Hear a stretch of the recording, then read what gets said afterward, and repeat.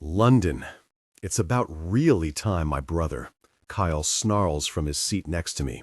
He's twitchy and mean, both indicative of the drugs coursing through his veins.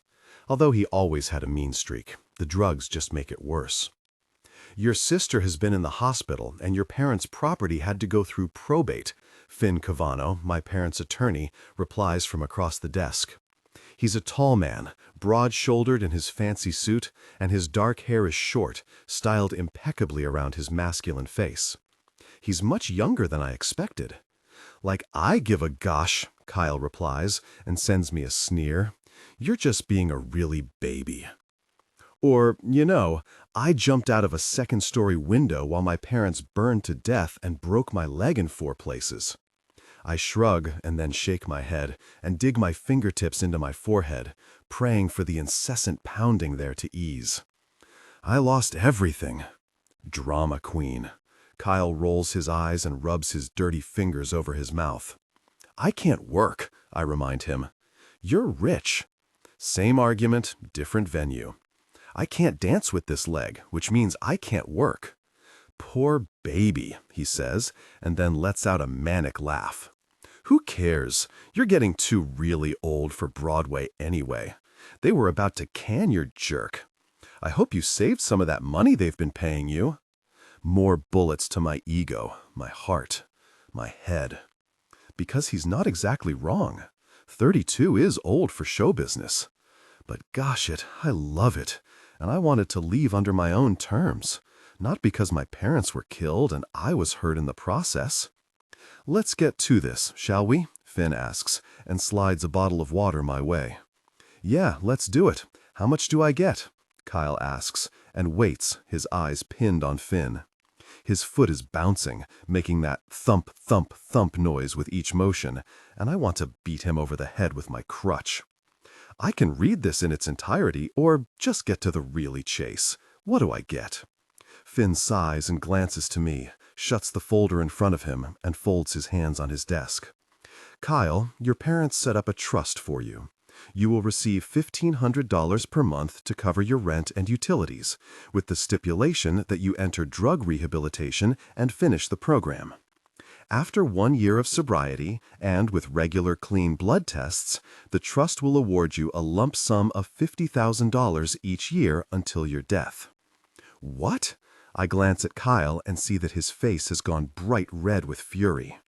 If you refuse treatment, you forfeit any and all inheritance. Kyle's mouth bobs open and closed for several seconds, and then he turns to me, royally pissed off. Did you do this? Like I had any idea what Mom and Dad put in their will. I roll my eyes and grip my hands and fists in my lap while Kyle stands and begins pacing the room. You may want to call security. Finn nods and presses a button while he continues to watch Kyle. He looks calm, but his jaw twitches, and I can see that he's angry at Kyle's behavior as well. What does she get? Kyle demands, pointing at my head. Everything else, Finn replies simply. Your father's partnership in his firm will be sold. London inherits the properties and all of the other monies. Are you really kidding me? Kyle roars, leaning over Finn's desk. She stole my money. That belongs to me. She has plenty of her own very money. What am I supposed to do? I have nothing because those people wouldn't help me, and now I'm left with nothing again? No, you can take the option of getting help, Finn reminds him, but I just shake my head. That's not going to happen. We've been trying to do this for years.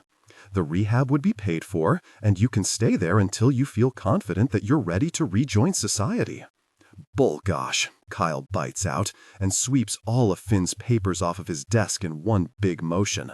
I should really kick you. Enough, I yell, just as 3 security guards come inside and take him by the arms to escort him out. This is bullgosh, he repeats as he's dragged down the hallway. The door closes behind them, but I can still hear him yelling. Finn and I sit in silence for a long moment. I wish my leg wasn't broken because I'd love to stand and walk to the windows that look out over Manhattan. Mostly, I'd like to turn away from Finn so he can't see the absolute anguish on my face. I'm an actress, a Tony Award-winning one at that, but I just can't hide my feelings today. I'm sorry, I say at last, and clear my throat. As you can see, my brother isn't well. Finn doesn't say anything. He just reaches for his phone and calls his assistant. Please bring in some hot tea. He hangs up and watches me in silence until the tea arrives. He pours us each a cup and passes one to me, along with sweetener and milk, and when we both have our tea the way we like it, he says, "Do I have to worry about him coming after you to hurt you?" I glance up in surprise. He doesn't know where I live. He pins me with those chocolate brown eyes. Do you honestly believe that? I take a sip of my Earl Grey and then sigh. No, I'm sure he could find me. My building is secure. I'm not worried about him. I can file a restraining order. For what? A piece of paper isn't going to stop him if he gets it in his head to find and hurt me. I shake my head and take another sip of tea. No, I've dealt with him and his issues most of my life. He'll disappear for a while now, do God knows what, until he runs out of money again and calls me. Do you give him money? Not anymore. I squirm in my seat and then set my tea aside. Thanks for the tea, but I'm okay. We can finish this. Finn opens the folders and passes me forms to sign, explaining how the properties will be transferred to my name. You're a very wealthy woman, London. I was wealthy before this, I reply, hearing the hollowness in my voice. I didn't need my parents to die in order to have money. Of course not, he says, shaking his head. I meant no disrespect. My leg is beginning to ache again. I've only been taking the bare minimum of the pain meds, unwilling to be in a constant hazy coma. But gosh, it hurts today. If we're finished, I'll go. Can I give you a ride home? He asks, standing with me. I reach for my crutches and get myself situated. I have a car and driver. He nods and shoves his hands in his pockets. Can I take you to dinner? I glance up in surprise. Finn's a sexy man, and under normal circumstances, I'd do more than let him buy me dinner. But these aren't normal circumstances. Seriously? I tip my head to the side and scowl at him, no longer surprised and fully irritated. You're asking me out just after you've read my parents' will? He rubs his fingers over his mouth and then shakes his head, as if he's at a loss for words, and escorts me out to the elevator. Just call if you have any questions or need anything at all. I have one question. Now that I own all of the properties, can I live in them? Of course. I step into the elevator, turn to face him, and offer him a small smile. Thanks. London. 3 months a year. That's how much time I spent here on Martha's Vineyard off the coast of Massachusetts each summer of my entire life. The rest of the year we lived in Connecticut, so my brother and I could go to school and do what families do. But every summer, from the day after school let out until the day before we went back, my family lived here, on the beach in the West Chop area of the island. Our house is massive and worth several $1,000,000, but as a child, I didn't know that.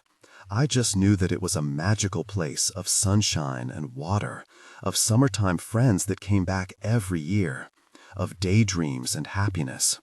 It was more home to me than our full-time house then, and it still is.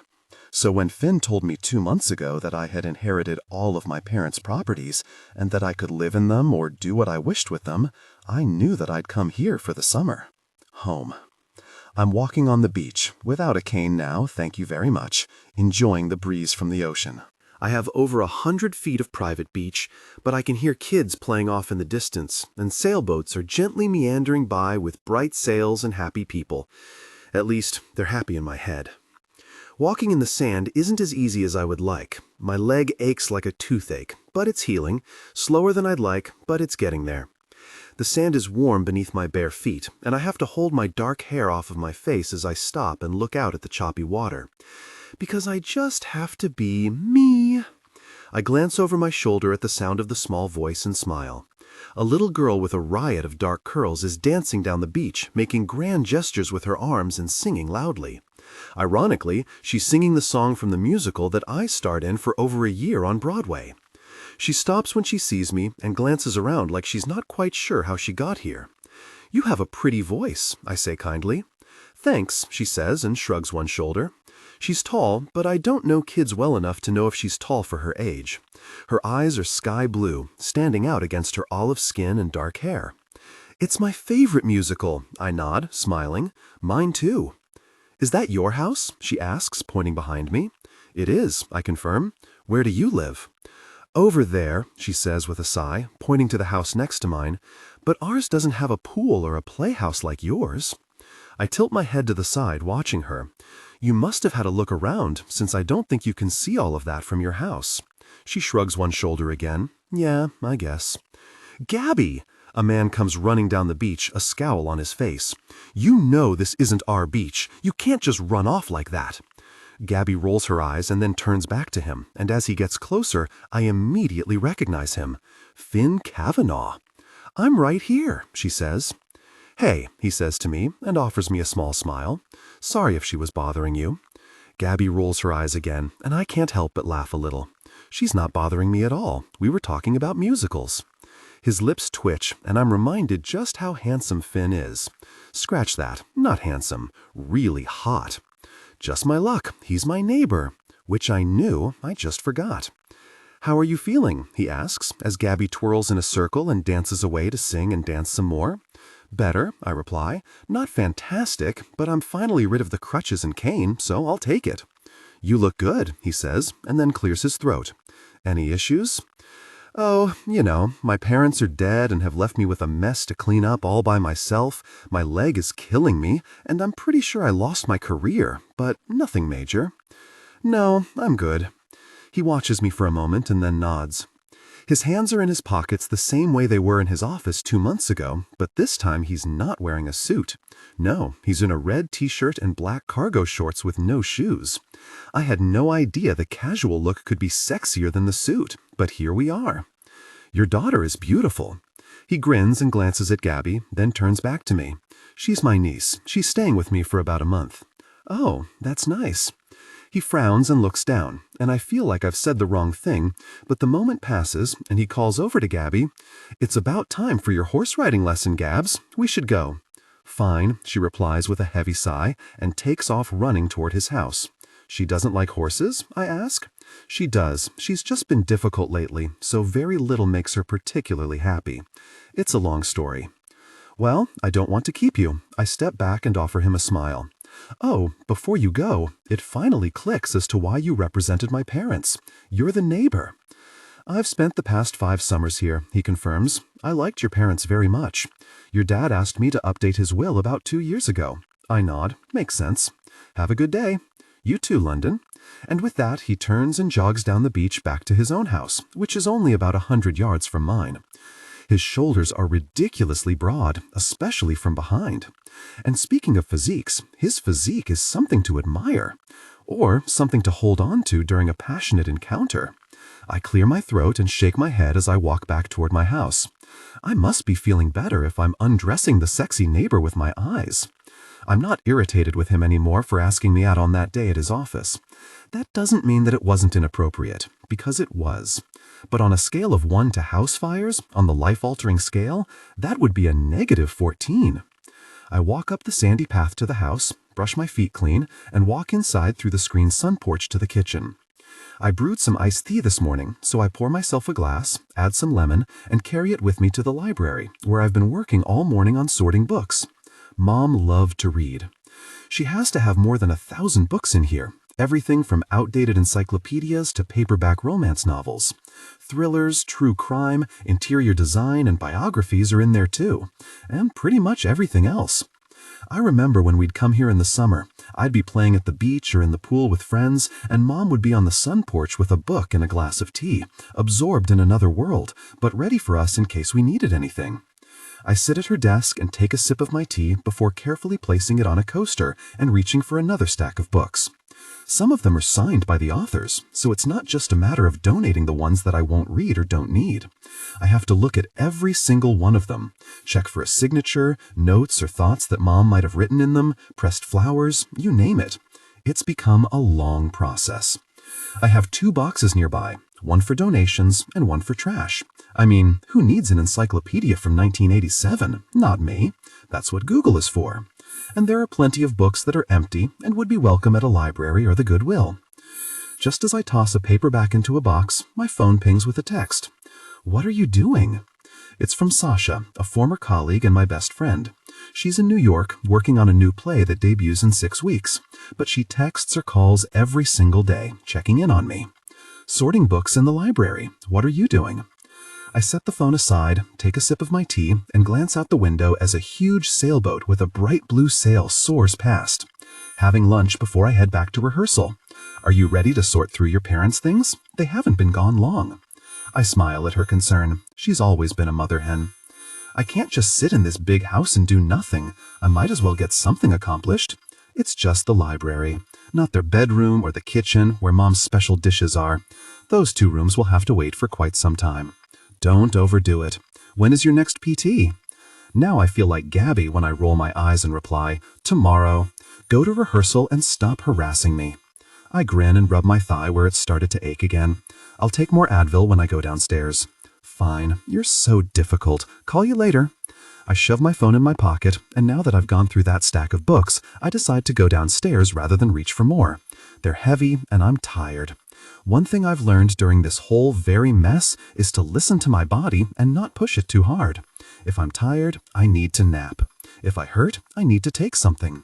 Being miserable isn't worth being stubborn. I hobble slowly down the stairs to the kitchen and take 2 Advil, and then wander to my favorite napping spot on the porch. I'll let the ocean breeze lull me to sleep. I don't know what I'm really doing. I'm standing in my driveway, the hood of my car open, and I'm staring at it as if it just magically holds all of the answers.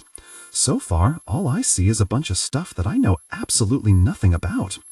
All I do know for sure is the very car won't start. "Don't do this to me today," I plead with the 3-year-old BMW. I have to go to PT today, and I'm already running late. With that, I march around to the driver's side, prop myself on the seat, and push the start button. Nothing. What the hell? I get out and face the open engine again, frowning as if it scorned me on purpose. Okay, maybe Siri knows. I pull the app up on my phone and speak into it. "Siri, my BMW won't start. Can you diagnose the problem?" "I'm sorry, I don't understand." I roll my eyes and try again. "Why won't my BMW start?" She thinks for a second. "I can't find that answer." I groan and then try again. "Siri, please give me possible reasons for why my BMW engine won't start." "You should seek a professional." I close my eyes and take a deep breath. Yeah, no. Why are you always such a difficult person to me, Siri? I hear movement behind me and startle when I see Finn standing there, his hands on his lean hips and a smirk on that sexy face of his. "How long have you been there?" "Long enough to hear you have an argument with Siri." "I thought this was a smartphone." I wag it in the air. "If that's the case, wouldn't she know what's going on?" "In theory. Maybe someday they'll be that smart." I sigh and turn back to the car. I guess I'll call AAA. "Well, hold on. What's wrong?" "It won't start. It doesn't even make a noise. Just nothing." He steps up beside me and glances inside. Suddenly, he reaches in and wiggles something around. "Try it again." "Seriously? I can call someone. London." He looks down at me with hot brown eyes now and leans both hands on the car, as if he's keeping himself from touching me. Which is completely all in my head and wishful thinking because he's a stranger and I've been without intimacy for way too long. "Yeah? Try it again." "Okay, I'll humor you, but I really think it's something far more serious than that." I prop myself on the seat again and push the button. And just like that, the car comes to life. "What did you do?" "The cable to the battery was loose, which is odd, but not impossible, I guess. It should be fine now." "Thanks." I check the time and swear under my breath. I'm late, and they won't see me now. I'll have to reschedule my appointment. "So, you're free for a while?" he asks, and I look up to find him smiling at me. "Depends." "Well, how about if I take you to lunch?" "If you're going to feed me, yes, I'm free." I smile and then blink, remembering that he showed up out of nowhere. "Wait, why did you come over here?" "I was walking out to my own car and heard you talking to Siri," he says with a shrug. I wasn't trying to be nosy, but I figured you could use a hand. Thanks. He nods. So, lunch. Where's Gabby? I have to pick her up from piano lessons. She'll join us if that doesn't bother you. That doesn't bother me. Great. He waits for me to follow him over to his car, opens the door for me, and pulls out of his driveway. So, Gabby had horseback riding lessons yesterday and piano lessons today? Yes, he says with a nod. I have her in several activities. I want her to meet other kids and have fun. I don't mean to pry, but is she okay? He sighs and signals to make a turn. I'm not sure what's up with her. She's been really challenging for her dad, so I offered to bring her here for a few weeks to give him a break. I was hoping it would help her attitude, but so far it hasn't. Where's her mom? She passed away about 5 years ago, he replies. Her mom was my younger sister. Carter, Gabby's dad, is still a good friend and a partner at the firm, and he was about at his wit's end with her. Maybe she's just going through a rough patch. He nods and swings into a driveway where Gabby is waiting on the porch of a house with a grandmotherly woman waiting with her. She waves at Finn as Gabby runs down to the car. She's in my seat, she grumbles as she climbs into the back seat. London is my guest, and you'll be polite, young lady, Finn says, staring her down in the rearview mirror. Apologize for being rude. Sorry, she says, and looks out her window as Finn pulls out of the driveway. He takes us to a restaurant by the water that is known for its fish and chips. I love this place, I say when he finds a space to park. I've come here since I was a kid. Perfect, he says with a smile, and we all climb out of the car and get settled at a table inside. Once we've ordered our lunch and have our drinks, I take a sip of lemonade and turn to Gabby. So, what musicals are your favorite, Gabby? A Summer's Evening is my favorite, she says, not looking me in the eyes. Really? That's the musical that I acted in for a few years. She nods. Yeah, I know. My dad took me a couple of times. She shrugs a shoulder, like it's no big deal. Which is fine with me. Uncle Finn has me in those stupid piano lessons, but I'd rather learn how to sing better. I glance up at Finn. Well, I can give you voice lessons. Her eyes fly up to mine, holding a little bit of hope now. You could? Sure. I shrug, as if it's no big deal, mimicking her movement from a few seconds ago, and wink at Finn. I mean, I've taken voice and dance since I was a little girl. I could totally help you. She clears her throat and then nods. Yeah, that could be cool. Okay, well, when it works with your schedule, we'll do that. Our food is delivered, and I dig in, suddenly realizing that I'm starving. The meal is full of fat and oil, tons of carbs, and I don't even care. When my basket is empty, I sit back and pat my food belly. Good Lord, that was good. What did you think, Gabby? Pretty good, she admits, and gives Finn the side eye, not wanting to show too much enthusiasm. Thanks for inviting me along. What do you guys have planned for the rest of the day? Gabby has her first karate lesson, Finn says, and my head spins. Good God, she goes non-stop, and it's her summer vacation. You're a busy girl. Tell me about it, she says, rolling her eyes again. I thought we would come here to relax. I mean, school's out and all, but Uncle Finn has me doing everything. I don't want you to be bored, he says, and nudges her with his elbow, but she scoots away from him. She doesn't see the look of hurt in his eyes, and I feel badly for him. There are a ton of fun things to do here, I reply. Have you thought of sailing lessons? I don't like the water, she says, shaking her head. Okay. Well, I think karate sounds fun. She just shrugs again and looks out the window, ignoring us both now. What about you? Finn asks me. What do you have planned? Well, thanks to my car, I missed my PT appointment, so I'll have to reschedule that. I was going to do some baking this evening. What are you making? Gabby asks. Pies. Maybe some cookies. I'll bring you guys some. I love to bake, but I can't eat any of it. None of it? Gabby asks with wide eyes. Nope, I have to stay in shape for my job. I blink rapidly, realizing that I probably don't have a job to stay in shape for, but I don't say that. Staying in good physical condition is a habit, and even if I don't get to dance on stage again, it's a healthy habit to have. I love pie, Gabby says with a bright smile. I thought you might. London. Hey, gorgeous, my agent Elizabeth says into the phone the following day as I'm on my way to PT. Hi. Please tell me you have good news.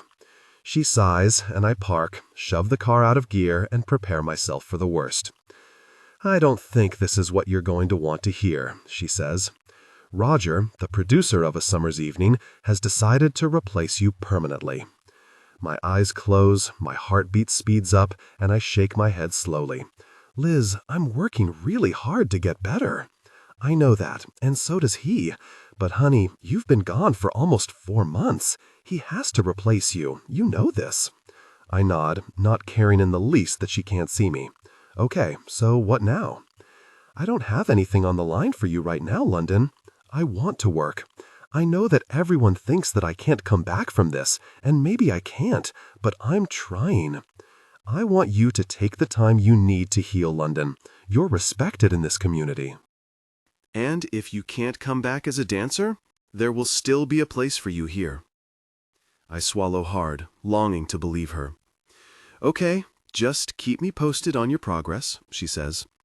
We end the call, and I walk into therapy, already feeling both defeated and determined at the same time. Halfway into our session, I blow out a frustrated breath. "You're doing great," my physical therapist, Joe, says as he stretches my leg out behind me. "Don't blow smoke up my rear," I reply. "I'm not doing great. It really hurts, and my range of motion is for gosh. I should be doing better than this, Joe." "Whoa," he says, and guides my leg down, then turns me to face him. "Talk to me." "I missed my appointment the other day," I say, as if he should already know all of this, "which means that I fell back again, and it's been hurting intensely lately." "The rain will do it," he replies reasonably. "It started raining yesterday afternoon and hasn't let up since. Are you taking your pain meds?" "Advil," I reply with a shrug. "I have an addict, brother, and the narcotics make me spacey. I don't like it." "Okay," he says with a nod. "I get it. Have you been using your cane?" I look down without answering him, and he shakes his head. "London, I need you to use the cane, especially on stairs and on the beach." "I hate it," I mutter, and then rub my hands over my face in irritation. "I hate all of this. I'm sorry that I'm being a difficult person this morning. It just all is difficult. And I feel like I'm not making any gains at all." "You are. I can see them. But you're holding a lot in, and I can see that too. You're angry." "I can't see the progress." I stare up at him. "And why shouldn't I be angry? I was officially fired today. What if this is as good as it gets, Joe?" "Well, first of all, it's not. You're still going to improve. You just have to give yourself time. You need to work on healing yourself, your whole self, London, not just the leg. And second of all, there will be other jobs." I shake my head. "I don't expect you to understand, but every single day that I'm away from New York, the more my career slips out of my fingers. Do you think they'll wait? Because they won't.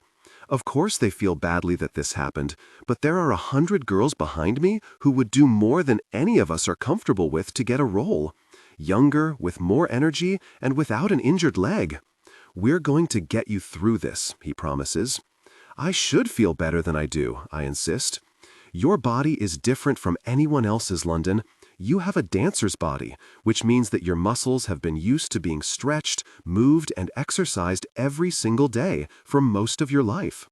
For the past 4 months, you haven't been able to do that, so they've tightened more than an average person's would. You're not just starting from square one, you're even farther behind than that." "Yay me," I reply, but look him square in the face. "I want to get through this, better than before, and work again." "Good girl. Now enough slacking. Let's get this done." For the next 30 minutes, he puts me through the paces. Exercises with weights, without weights, more stretching. Finally, he has me lie on a table so he can massage the abused muscles. Believe it or not, that's the part that hurts the most. I want to cry when he finally lets me get up to leave. I'm sick of hurting. "You did great today," he says, and laughs when I make a face. "You did. I wouldn't just say that. I'll see you in 2 days." I smile and limp out to my car, then just sit in the driver's seat, feeling the steady thump in my leg and listening to the sound of the rain on the roof. I hope it doesn't turn into a raging storm. I hate those. They terrify me. I shake my head, start the car, and head toward home. With the weather as bad as it is, traffic isn't too bad. I wouldn't have gone out if I didn't have to either. The drive home is roughly 10 minutes. I pull into the garage and walk inside, not at all excited about walking up the stairs, but I have to. I still have work to do. I finished the library this morning and decided that I'd take a stab at Dad's office today. I cave and use my cane to help me get up the stairs. It's a slow, painful process, but once I'm in the office, I forget about the pain and just look around the room.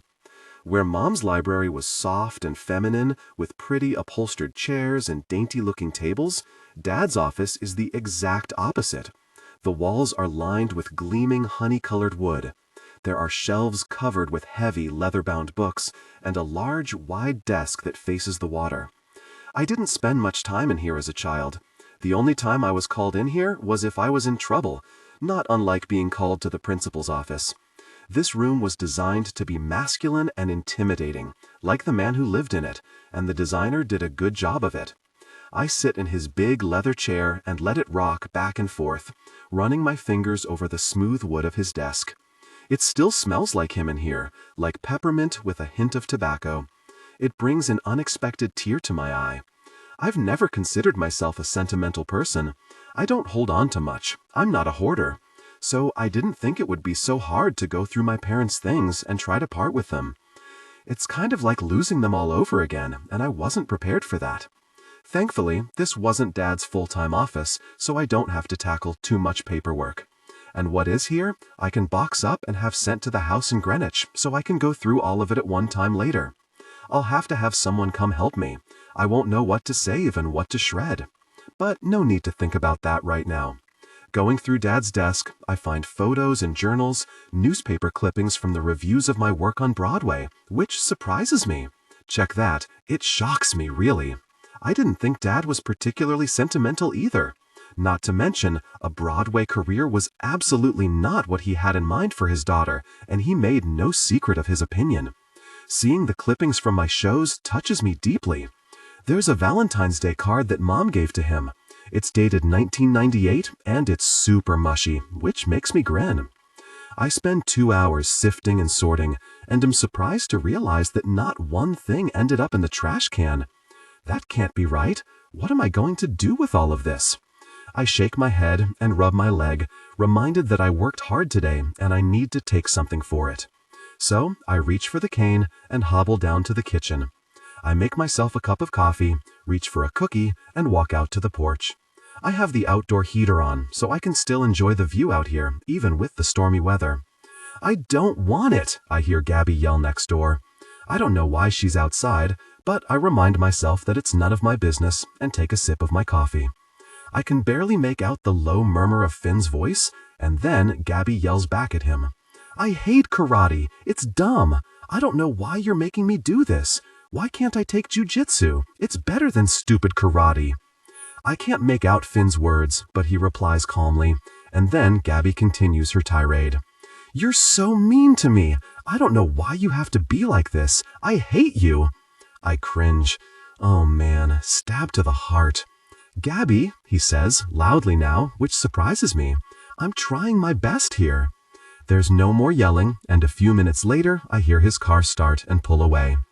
I can't help but remember the brief moment of hurt that passed across Finn's face yesterday afternoon.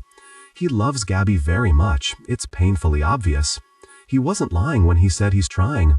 I honestly feel badly for both of them. I hope Gabby comes around sooner rather than later. Suddenly, my phone rings, making me forget all about Finn and Gabby. Hi there. Hey, stranger, Sasha says, chewing something in my ear. What you doing? I'm sitting on the porch with a cup of coffee, I reply. Would you like me to start keeping a journal of my comings and goings for you? Yeah, that would be easier, she says, not bothered by my difficult person's attitude in the least. Just email it to me every evening. Clever person. She chews something else. What are you eating? Celery. She swallows and goes quiet. I'm assuming because she's drinking something. Dinner of champions. Yes, it is. I'm eating a cookie. I take a bite. Difficult person. I haven't had a cookie in 2 years. I laugh, happy to hear from her. Life's too short to not eat cookies. My rear gets too big, she says, and then my costumes don't fit, and the seamstress gets catty about it. Easier to not eat the cookies, I guess. Yeah, but I do miss them. Come visit me and I'll give you all the really cookies you want. Also, now is a good time to mention that I can eat all the really cookies I want. I'm officially fired. Oh, babe, she says, and I can hear the sadness in her voice. I'm sorry. Yeah, well, it was bound to happen, right? I worked very hard in therapy today, and I've decided that I'll get back to work and prove everyone wrong. That's my girl. You really should come out here for a few days. It's awesome. I'd love to, but I can't get away for a while. Are you coming to opening night? Wild horses couldn't keep me away, I assure her. How's the weather there? Bad. It's been raining like crazy. Here too, I sigh. Have you checked on my apartment lately? Yesterday, everything was fine. I borrowed some shoes too. I laugh and take another bite of my cookie. You best return them if you know what's good for you. Yes, ma'am. Don't worry, I won't hurt them. She speaks to someone and then returns to me. I'm sorry, I have to go. We're having an evening rehearsal. I love you, and I'll call you tomorrow. Love you too. She hangs up, and I lean my head back, imagining what she's doing now. Jogging off to her place on the stage, script in hand, ready to get back to work. I miss it. More than I thought I would, and that was a lot. I just really miss it. And I'll be very determined if I won't do it again. I worked too hard to reach where I was in my career to let this destroy it. I must have fallen asleep on the porch. It's dark when I wake up to someone ringing the front doorbell. I stumble through the house, my legs singing in pain, and open the door to find a drenched Finn on the other side. Is she here? He asks right away. Gabby? No. I step back and let him in out of the weather. What's going on? She ran off. Again. He runs his hand through his wet hair. He's breathing hard, his chest rising and falling with each breath. She's mad at me. Also, again. She can't have gone far, I reply, and open a closet to reach for a pair of shoes and a flashlight. I'll help you look. I've already run up and down the beach and didn't see her, he says. London, if she was on the beach in the dark, she could be killed. I know, but she's not on the beach. She's just hiding because she's mad. I rub his arm soothingly and check the flashlight for batteries, which thankfully seem to work. Besides, I think I know where she is. Lead the way. We walk through the house to the back door, and I lead him outside to the small replica of the house my father had made for me when I was about Gabby's age. I didn't know this was back here, he says. Gabby did. She mentioned it to me when I saw her on the beach the other day. A light is on in there. I hear him swear under his breath as I open the door and step inside, and find Gabby lying on the small bed inside, hugging my old floppy-eared bunny. Hi, Gabby. She sits up in surprise. Am I in trouble? Well, I begin, but Finn cuts me off. Yes, you are in trouble. You can't just run off on me like that. And you can't break and enter into someone else's property, Gabby. What in the world are you thinking? I'm mad, and I want to be alone, she shouts back at him. You don't understand me at all. And with that, she dramatically throws the bunny on the bed and runs out, toward Finn's place. He sighs and rubs his hand down his face. This is a lot of fun. Why don't I go back with you and I'll try to talk to her? You don't have to do that. But he's looking at me with so much hope, I know that I can't do anything else. I'm happy to. Sometimes a girl has to talk to another girl. His lips twitch before he leads me out of the playhouse and toward his home. I have to take it slow, limping a bit behind him. He turns back and sees me struggling, so he just picks me up, as if it's the most natural thing in the world, and carries me. Hi there, He-Man, he laughs. I don't like watching you struggle. It seems to be a part of life these days. I lean my head on his shoulder as the water falls on us, soaking us both. When we reach his house, he opens the door and sets me inside. Where's her bedroom? Top of the stairs, he says, pointing up. I cringe inwardly, but I refuse to let him see me struggle anymore. Once at the top of the stairs, I take a deep breath and knock on Gabby's door. Go away! Gabby, it's me. I crack the door and peek inside. The room is so pretty, with white furniture and pink frilly linens. Can I come in? Fine, she says, and sniffles. I walk in and sit at the edge of her bed as she sits up. I pass her a tissue from her bedside table and wait patiently as she wipes her tears and blows her nose. I know you feel grown up, but Gabby, you can't run away like that. Something horrible could happen to you, and that would devastate everyone who loves you. I just didn't want to be here anymore, and the man who usually stays out in the playhouse hasn't been there in a while, so I decided to go chill out there. I still and feel my heart drop into my stomach. What man? She frowns. The man that stays in the playhouse, she repeats. He's there all the time. I don't want to freak out in front of her. Actually, I do want to freak out, but I take a deep breath to stay calm. I'll handle one thing at a time. Why didn't you want to be here anymore? She shrugs her slender shoulders and buries her face in her knees. I miss my mom, she says quietly. Oh, sweet girl, so do I. I know that I haven't let myself grieve as much as I need to.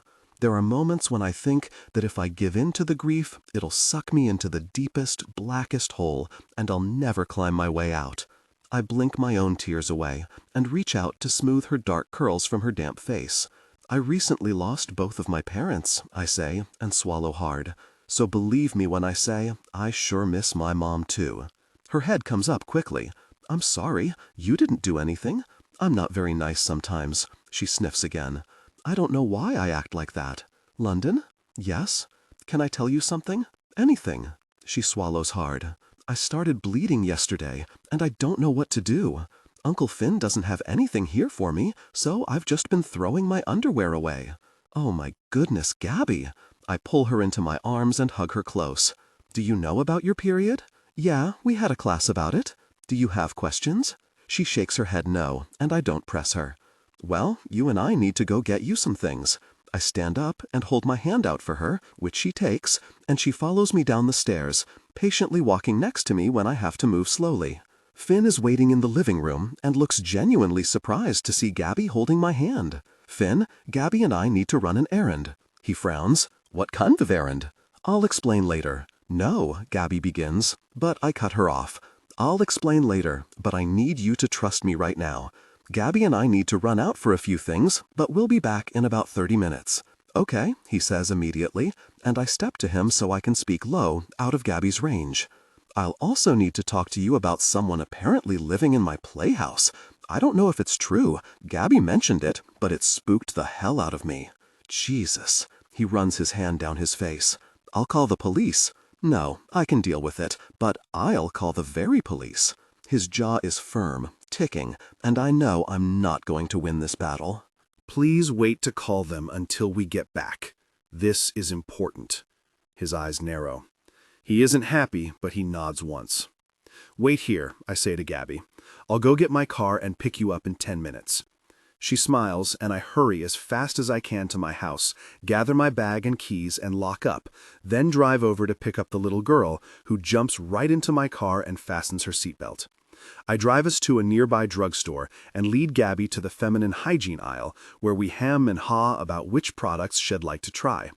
I end up grabbing 2 different kinds, along with a heating pad, new underwear for her, and a gosh load of chocolate, which makes her happy. A girl needs lots of chocolate when it's that time of the month, I inform her. I don't know why, it just makes you feel better. I like that part, she says with a smile, and we pay for our things, then go back to Finn's, where once inside, I take Gabby into the bathroom to show her how to use her new tools. When we come back to the living room, Gabby hugs me tight and says, "Thank you." And then, to Finn's absolute shock, she launches herself into his arms and hugs him just as tightly. "I'm sorry, Uncle Finn." She kisses his cheek and then runs up the stairs to her bedroom, shutting the door behind her. Finn blinks rapidly and then stares at me. What just happened? She started her period, I reply, and cringe when he hangs his head in his hand. She didn't know what to do or who to talk to, so I just got her all set up with everything she needs, and I think she feels better. But it totally explains the mood swings and her acting out so badly over the past few days. "Thank you," he says, and then reaches out for my hand and tugs me gently into his arms for a firm hug. "Thank you so much for doing that for her. It's just my luck that this happened when she's with me. You'll be fine, just be gentle with her for a day or 2. Dear God, his chest is hard, and he smells so very good. I could stand here like this forever if my leg wasn't screaming at me. Let me take you to dinner tomorrow night. What about Gabby? She's going on a Girl Scout overnighter," he says with a smile. "You have to say yes," Gabby yells from upstairs, clearly eavesdropping and making us both laugh. Well, sounds like I have to say yes. So, yes, I'd love that. Excellent. His dark eyes are still pinned on mine when he calls up to Gabby. Go to bed, Gabs. We have some things to do down here. Okay, good night. Now I call the police, he says, and pulls his phone out of his pocket. If someone's been squatting in that playhouse, you're not going back over there alone. Hi, I'm London Watson. An adult, I can make those decisions for myself. His eyes narrow again just before he speaks into the phone and explains the situation to dispatch. Thank you. We'll be waiting. Are they coming? On their way, he replies. You should stay here. Heck no, I won't stay here. I stand my ground, my hands on my hips, glaring up at him. It seems Finn has a bit of a control freak side. It's my house, Finn. He just shakes his head and leads me outside. 2 squad cars pull into my driveway, and we meet them on my front porch. I'm London Watson, the homeowner, I announce before Finn can say anything. Did you see anyone in your home? One of the officers asks. I didn't, no, but Finn's niece says she saw a man living in the playhouse out back. The officer frowns and shares a look with his colleague. So you didn't actually see him? No. The officer nods. Okay, show us the way. I lead them around the house in the dark, thankful that I left several lights on inside to illuminate the way. Once we reach the playhouse, I stand back and gesture toward it. This is it. Does it have electricity? Yes, the switch is just inside the door. They step in and turn on the lights and look around. Would you know if anything was disturbed? I haven't been in here in years, I reply, following them in. The mattress that Gabby was lying on is bare. The furniture is plastic and old, and things are messy, but that's to be expected with years of neglect. I should probably go through and clear it out, I just haven't had time. So you don't know if anything is missing, or if anyone has been here? I glance around again and hug my arms around my middle. I don't think it looks any different than it did the last time I saw it. Gabby could have said it just to scare you, Finn suggests. We've been having behavioral issues with her lately. Well, if you decide that anything is missing or disturbed, give us a call. Sounds like we're done for tonight. They hand me a business card and then leave, and I'm left standing in my playhouse with Finn. It's so odd. I shake my head and look around. It doesn't look any different. But I don't think Gabby was telling stories. It's been her thing lately, Finn says, and pushes my hair over my shoulder. I'm sorry that she scared you. I'm just glad that it's a false alarm. Do you want me to stay? I smile and shake my head, ready to get off my aching leg. I'm okay. Okay then, I'll pick you up at 7, he says, and steps forward to wrap me into a hug once again. A girl could get used to this. Oh, quick question. Is this going to be a fancy dinner? Because I'm afraid I didn't bring any fancy clothes with me from New York. His lips twitch in that way they do when he finds something amusing. Or, when he finds me amusing. No, casual is great. Okay, sounds like a plan. I'll see you at 7. He nods and waits for me to open the back door before he starts the walk back to his house. See you soon, London. Finn. Hey, Mom, I say into the phone, and frown at Gabby when she tries to sneak another chocolate bar from the cabinet I shoved them into this morning. She's been stuffing chocolate in her mouth since last night, insisting that it's her period medicine. What are you doing, dear? Mom asks. I'm trying to keep Gabby from going into a sugar coma, I reply, and shake my head at my niece, who just rolls her eyes and then drops her head in her hand dramatically. How are you? How is Italy? Oh, I'm just fine. Italy is always glorious, but I'm about to get on a plane home. Why? You're not supposed to come home for another month. Because I miss my family. I'm coming to your house on Martha's Vineyard for a few days. I stand up straight and frown, staring unseeingly at the ocean. Is that a problem? She asks when I don't reply right away. No, of course not. You know you're always welcome. I have plenty of space. I'd like to see Gabby, she says. I won't stay long. It's never an inconvenience to have you here, Mom. When shall I pick you up from the airport? Mom rattles off the time.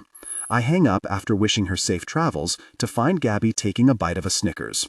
Very at Gabby. She just offers me a big smile and chews happily. Since you're not feeling well enough to go overnight tonight, I'm going to cancel my date with London. No! She jumps off her stool and hurries over to me and takes my hand in hers. Uncle Finn, you have to go. You just have to. Why? Because you like her, and she's so nice and pretty, and you just have to go. You don't have to worry about me. I can totally stay home by myself. I've done it before. I don't think so. I shake my head, but Gabby holds onto my hand even more tightly. I'll be totally fine here. You already ordered me a pizza for dinner, and I'm just going to watch a movie on Netflix with my heating pad. Seriously, you can totally trust me. This little girl says totally more than anyone I've ever met in my life. I can't chance you running off again, Gabby. I love you more than anything, but you haven't given me much reason to trust you lately. Not to mention scaring London last night with that story about someone staying in her playhouse. That was uncalled for. She starts to interrupt me, but I hold my hand up and she closes her mouth. You can't just scare people like that. It's not funny. I'm sorry, she says, and bites her lip. Her blue eyes are big, reminding me of her mom's eyes, and I feel myself soften. If I give you back your cell phone? Oh my gosh, yes! Which still does not have any data available to you, and you can only call me, your dad, or grandma, who is currently on an airplane, so you can call me if something were to happen. Nothing is gonna happen. I've totally got this. We are going to the Lobster Shack, I inform her, and write it down on the pad by the refrigerator. I'm picking London up at 7, and I'll be home by 9, which is before dark. Well, that's a boring date, she says with a laugh. Don't push me, Gabby. I shouldn't leave you here in the first place. But the idea of not seeing London tonight makes me nuts. Not that I would put Gabby at risk if I thought she couldn't spend 2 hours by herself. She can, but she's been so challenging lately. You should leave me here. I have food, entertainment, and a way to reach you should there be an emergency. She's put her serious face on now, reminding me of the sweet girl that she's always been, reminding me so much of her mother. It's so very good to see her again. You're funny, you know that. Oh, I'm totally funny, she agrees. And you are going to be late if you don't go. I'm early. She lives right next door. She shrugs and takes a few slices of pizza on a plate into the TV room. Girls don't like it when a guy is late. How do you know this? I've seen movies, she says. Go have fun. I'm totally fine. Yes, so you've said. Here's your phone. I hand it to her and watch as she turns it on with glee. She's been grounded from using it for 2 months, only getting possession of it when she's at a lesson or somewhere that she may need to reach someone. No chit-chat with her friends. Can I text Larissa? She asks. Who's Larissa? My best friend, she says. I haven't talked to her in forever. Or, since school got out a couple of weeks ago. Forever. Yes, you can text her, and only her, unless you need to call me or your dad. She nods happily. I hope I don't live to regret this. I quickly change into jeans and a black button-down, check my hair, and then run downstairs to say goodbye to Gabby, who barely acknowledges me as she eats her pizza and texts with her friend. She's going to be okay. I get in my car and make the quick trip over to London's house, ring her bell, and wait for the gut punch that always happens whenever I see her. She swings the door open, and, sure enough, gut punch. Really, hell, she's beautiful. Her dark hair is pulled back in a single braid, and her blue eyes are wide, her cheeks a bit flushed. She's in a simple blue sundress that manages to make her look even more petite than I remember her being yesterday. Her legs are bare, and I couldn't help but feel a strong attraction. Settle down, Kavanaugh. Hey, she says with a smile, you're a tiny bit early. Gabby says girls like that. She laughs and walks away from me into the house toward the kitchen. She has a slight limp, but it's getting better. I've hated watching her limp. Not because I'm a jerk, but because there's literally nothing I can do to help her, and that's just about the worst feeling in the world. But it's good to see how much progress she's made in her recovery. She's an incredibly strong woman. I just have to lock up back here and grab my bag, she says, her back to me. Is Gabby at her sleepover? No, she insisted that she's not feeling well enough for it, so I told her she could stay home. Oh, she stops cold. She can join us. I smile at her kindness and cross to her, pulling her into my arms the way I did last night when she'd been so nice to Gabby. She's so really small, but she fits against me perfectly. No, I whisper and kiss her forehead. She can't. I love her, but it's time I got some time alone with you.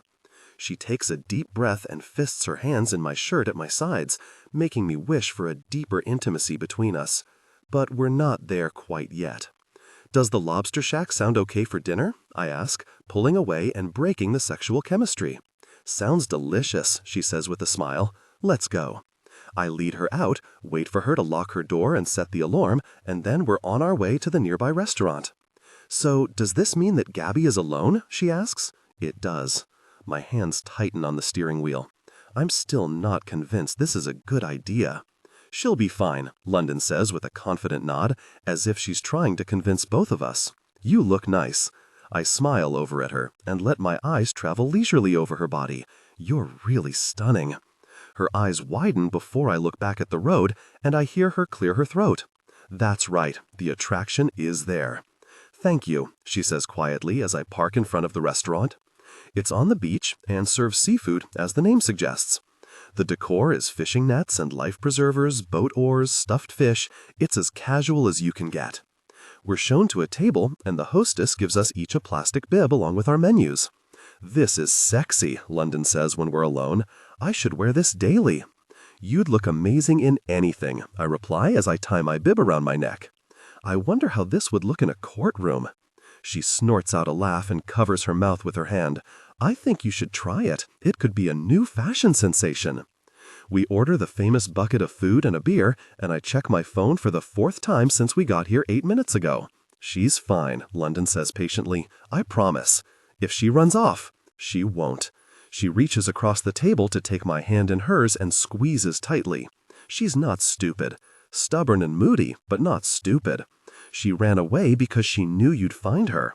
And now she wants you to trust her. You're an intelligent woman, I reply, and guide her hand to my mouth.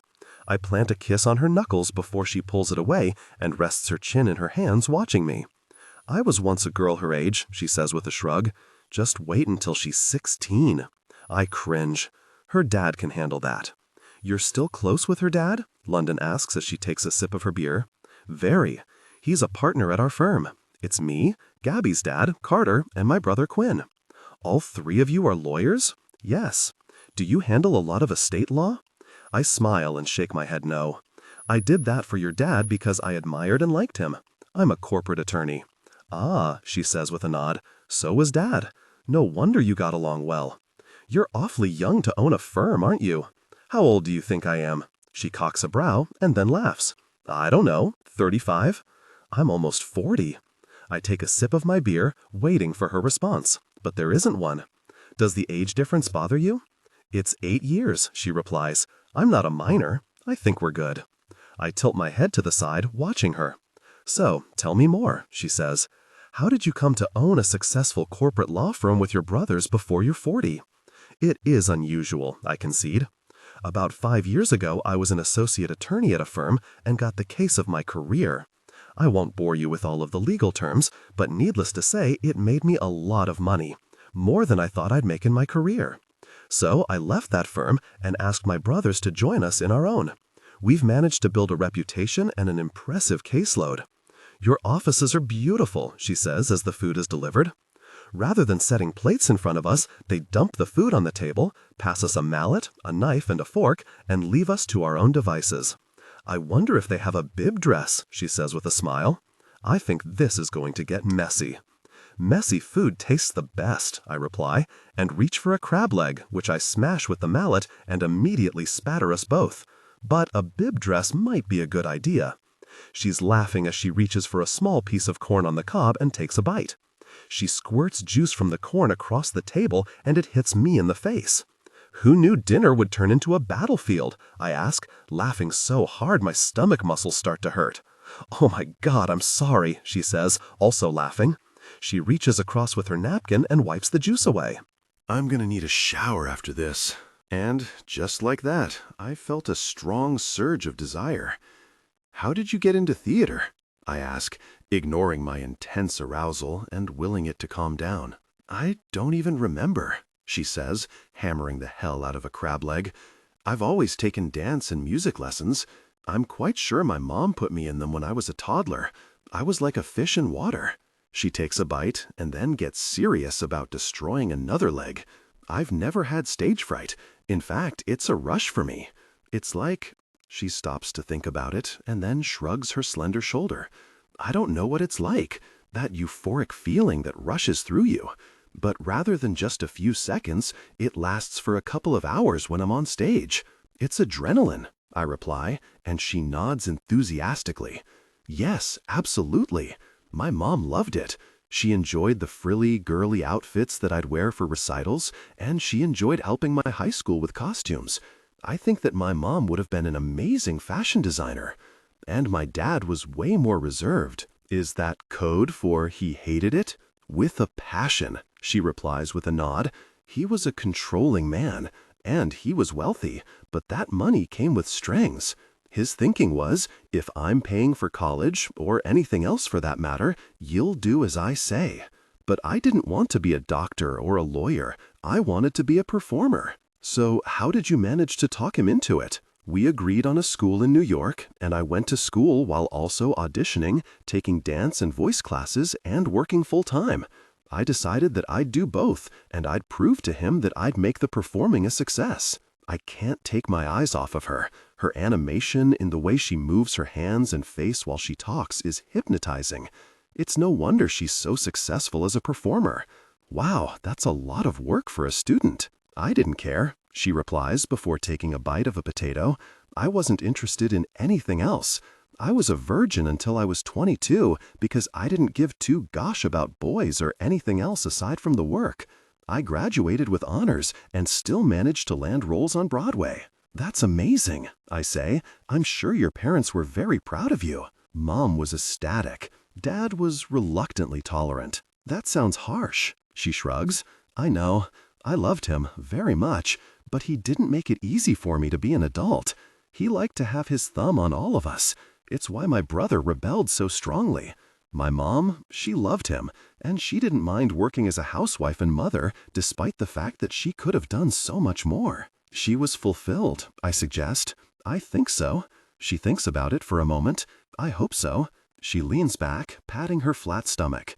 I'm full. You're going to have to roll me out of here. My apologies. I laugh and toss my napkin on the table. I call Uncle too. Are there some of those wet naps over there? She searches at the end of the table and comes up with several small packages of the pre-moistened towelettes so we can wipe our hands mostly clean. Before we take our bibs off, I reach for my phone. Do you mind if I take a selfie of us like this? A first date bib selfie? Doesn't everyone do that? She leans in to smile for the photo, and then we ditch the bibs and I pay the bill. I'd like to pick up dessert on our way back, I say as I lead her to the car. I know it feels like I'm trying to cut this short, and I'm definitely not doing that. I'm having a great time. But Gabby is home alone, she says with a nod. I get it. I've had fun too. Why don't we pick something up for all three of us, and we can eat it out on my deck and watch the water, I suggest, earning a wide smile from her. I'd like that. I know a place with great pie. Lead the way, my lady. She directs me to a little shop that you'd miss if you didn't already know it was there. When we step inside, the smell of delicious pie greets us. What do you suggest? I ask London. The cran apple is my favorite, she says, but really you can't go wrong with any of it. We'll take a cran apple, I say to the lady behind the sales counter. Do you sell ice cream here as well? We do, she says with a smile. Would you like a half-gallon of the vanilla? That's perfect. Before long, we're headed home with our treats. Gabby's where I left her less than 2 hours ago and barely glances up from her movie when we walk past her to the kitchen. So glad we're not burglars, I call out to Gabby, who just waves at me. Told you she was okay, London says with a smile and sits on the stool at the island while I find a knife and plates. I dish us all up, deliver Gabby's to her, and then lead London out to the back deck, which has killer views of the water. This is beautiful, London says as she sits with her dessert. It's the same view as yours, I remind her. Yeah, and it's still beautiful. She smiles and takes a bite of her pie, then lets her head fall back as she moans in happiness. Oh my God, so good. Do you make that noise often when you eat? What noise? The moan. She frowns. I don't know. Why? Because if you do, I'll have to make sure I don't eat with you anymore. It makes me really want you, London. She stops, her fork halfway to her mouth, and stares at me with her jaw dropped. Well, you're blunt. Frankly, I don't know any other way to be right now, because I'm so filled with desire I can barely see straight. And flattering.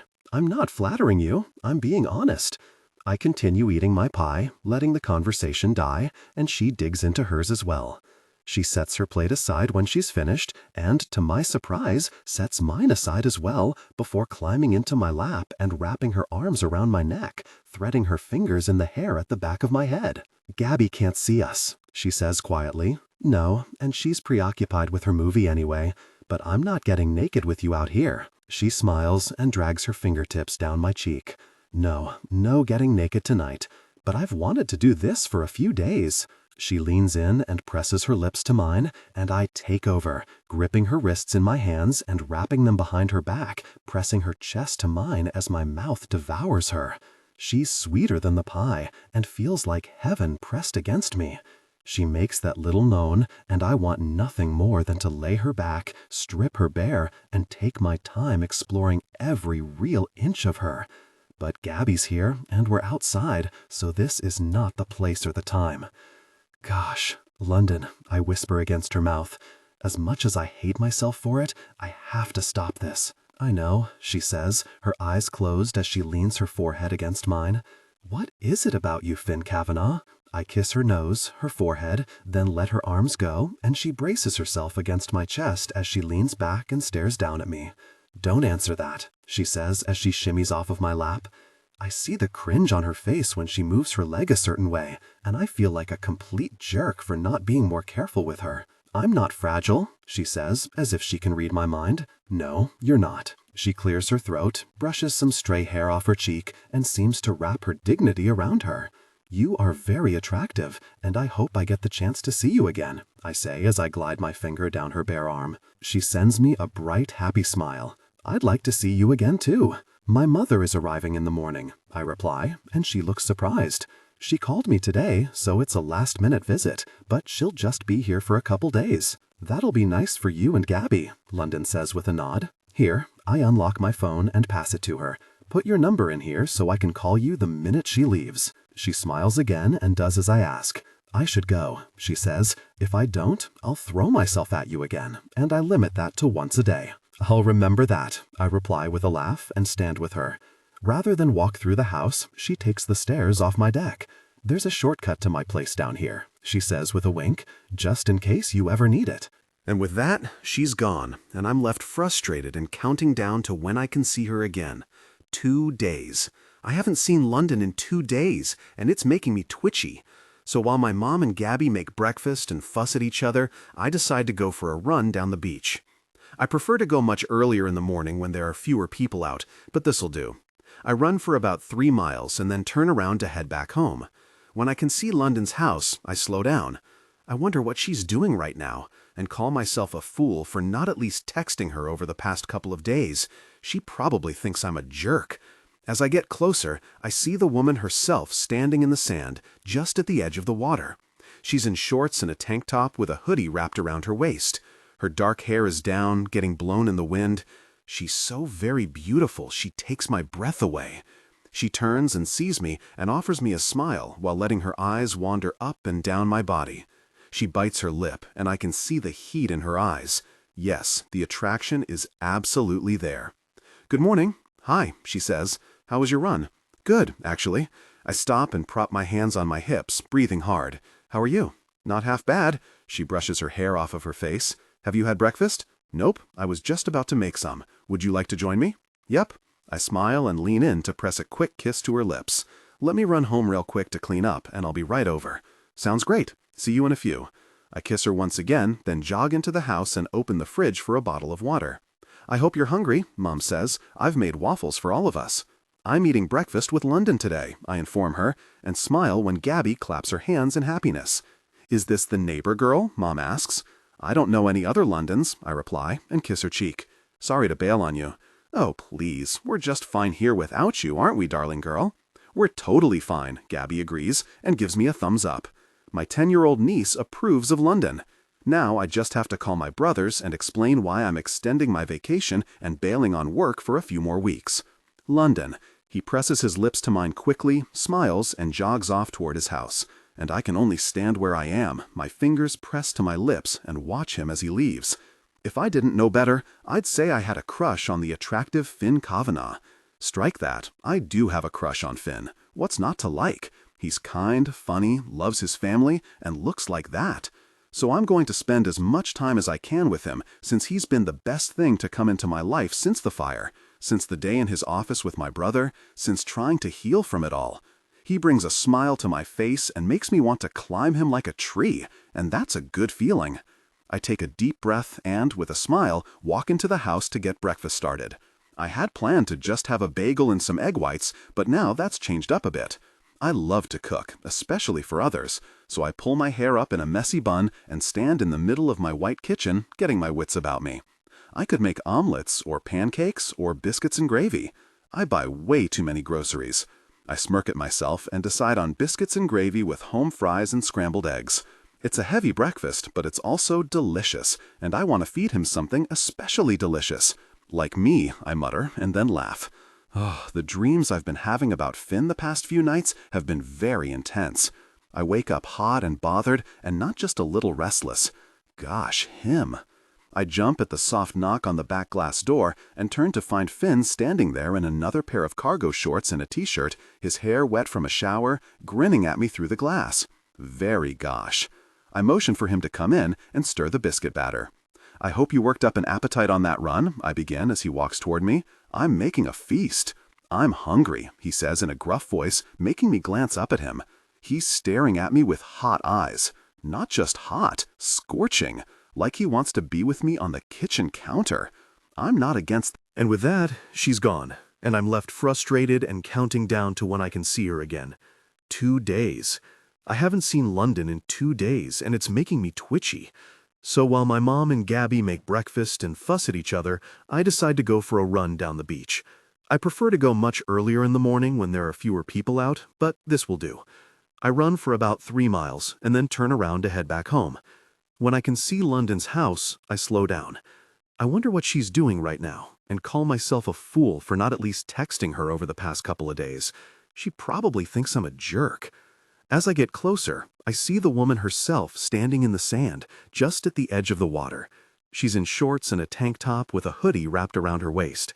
Her dark hair is down, getting blown in the wind. She's so very beautiful, she takes my breath away. She turns and sees me, and offers me a smile while letting her eyes wander up and down my body.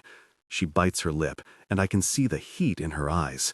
Yes, the attraction is absolutely there. "Good morning." "Hi," she says. "How was your run?" "Good, actually." I stop and prop my hands on my hips, breathing hard.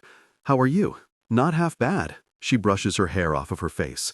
"Have you had breakfast?" "Nope, I was just about to make some. Would you like to join me?" "Yup." I smile and lean in to press a quick kiss to her lips. "Let me run home real quick to clean up, and I'll be right over." "Sounds great. See you in a few." I kiss her once again, then jog into the house and open the fridge for a bottle of water. "I hope you're hungry," Mom says. "I've made waffles for all of us." "I'm eating breakfast with London today," I inform her, and smile when Gabby claps her hands in happiness. "Is this the neighbor girl?" Mom asks. "I don't know any other Londons," I reply, and kiss her cheek. "Sorry to bail on you." "Oh, please, we're just fine here without you, aren't we, darling girl?" "We're totally fine," Gabby agrees and gives me a thumbs up. My 10-year-old niece approves of London. Now I just have to call my brothers and explain why I'm extending my vacation and bailing on work for a few more weeks. London. He presses his lips to mine quickly, smiles, and jogs off toward his house, and I can only stand where I am, my fingers pressed to my lips, and watch him as he leaves. If I didn't know better, I'd say I had a crush on the attractive Finn Kavanagh. Strike that. I do have a crush on Finn. What's not to like? He's kind, funny, loves his family, and looks like that. So I'm going to spend as much time as I can with him, since he's been the best thing to come into my life since the fire, since the day in his office with my brother, since trying to heal from it all. He brings a smile to my face and makes me want to climb him like a tree, and that's a good feeling. I take a deep breath and, with a smile, walk into the house to get breakfast started. I had planned to just have a bagel and some egg whites, but now that's changed up a bit. I love to cook, especially for others, so I pull my hair up in a messy bun and stand in the middle of my white kitchen, getting my wits about me. I could make omelets or pancakes or biscuits and gravy. I buy way too many groceries. I smirk at myself and decide on biscuits and gravy with home fries and scrambled eggs. It's a heavy breakfast, but it's also delicious. And I want to feed him something especially delicious. Like me, I mutter, and then laugh. Oh, the dreams I've been having about Finn the past few nights have been very intense. I wake up hot and bothered, and not just a little restless. Gosh, him. I jump at the soft knock on the back glass door and turn to find Finn standing there in another pair of cargo shorts and a t-shirt, his hair wet from a shower, grinning at me through the glass. Very gosh. I motion for him to come in and stir the biscuit batter. I hope you worked up an appetite on that run, I begin as he walks toward me. I'm making a feast. I'm hungry, he says in a gruff voice, making me glance up at him. He's staring at me with hot eyes. Not just hot, scorching. Like he wants to be with me on the kitchen counter. I'm not against that idea in the least. Hungry for biscuits and gravy, I swallow hard. We can start there, he says. You're making it from scratch? Of course. I set the batter aside and gather more supplies. Isn't that how everyone does it? No, I buy those biscuits in the roll that always scares the heck out of me when I bust it open. I chuckle as I roll the dough out and cut it into circles. Well, no scaring the heck out of you today. These don't take long. Do you need any help? Nope. I pop the pan in the oven and get started on cutting potatoes. Actually, yes. How are you at cutting potatoes? I'm a champion potato chopper, he informs me and takes the knife from me. I've got this. Do you like to cook? I try to keep my eyes off of his strong hands and muscular forearms as he chops up the potatoes. Why is it that everything he does is so appealing? It's not exactly fair. I do, he replies. I just don't always have time for it. I don't either, but it seems I have nothing but time lately. I shrug and throw the potatoes in a pan so they can start frying while I get the gravy going. I've been cooking way more than I can eat. How are you feeling? He asks casually. Better, I reply, happy to be able to finally say that truthfully. I still have moments when it hurts, but I think the walking is better and my range of motion is coming back. My physical therapist is happy with the progress, but I think it's too slow. You're too hard on yourself, he says, and I just shake my head. That's what he says too. Being physical is what I've always done. Dance, theater is physically demanding, and I've always been in excellent shape. So having lost so much of my endurance is disappointing. You'll get it back, he says with confidence, and I look up to find him smiling at me, his brown eyes happy. You're too stubborn to do otherwise. Boy, that's the truth. I pull the biscuits out of the oven. I know that I probably won't be able to work the way I used to. They've already recast my old part, which, let me tell you, will tear your heart right out of your chest. I can't even imagine.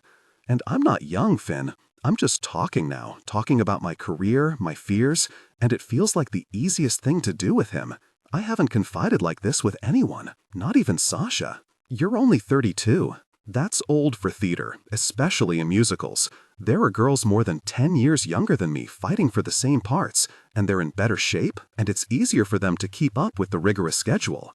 Have you seen Hugh Jackman in the musical movies he makes? Finn asks. That guy's almost 50. He's a man, I reply simply. Men are given better roles longer into their lives. It sucks, but it's true. But I've changed my attitude a bit. I was convinced before that I wouldn't be able to get back to work, but now I'm determined to do exactly that. Would you consider doing film? I don't know anything about show business, but I would think that might be less rigorous. I hadn't before. He turns and gives me a shocked glare. Take that back. Nope, it's the truth, I object. This isn't a courtroom, I remind him with a laugh. You may be tough in a takeover or a merger or whatever it is that you do, but at the end of the day, you're just a nice guy in an appealing suit. He cocks a brow. You think I'm appealing? I think your suit is appealing. That's what I said. He wanders slowly around the island to stand next to me, and before I know it, he's lifted me onto the countertop, his hands flat on the granite at my hips and his face level with mine. So you don't think I'm appealing? Oh, you have no idea. I didn't say that either. His eyes drop to my lips and back up to my eyes. Is this hurting your leg? I give zero cares about my leg right now. That's not what I asked. I tilt my head to the side. No, it doesn't hurt it, any more than it already hurt. Let me tell you this, he says gruffly. I think you're appealing, and beautiful, and funny. He presses his lips to mine, but doesn't deepen the kiss. You intrigue me, and that hasn't happened in a very long time, London. You're appealing. My voice is breathy. I'm gripping onto his shoulders, my nails barely digging in. He kisses me now, really kisses me, one hand cupping my jaw and neck. He nibbles the side of my lips, giving me goosebumps, and then takes my mouth again, as if he's memorizing me. It's the most intense kiss I've ever experienced. When he pulls away, he cups my hips in his hands and smiles down at me. You have a great figure. So do you have a great figure. You noticed? Of course I noticed. He chuckles and sets me back on the stool. I'm starving, he says, returning to the stove to stir the gravy. And we should have breakfast too, since you went to all of this trouble. I have to leave in 30 minutes, I inform him, checking the time. Oh, where to? PT. I load my plate and sit at the table. It's going to be difficult today given that I'm already achy, but I refuse to miss any more appointments. I have plans with Mom and Gabby this afternoon, he says with a frown. That's okay, I have plans too. He cocks a brow. Hey, I have stuff to do. I don't just sit around here and hope to feel better while I pine away for you. Rather than apologize, he laughs. I know that. Although a little pining might be nice. Okay, tomorrow evening I'd like to have you to myself. I can swing that. I'm giving Gabby a lesson tomorrow afternoon. She's excited. She's been talking about it for 2 days, he says with a nod. Unfortunately, it'll be your first and last lesson because Mom is taking her with her when she leaves tomorrow evening. Oh, Gabby doesn't want to stay here anymore. She would rather go to Hawaii with Mom, where she doesn't have to take karate and learn how to ride a horse. I nod. I get it. She'll have fun with her grandmother. She'll get even more spoiled than she already is. That's what grandparents do, I remind him, and feel a moment of sadness that my parents won't get to know the joy of being grandparents. They would have been awesome at it. What is it? He asks, but I just shake my head and take a bite of my biscuit. Will you miss her? Gabby? I nod. I'll see her back in New York before too long.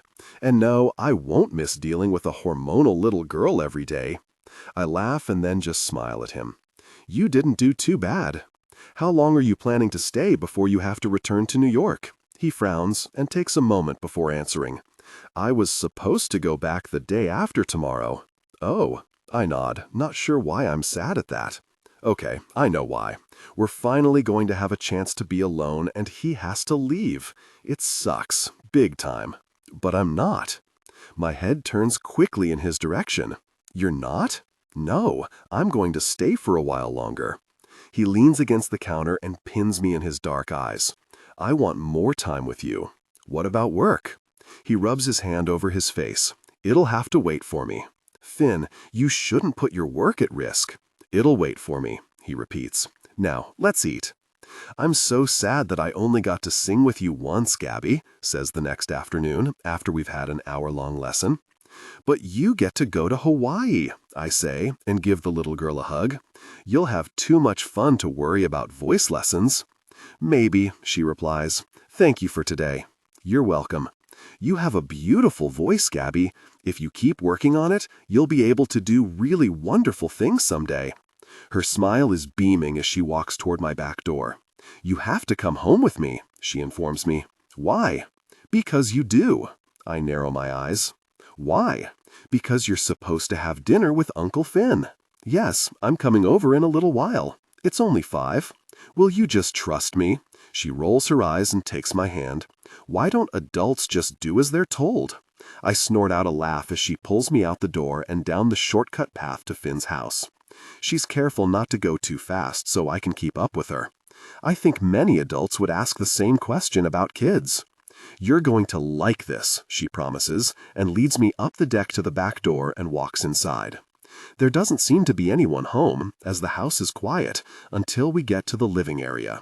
Suitcases are packed and sitting by the front door, and a salt and pepper-haired woman is standing with Finn in the living room, fussing over a bouquet of flowers.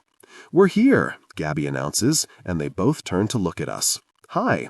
I don't know why I'm here, but Gabby insisted I come with her.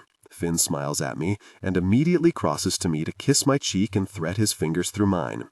This is great. I can introduce you to my mom before she and Gabby take off. Oh, perfect. I'm meeting the mom. Talk about nerve-wracking. I paste a professional smile on my face and hold my hand out to shake hers, but she just pulls me in for a big hug. Oh, darling, I'm a hugger, she says. You must be London. I'm Margaret Kavanagh, Finn's mother. So nice to meet you. She pulls back and gives me a long look. You're London Watson. I glance up at Finn. Yes, I am. Oh my goodness, I've seen so many of your plays on Broadway. Why, I've been watching you for years. You're a talented young woman. I feel the glow come over me whenever anyone says they've followed my career. Thank you very much, Mrs. Kavanagh. Maggie, please, she says, and offers me another hug. I read about the tragic loss of your parents. I'm so sorry. Thank you. Our car is here, Gabby says, and throws herself into my arms. I'm getting a lot of hugs today. Thank you for everything, London. You're awesome. You're pretty awesome yourself, kiddo. Gabby smiles brightly and then gives Finn a hug before whispering in his ear, making him grin. I will, he says. You be good for Grandma, you hear me? She's a perfect angel, Maggie replies with a sniff, and to insinuate otherwise is offensive. Right. Finn rolls his eyes and helps the two women into the car that will take them to the airport. Have a good flight, and let me know when you get there. Grandma's taking us first class, Gabby says with excitement. I get anything I want to drink. Don't drink too much liquor, I call into the car, making them both laugh. Have fun. And with that, they drive away, and Finn and I are left in the house alone. Finally. She's very nice. I don't know what else to say. This is the first time we've been alone without Gabby being nearby or needing Finn's attention, and I'm kinda nervous, if the giant butterflies in my stomach are to be believed. I like her, he says with a smile, walking slowly toward me. I have some things for you. More than one thing? Yes, I smile brightly. I have a love-hate relationship with presents. Do you? I nod. How so? Well, I'm human, so presents are fun. His lips twitch. But sometimes gifts come with strings attached. His eyes narrow before he takes my hand and leads me into a formal dining room. The table is set with white china and teal linens. Candles are placed around the room and are lit. I'll be right back. He disappears for a second and comes back with the flowers from the living room. These are for you. I sigh and bury my nose in a pink rose, breathing in the scent of them. Thank you. No strings attached with these. They're just beautiful and remind me of you. Do you mind if I put them on the table? Of course not. He centers them on the beautifully decorated table and then takes my hand and leads me to the kitchen, which smells delicious. I've already started cooking, he informs me, and pulls out a stool so I can sit and watch while he continues to work. I have appetizers done. He pulls a plate out of the oven and sets it before me, then pulls his phone out, taps the screen, and soft music magically fills the air. It's pretty, very romantic. Clam and Gouda stuffed mushrooms. I also have a charcuterie board with cheeses, meats, nuts, and olives. There's going to be more food after this? I stare in amazement at the beautiful array of food and don't know where to start. Of course, but we can take our time. He winks at me. Are you hungry? Yes. Have you noticed that all we seem to do when we're together is eat? Oh, I think that's about to change, he says, and pulls some steaks out of the fridge. How was your voice lesson? It was fun. She has a good voice. I pop an olive in my mouth and then take some salami and cheese. This is delicious. Is it? Come here. He does as I ask, circling the island to stand next to me just the way he did yesterday at my house. I offer him some cheese and salami, and he takes the bite directly from my fingers, letting his tongue rest on the pad of my thumb for a moment. Delicious, he murmurs, then reaches for a mushroom and holds it up to my lips. I watch him as I take a bite, then let my eyes slide closed as the flavors cover my tongue. Oh, that's good. He leans in and kisses my bare shoulder. You know how those noises affect me. I can't help it. You keep feeding me wonderful things. His fingertips wander up and down my arms, making my nipples pucker in anticipation. Are you hungry for dinner? I shake my head no. Excellent. He leaves me long enough to return the supplies he'd pulled out back to the fridge and then joins me, boosting me onto the countertop so I'm closer to him. I'm real sick and tired of keeping my hands off you, London. I don't remember receiving the memo that said you have to keep your hands off me. I hook my foot behind his leg and urge him closer to me. I want you. I'm right here. Once I start, I'm not going to stop. Is that a warning? A promise. I grin and drag my fingers down his cheek. No objections, counselor. Rather than kiss me, his lips land on my neck, where he nibbles and licks his way to my collarbone, making me moan in delight. If at any time this makes you uncomfortable or hurts your leg, I need you to talk to me. I'm a talker, I assure him, and grip onto the hair at the back of his head, willing him to never stop the magic that's happening to my neck. He cups my breast over my tank top and flicks his thumb over my nipple, making me bite my lip. I pull his shirt out of his shorts so I can finally touch the smooth skin there over rock-hard abs. My finger slips between the waistband of his shorts and his skin, and I run it back and forth, making him groan. You're making me crazy, baby. Isn't that the point? His hand glides up my thigh, inside where my core is pulsing with need, and his fingertips brush gently over my shorts where I need him the most. You're so very warm. Really? London. He lifts me off the island and carries me into the living room, where he lays me down on the couch and kneels beside me, his hands all over me, as if he's playing a treasured instrument. I need better access to you, he says, and tugs my tank over my head, tosses it over his shoulder, and pauses to nuzzle my breasts over my bra. You have great breasts. Small, responsive. He watches the nipple pucker under the fabric. I arch my back and he unfastens the bra, then tosses that over his shoulder as well, making me laugh. Really? Look at you. I'd rather look at Finn as his eyes roam up and down my torso. He lays his hand over my sternum and then glides down over my navel. I'm slender, but my muscles have lost some of their definition. From the look on his face, he doesn't mind in the least. I took my shirt off, now it's your turn. His lips twitch with amusement as he grips the shirt between his shoulder blades and gives it a tug, pulling it over his head in that sexy way that men do, and I'm met with bronze, smooth, sexy male skin. My hand roams over his chest and down his stomach. I can't stop touching him. He leans over me, so my hand slides over his side to his back, and his lips lock on a nipple, making my back arch in response. Oh, very, I moan. He alternates from intimate touches. It's making me crazy, and this is just a small part of it. I can't even imagine what it would feel like if he paid the same attention to my core. Just the thought of it has me scissoring my legs in anticipation. We both still have our shorts on. My desire was undeniable, and his arousal was evident against the material of his shorts. I want him, but before I can, he lifts me in his arms again and carries me up the stairs to his bedroom. I haven't been in here before, so I try to get a look around before he lowers me to the bed. It's a massive room, with large wood furniture and masculine linens. It looks like him. He sets me down on the bed, and his brown eyes, hot with lust and need, glide over my body. He hooks his fingers into my shorts at my hips and pulls them, along with my panties, down my legs and tosses them aside. With his gaze holding mine, he shuffles out of his shorts and, from the end of the bed, crawls up to join me. But rather than covering me with his body, he lays his hands on my thighs. Where should I avoid touching your leg? I point to the area that gives me the most trouble, and he presses an open-mouthed kiss there before spreading my legs wide, opening me up to him. Your desire is evident, he says, and his touch became intimate, exploring my sensitive areas. I bit my lip and arched my hips at the same time, silently begging him for more. Please. Please what? I chuckle and grip his hair in my fist, urging him closer. I want to hear the words, baby. Kiss me. He plants a kiss on my inner thigh. Here?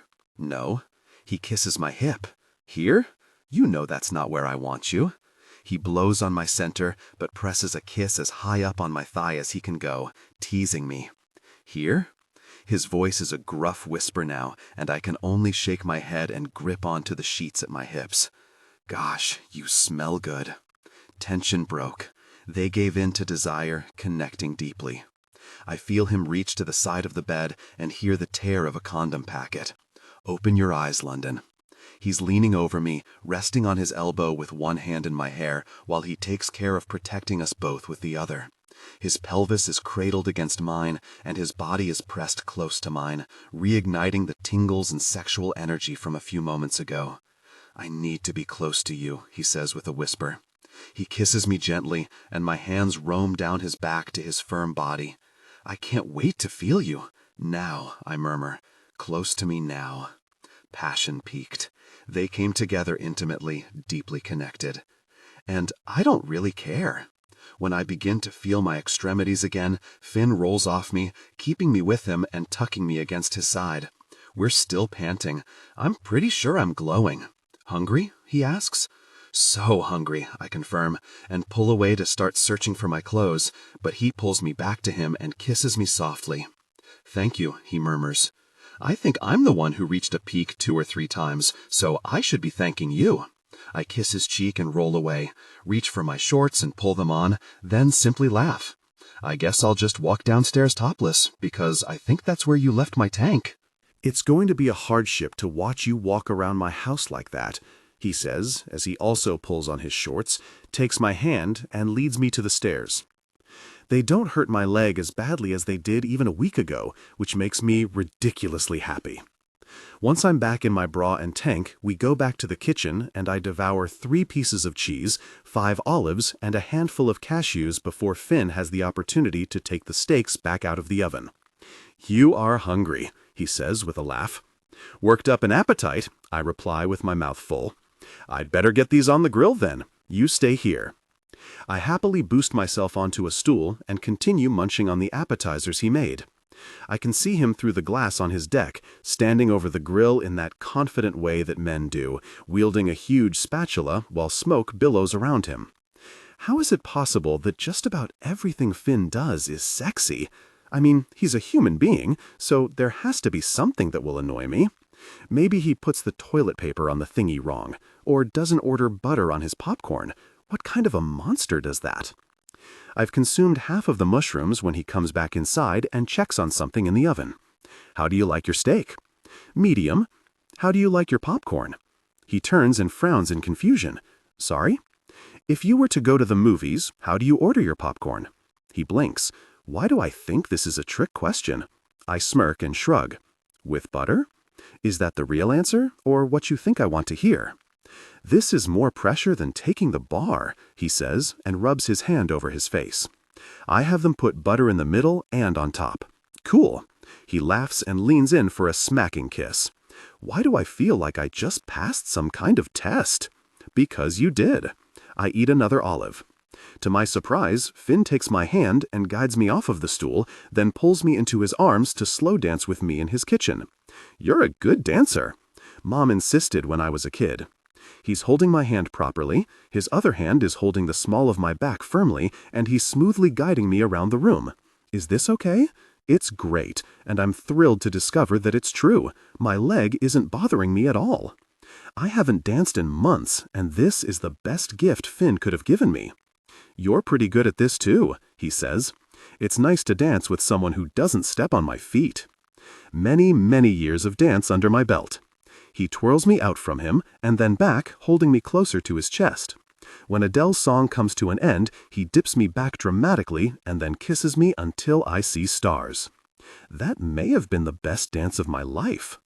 "Perfect timing to flip the steaks," he says, and hurries outside to tend to the grill, and I'm left breathing heavily, my body singing in response to him, wondering how it is that I was lucky enough to have him walk into my life.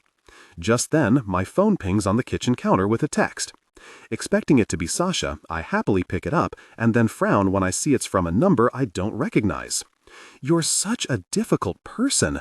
I can't believe Mom and Dad left it all to you and I got nothing.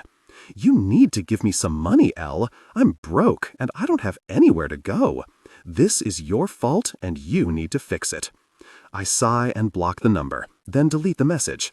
This is not new. Over the past 10 years, my brother has threatened, begged, manipulated, and guilt-tripped me and my parents into giving him many thousands of dollars to feed his drug habit.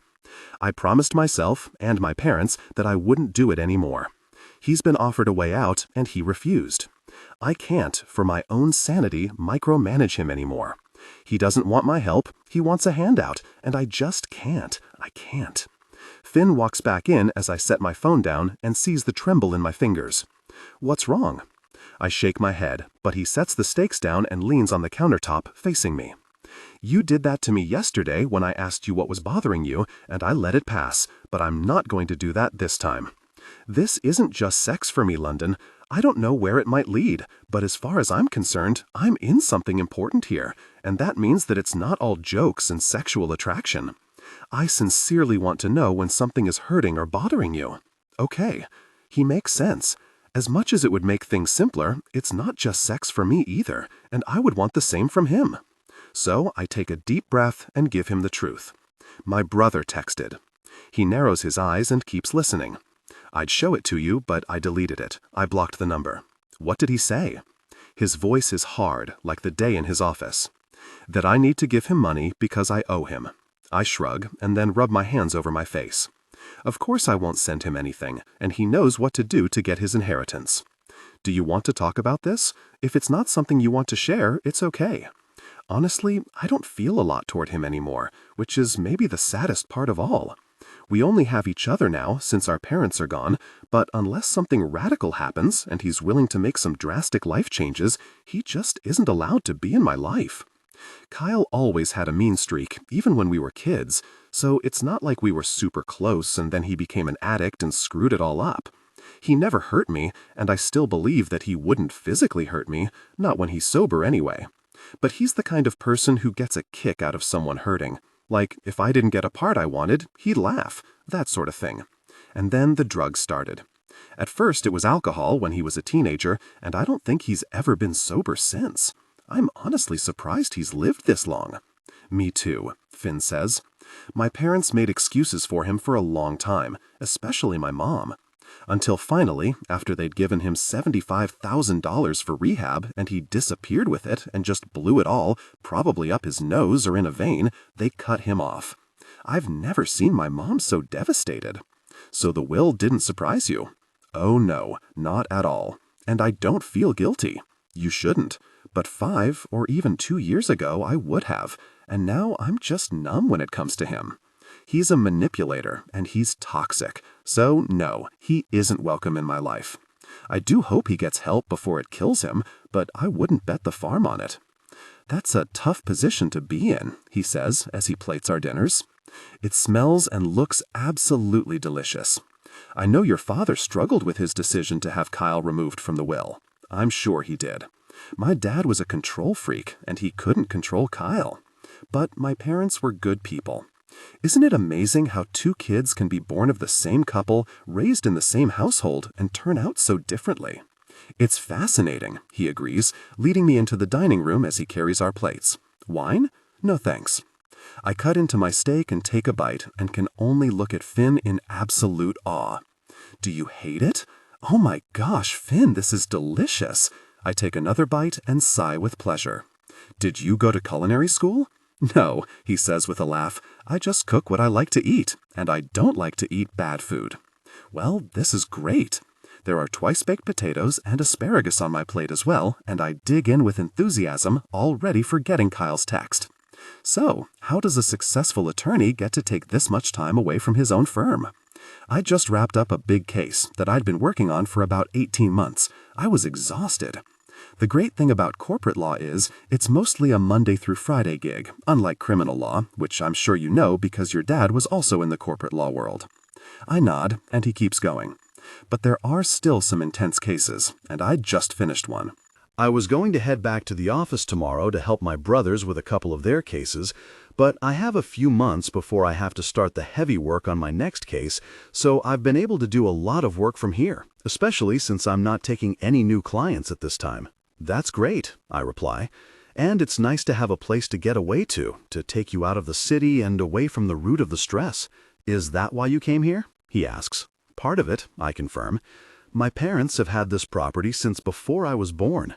From what I've heard, Dad got it for a steal and did a ton of remodeling to spruce it all up. So we were here every single summer my entire life. I have a lot of happy memories here, and it's true that I needed to get out of the city. My apartment in Manhattan is convenient to everything that I love, and also a constant reminder that I don't get to live that life right now. I couldn't go to the house in the mountains of North Carolina because that's the house that burned down, and the house in Connecticut is my parents' house. It's where I grew up, my childhood home, and it's theirs. Does that make sense? It does. He reaches over and takes my hand in his, holding on tightly. So I had my doctor in the city refer me to one here, along with a physical therapist, and made the decision to recover here. I still think it was the best decision. I am exceedingly thankful that you made that decision, he says, and kisses the back of my hand before turning it over and placing a kiss on my palm. I was immediately attracted to you that day, and I apologize because it wasn't really the time or place to hit on you. You asked me to dinner, I remind him, earning a sheepish smile. I was both pissed and flattered. Well, I didn't try very hard. You looked so sad, haunted, and I want to punch the really out of Kyle. That makes two of us. Do you know where he is? No. I shake my head and take my hand back so I can cut my steak. He's all over the place. I've had calls from LA, Texas, Florida. I've been told he spent time in Seattle. He just roams about. He doesn't have a home. And every time he texts or calls, it's from a different number.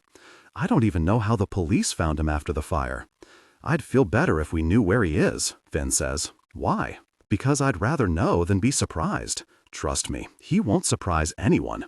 I go years without hearing from him. I take a sip of water and another bite of my potato. It's nice that you're close to your family. They're a pain in my rear most days, but yes, what are they like? You'll get to see for yourself, I'm sure. Quinn usually comes out here for a week in the summer. He's also pretty much a workaholic, smart, younger than me by only a year, and swears he's never going to settle down. Famous last words, I grin. And Carter? He's starting to come back around, he replies. Carter used to be the class clown, funnier than anyone else I knew. He went to school with Quinn and started dating Darcy, my sister, in high school. They got married just out of college. What happened to her? Cancer, he says with a sigh. Who would have thought that a 30-year-old woman could die of breast cancer? I'm so sorry. That's tragic. It really was. Carter was completely wiped out. Mom lived with him for about a year so she could take care of Gabby. Not that he was incompetent, he was just so lost. That's horrible, I murmur. This has been a pretty heavy conversation, Finn says as he pushes his empty plate away. Maybe we should lighten it up a bit. What do you have in mind? Follow me. Finn, I hold my hand out for London's and smile when she reaches for me and follows me through the kitchen to a room that's tucked behind it. I didn't know this was back here, she says. You have a playroom. I cross my arms over my chest and watch as London wanders through the room, running her fingers over the pool table, the ping-pong table, checking everything out. You want to play pool? She asks. I was thinking pinball, I reply, and walk to the vintage machine in the corner of the room. I can pull a stool up for you if you like. I'm feeling pretty good, she says, and I have to warn you, I'm very, very good at pinball. Is that right? I push the button behind the machine that launches the ball without having to put quarters in. Should I be scared? Maybe, she says, as I stand aside so she can go first. She pulls back the lever and lets go, propelling the ball in the machine, and for the next few minutes doesn't miss a trick. Her reflexes are on point, her tongue bitten between her teeth as she plays, and when she does lose the ball, she pouts, adorably. Your turn, she says, and steps aside. I take my place, set the ball in motion, and just when it reaches the paddle at the bottom, London pulls my hand off the button, so I can't hit it. Oh, that's too bad. Are you kidding me? I must have slipped, she says with a shrug, and pushes me out of the way so she can play again. Her tongue is caught between her teeth again, her blue eyes following the ball intently, and I can't take my eyes off of her. Her body is simply amazing. Slightly curvy, but toned and so incredibly responsive to me that it's intoxicating. Her long, dark hair begs for my fingers. And I'm always finding something new, like a small scar behind her knee and the birthmark on her rear.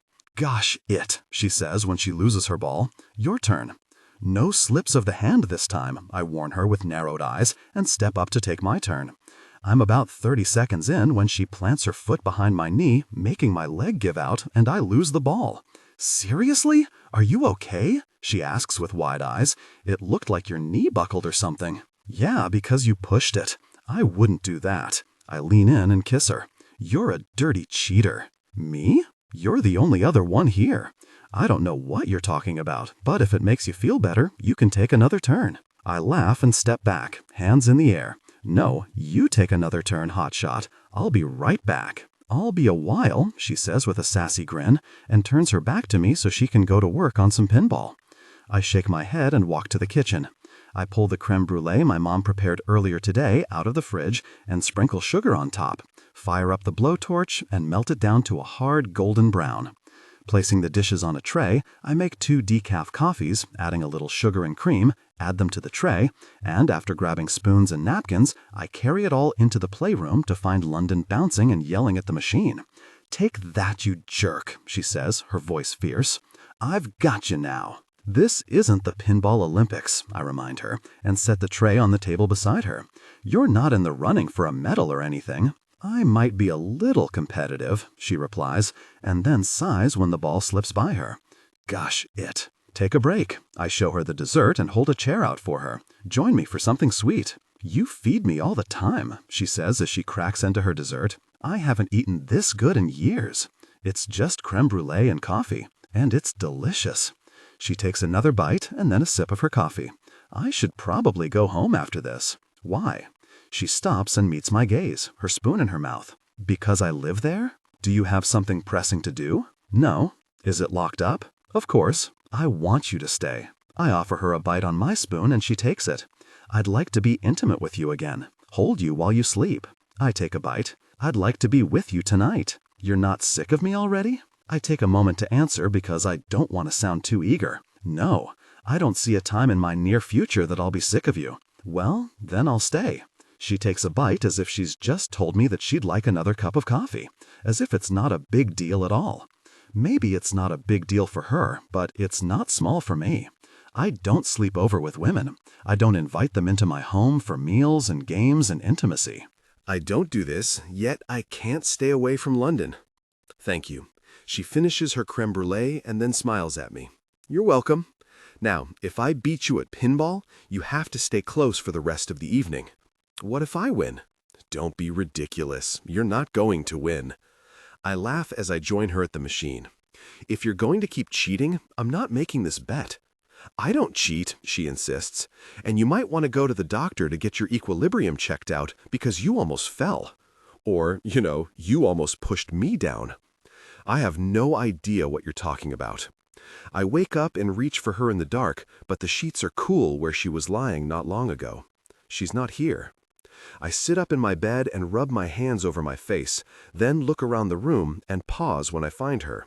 She's sitting on the floor in front of the glass door that leads out to my deck, her knees pulled up to her chest and arms wrapped around them, a blanket wrapped around her. Her nose is practically pressed to the glass.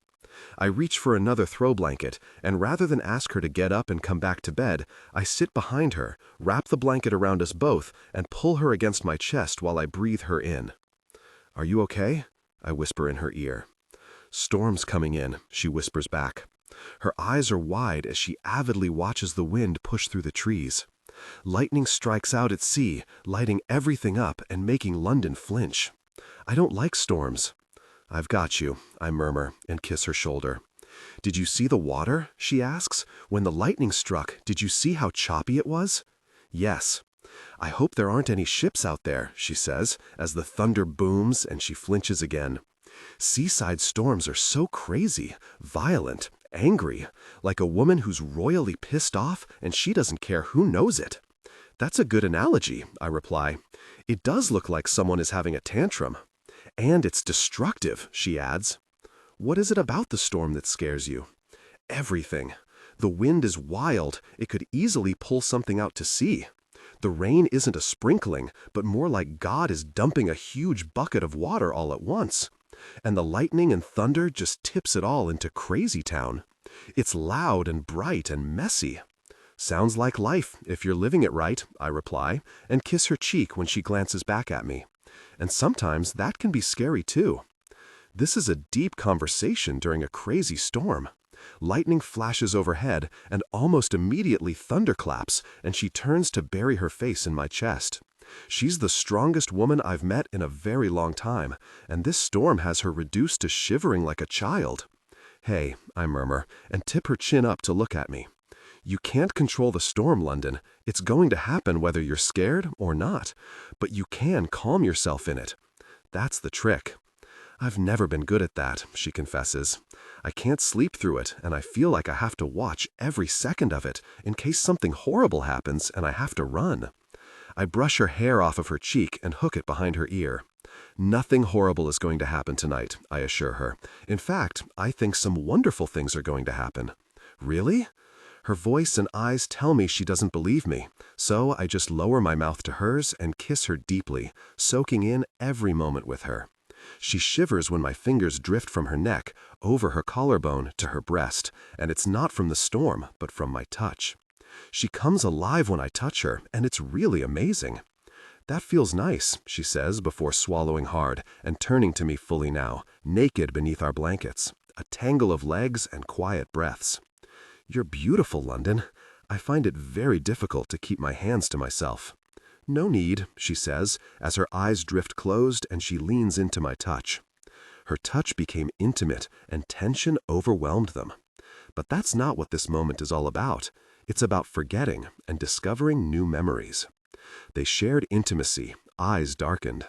London, my voice is gruff and she doesn't respond to me, so I tug her up and off of me, stand and lift her in my arms, carrying her back to the bed.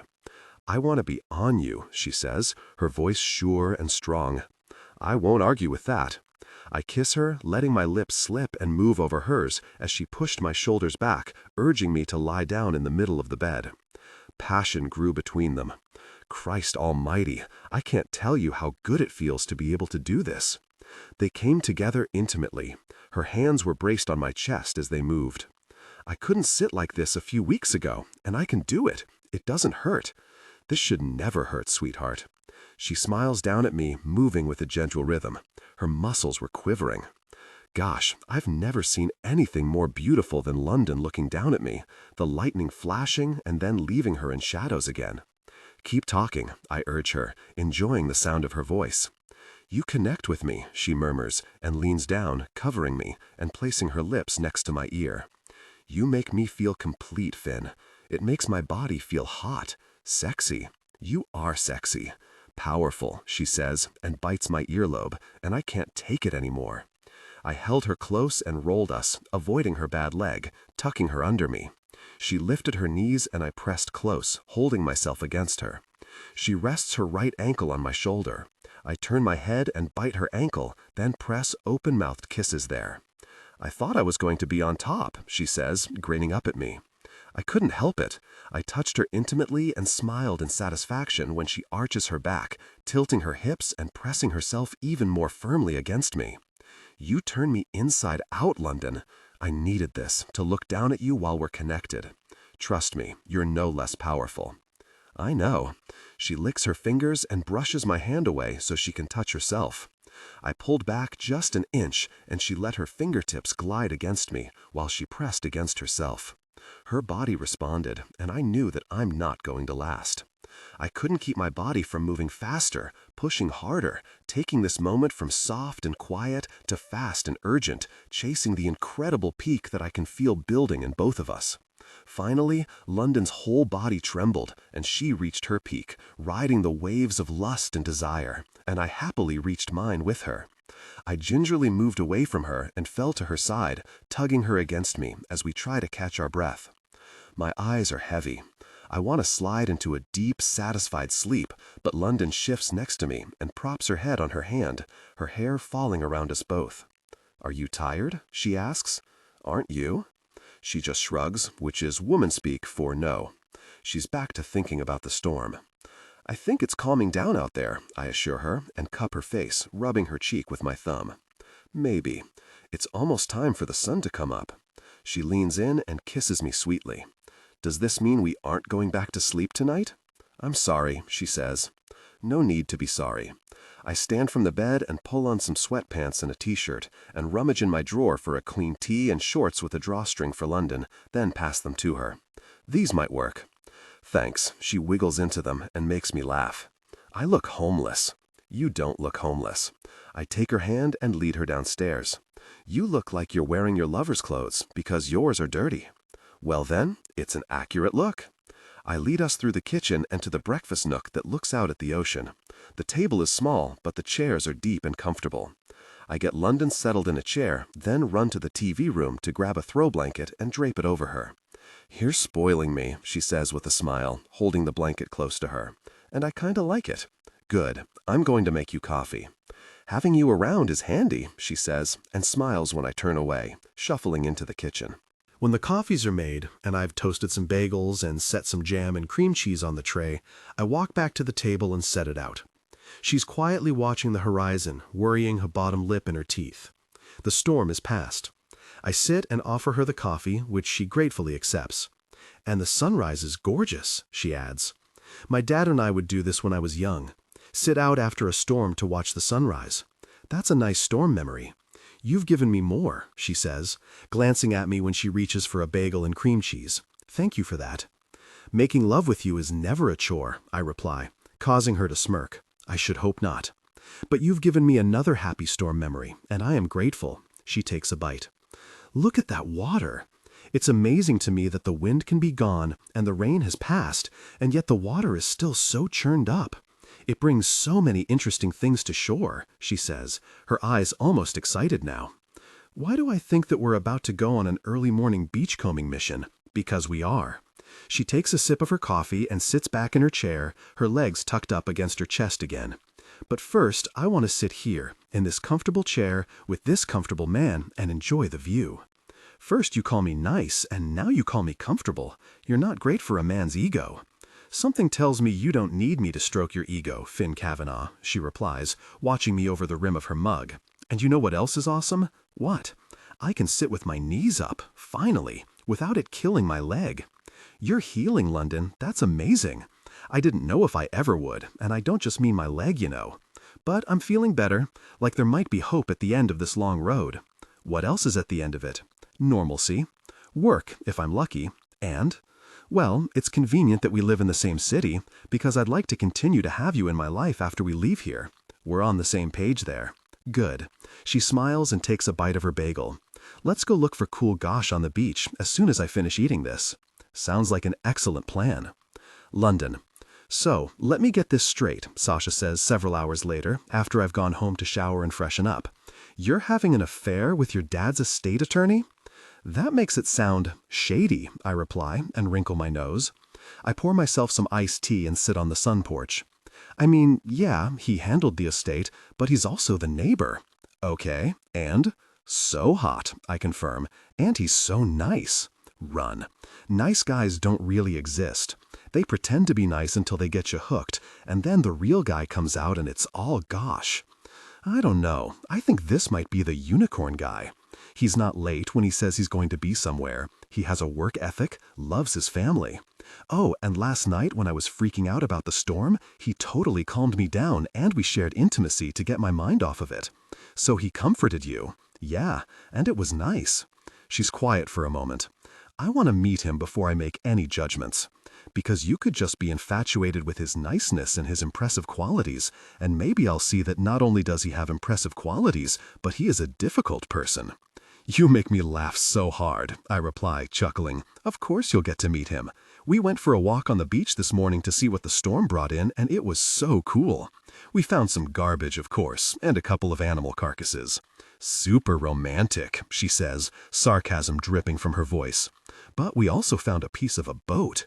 It looked really old, and I think it was part of a shipwreck and just got washed up. Maybe it was a pirate ship. Did you see Captain Jack Sparrow? You're in a difficult person mood this morning, I reply and sip my drink, then notice the door to the playhouse open. Who peed in your Cheerios today? I'm sorry, I'm just jealous. You're frolicking on the beach with a sexy dude, and I'm working very hard in the city. The weather has been gosh, especially for summer, and the director of this new play is determined to kill me.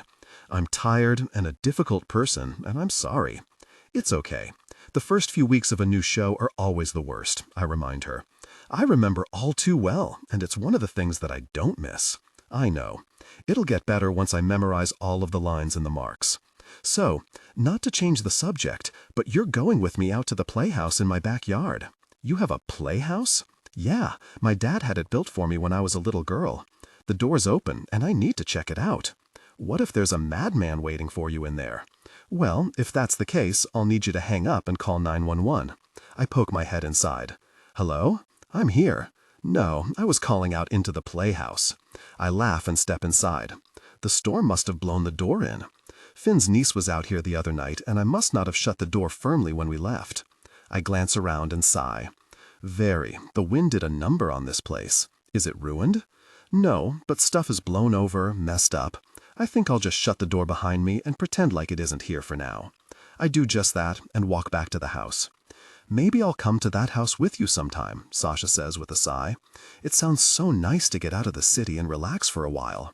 When you get a break from the show, we'll definitely come here. And if I'm not available, you're always welcome to use it without me. Thanks, she says.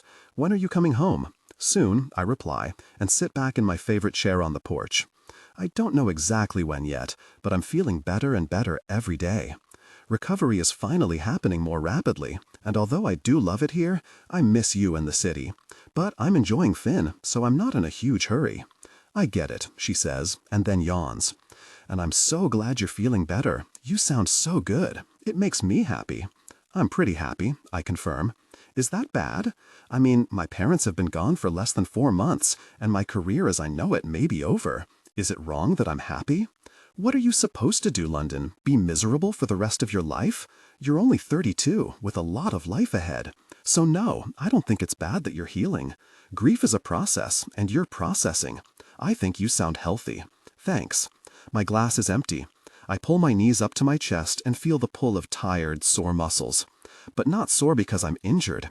Sore because I spent the night connecting deeply with maybe the sexiest man I've ever met in my life. Oh, one more thing about Finn. He's almost 40. That explains it, Sasha says, and I can hear her snap her fingers in the background. He's older, so he has his gosh together. Younger guys don't have their gosh together. Most don't, I agree, but not all men are like that. Finn thought that I might have an issue with the age difference. Why? You're not a minor. That's what I said. It's not like I'm 30 and he's 70. That might give me pause. Ew, that should give you pause. Does he have any gray hair? No. Too bad. I like a silver fox. That salt and pepper hair thing is sexy. Maybe you should date an older guy, I reply with a laugh. But no, he has dark hair, no gray that I've noticed, and dark brown eyes. Olive skin. I think his family is Italian. That's kinda hot. Does he speak Italian? I don't know. I'll have to ask him. When are you going to see him again? Later today.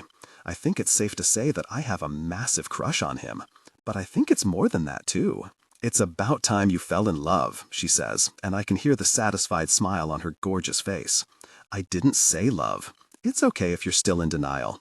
Enjoy your sexy, older lawyer. Spend time intimately all day long. Let him spoil you a bit. I plan to do all of that, I say. I'll talk to you tomorrow. Same bat time, same bat channel.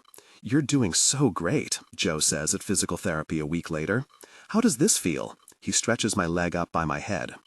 It doesn't hurt, I reply, close to tears. I don't understand why today has been so emotional for me at therapy. One minute I'm happy with my progress, and the next I want to break down into ugly sobs. My muscles are tight because I've lost some of the flexibility, but I don't feel injured. Fantastic, kiddo.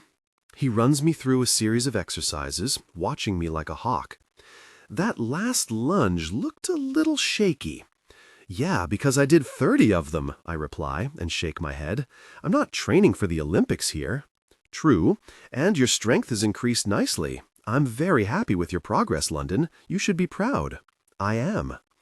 I blink rapidly and look down, but he catches my chin in his fingers and makes me look at me. What's up with the tears today? It feels different.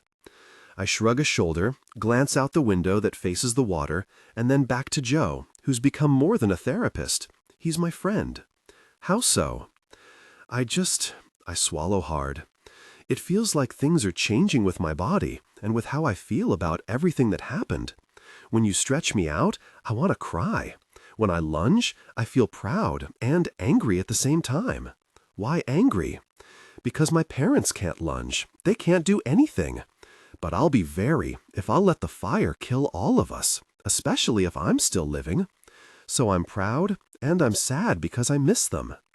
They'd be so proud of you, London. Joe pats my shoulder and waits while I brush a tear from my cheek. You're healing. Let's go to my office. I follow behind him to his office and sit across from him, snagging a tissue from the box on his desk and wiping my eyes. You've held a lot of your grief in your body, London. I nod, unable to answer at first. I hold most emotions in my body. It's why dance was always so important to me. He leans forward, listening avidly. I express myself in dance, in music. I haven't been able to use that as my outlet for this grief, for the sadness. But the therapy has helped. I'm glad. He smiles and opens the folder sitting on his desk. And I have some exciting news. What? Well, I'm happy to report that I think our time together is done. I stare at him in disbelief. I know you're going to miss me, but I don't think there's any reason for you to keep coming here, unless you start having issues again or feel like you're sliding backward. But you're a strong woman who was in excellent health to begin with, which helped you immeasurably. You're discharging me? Yes, ma'am. He folds his hands on his desk and smiles at me. Congratulations, London. You've graduated from PT. I smile and clap my hands, tears threatening again, but happy tears this time. Awesome. Can I start going to the gym? I don't see why not. Take it easy and listen to your body. Don't overdo it. I won't. I'm just ready to get back into decent shape. He laughs and shakes his head. Joe, I was a professional dancer. I'm 20 pounds heavier and can't run 5 miles without feeling like I'm going to die. I get it. You'll get all of that back. It won't take long. I nod and stand when he does. I can't help from reaching out and hugging him hard. Thank you. You're welcome. He pulls back and smiles down at me. You're going to be great. I nod and leave the PT office, and when I get to my car, I reach for my phone and immediately call Finn. This is Finn. Hey, are you busy? Never too busy for you. What's up? I have super awesome news and I need to see you right away. Can I come over? Of course. See you soon? Very soon. I hang up and drive directly to his house.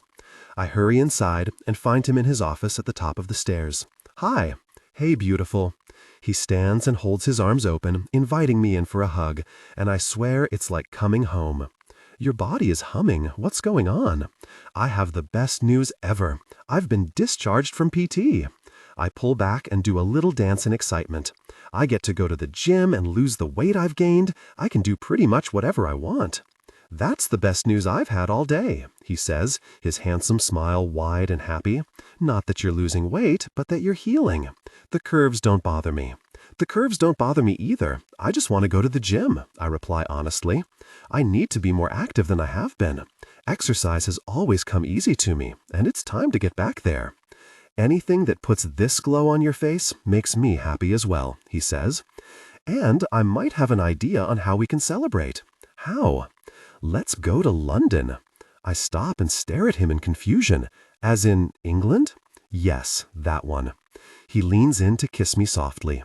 To be fair, I'd already planned the trip as a surprise, and this is the perfect opportunity to tell you about it. When are we leaving? Tomorrow morning.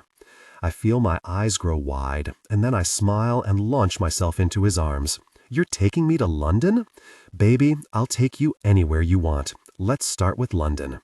I kiss him and grin when he sits me down on his desk. This is the best surprise. Just wait until you see what I've planned for us there. The lights, the music, and the dancing, the incredible acting, direction, costuming, the story.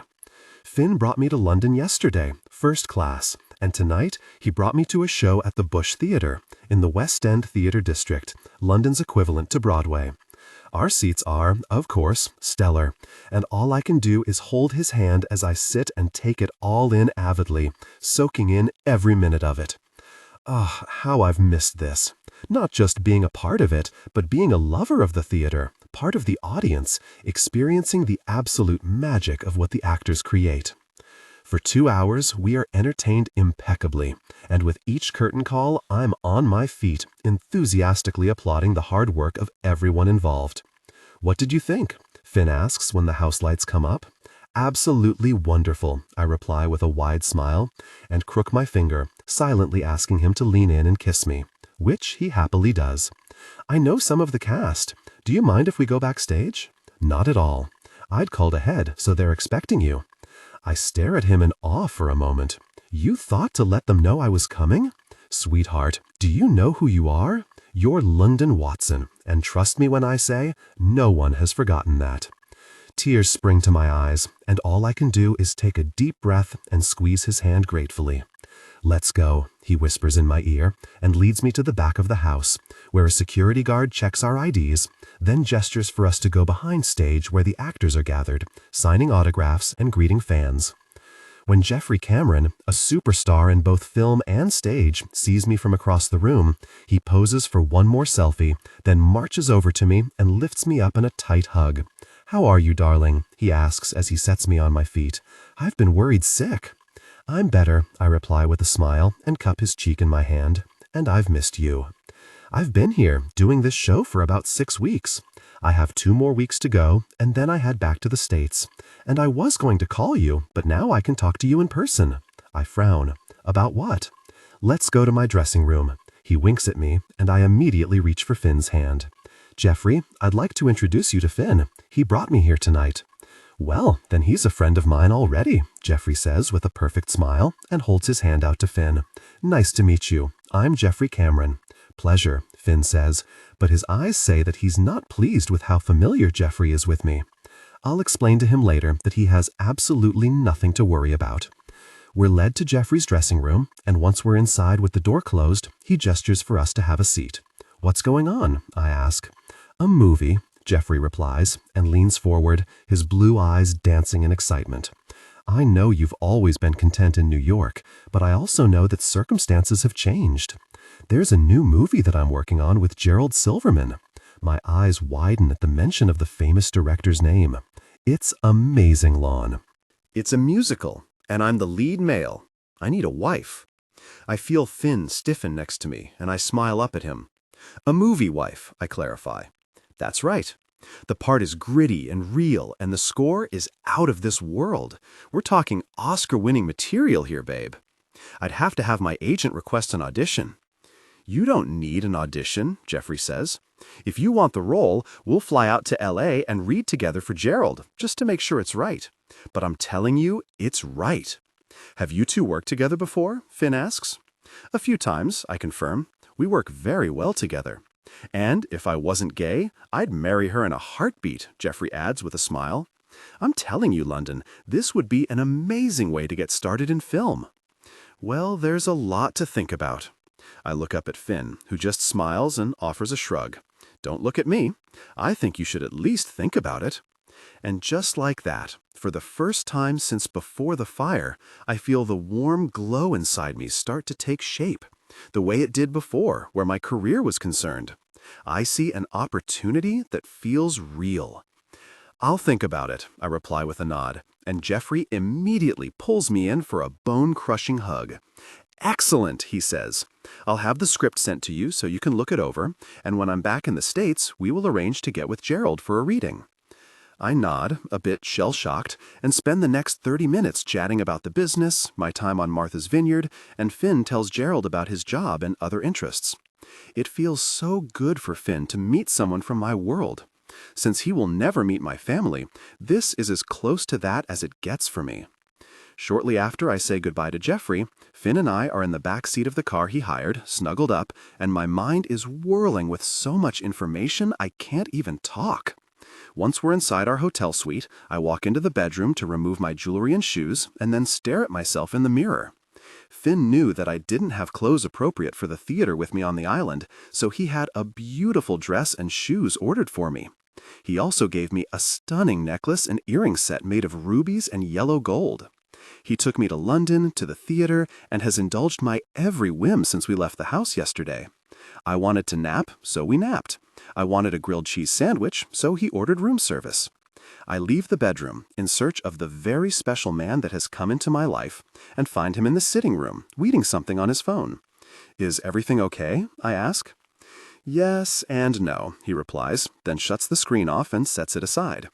Everything with you is amazing, but there are some things at work that need my attention. I've kept you away too long. I sit next to him, and he pulls me into his arms and kisses my forehead. I've been exactly where I wanted to be, London. But once we leave here, I'll have to go to New York. Oh, I don't know why I feel so disappointed. I knew our time on Martha's Vineyard wouldn't last forever. No one lives in a bubble. I have some things to finish up on Martha's Vineyard, and then I'll go to the city as well. You don't have to cut your time there short because of me. I smile up at him and drag my fingertips down his cheek, enjoying the scratchiness of the whiskers that have grown since this morning. It's time. I miss the city, I reply simply. And if you don't mind, I'd like to be able to see you on a regular basis. That doesn't bother me in the least. Finn. I turn on the couch so I can fully see him. Thank you for this trip, for tonight, and for everything that's come before this. London, let me finish. I take his hand in mine and he kisses my knuckles, bringing the butterflies in my stomach to life. To be understood is profound. You understand me. It's a big deal. His lips twitch in that way they do when he's particularly pleased with me and kisses my hand again. You're a big deal, he whispers, and not because of who you are in the show business community, but because of who you are. I lean into him and sigh when he loops his arms around me and holds on tightly. Back at you, I reply happily, right back at you. London, my phone is ringing. I rub my eyes as I roll over in bed and reach for my cell, happy to see that it's Finn FaceTiming me. Hey, I say, and push my hair out of my eyes. Good morning, he says with a smile. He's already dressed in his suit, clean-shaven, looking ridiculously handsome. I'm sorry I woke you. What time is it? A little after 9. I sit up and blink, trying to push the fog from my brain. Were you up late? Yeah, I started reading a book and couldn't put it down. But it's good you called, because I have to get up and around here since I'm coming home later today. Thank God, he says, watching me avidly. A week without you has been too long. I smile and tilt my head. It has been a lonely week, I agree. But I'll be home in less than 12 hours. Do you need anything? Just you. I don't think so. I have to meet with Tony, the caretaker, in a little bit and finish packing up. Oh, and I have to clean the playhouse. What happened in the playhouse? The storm last week did a number on it. I just want to straighten it up and make sure nothing is ruined before I close it up for the year. Okay. He looks up and speaks to someone I can't see. What time does your plane get in? I land at around 4. I'll be home by about 5:30.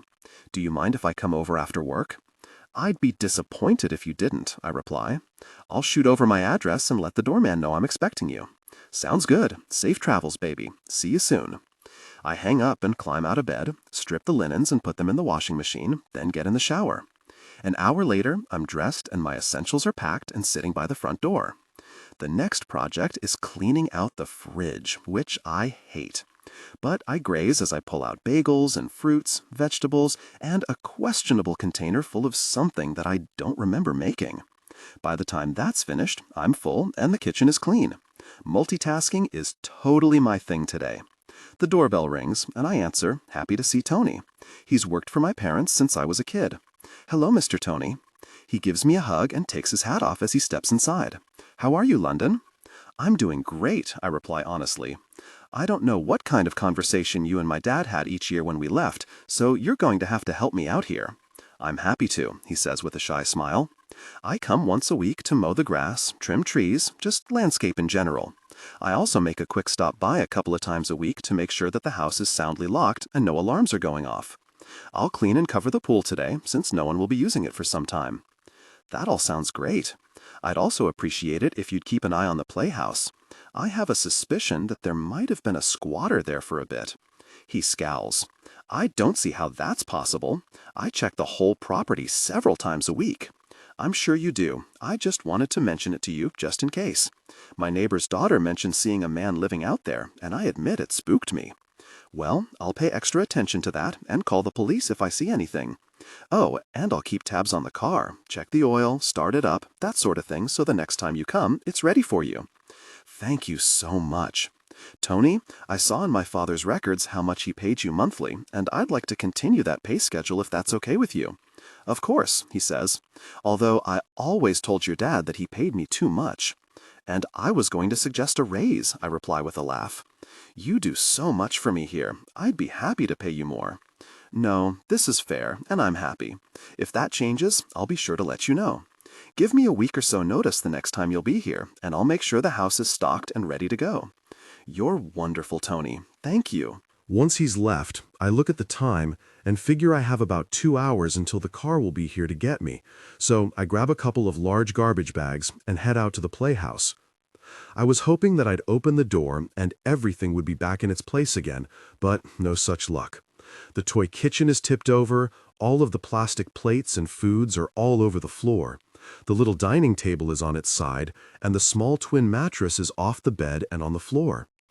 This seems like a lot of damage from wind, but it was a crazy storm. I spend an hour writing everything, throwing away things that were damaged from the water, and make sure that it doesn't need any repairs. Thankfully, it's just the stuff inside that got broken or messed up. Once that's finished, I wander down to the beach, but rather than looking out to sea, I turn and look at the huge house that's been left to me. I love it, but part of me wonders if I should sell it. I know it's worth a fortune, not that I need the money. It's just so big, and I'm just me. I don't have kids to bring here, and I don't have a large extended family who could use it. Maybe I should sell it to a family and let the house be loved the way it should be. I glance over at Finn's house and smile. It's not much smaller than mine. If I sold this house, I wouldn't have Finn as a neighbor anymore, and that would be disappointing.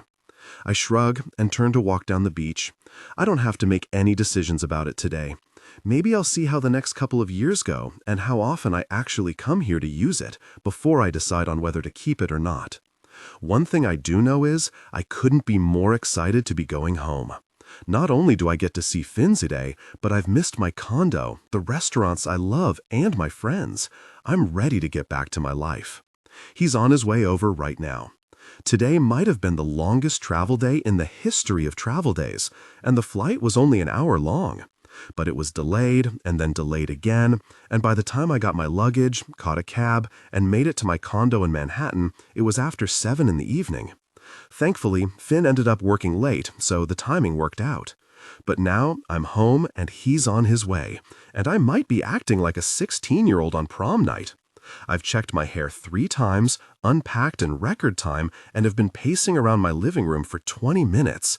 But finally, the bell rings. "I have a Finn Kavanagh here for you, Miss Watson," Jerry, the doorman, says.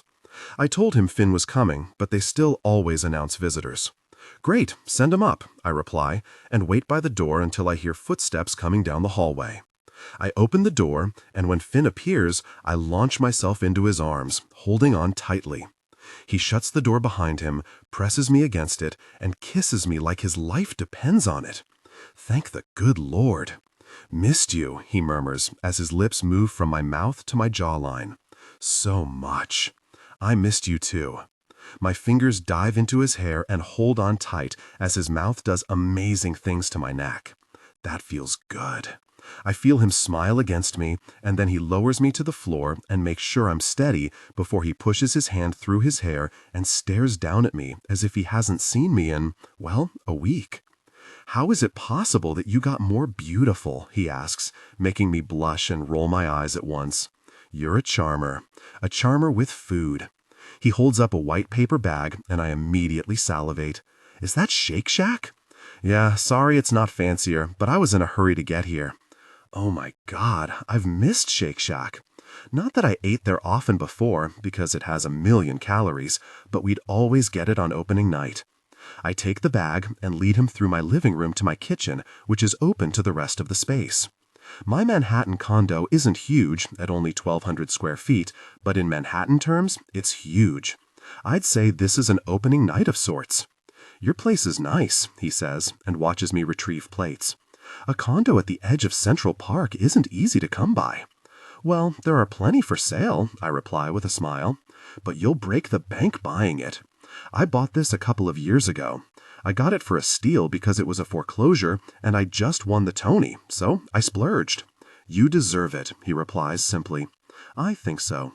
I have 2 bedrooms, 2 bathrooms, and dining space. Compared to my first studio apartment when I first moved here, this place is a mansion." "I'm sure." We take our plates to the table and sit.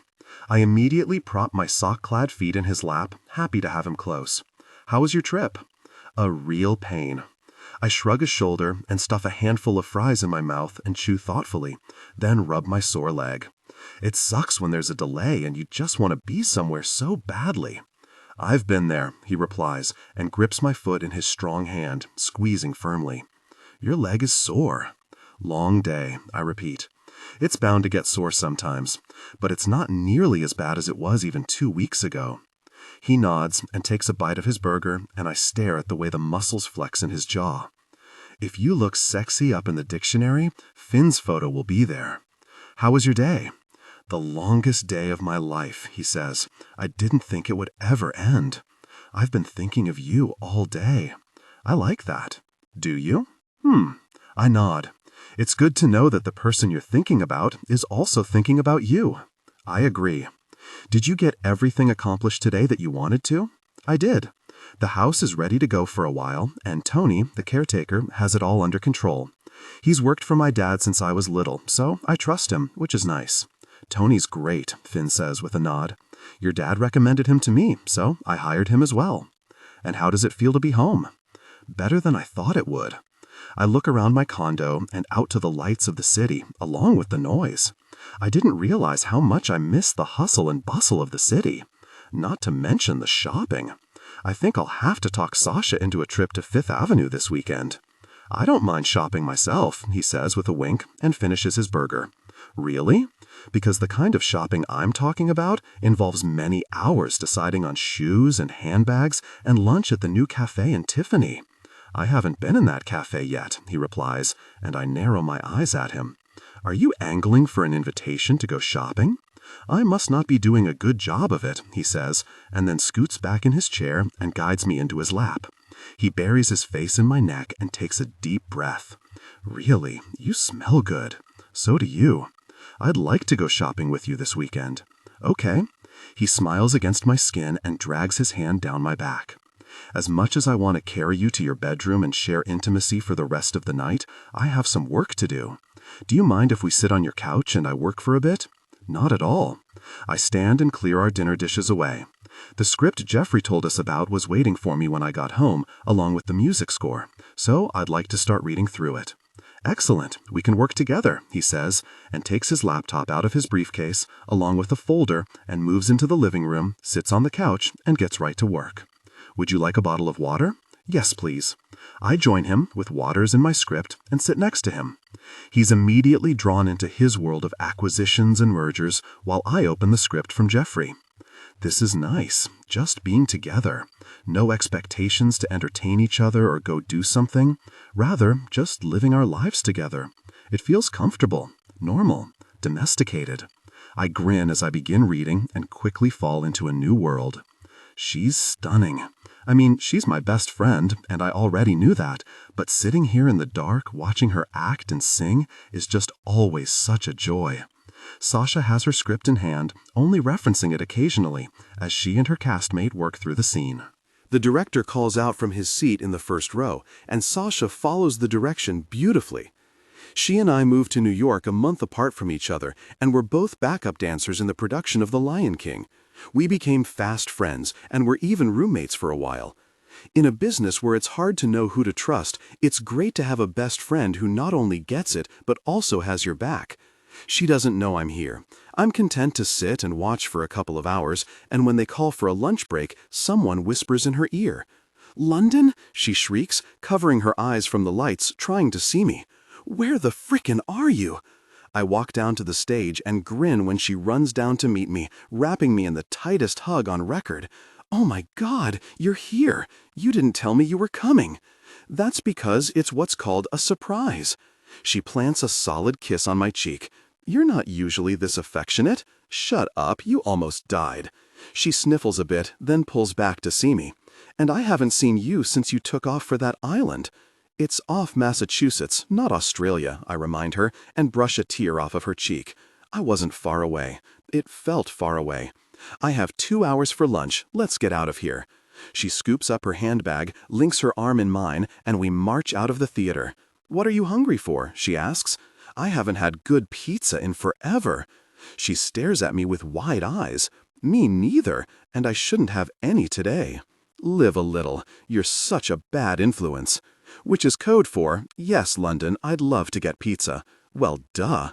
We giggle as we walk the few blocks to our favorite pizza joint, place our order, and find a booth to settle in. I'm so glad you're home. Me too. I needed to be at the beach to get better. The city was stressing me out. I know, but now that I feel better, being home is awesome. The waiter delivers my 2 slices and her 1 slice with a side salad. I can't believe you're eating pizza. I had a burger for dinner last night, I inform her, and you know what? I might have another one tomorrow. I mean, I don't want to sound like a difficult person, but how? How can you eat like that after you didn't for so long? I don't eat this way all the time, I reply honestly. I've just missed the food we can get in the city. And before you say it, I know I've gained a little weight. Well, you could barely walk for a long time, so that's to be expected, Sasha says logically. I'm going back to the gym starting tomorrow, and I'm going to try a dance class too. Do you think you'll audition for something? I chew my pizza, thinking about the script sitting in my condo. Maybe, but not for a while. I'm not in shape for it, and frankly, I don't know if I want to go back to the rigorous lifestyle, Sash. Ever? I don't know. I'm not 20 anymore, and working from 6 in the morning until midnight just doesn't appeal to me the way it once did. My body isn't the same. Yes, I've recovered from the injury, but I just don't know if I want to put myself through it again. I know, it's a lot of work. You don't have to tell me. I know, and that's why I'm talking about it with you. I've assumed from day one in the hospital that Broadway was over for me. Which is silly. No, it's not. I shrug. It's never been about the fame for me, it's the work. But you know what? It's been amazing to take some time off, to sleep in, to eat pizza without beating myself up for it later. I kinda like the new curves. But I can't do that and live the lifestyle I have to live to be at the top of my game for the theater. So what are you saying? Well, for now, I'm going to live my life and eat pizza, because life's too short to do otherwise.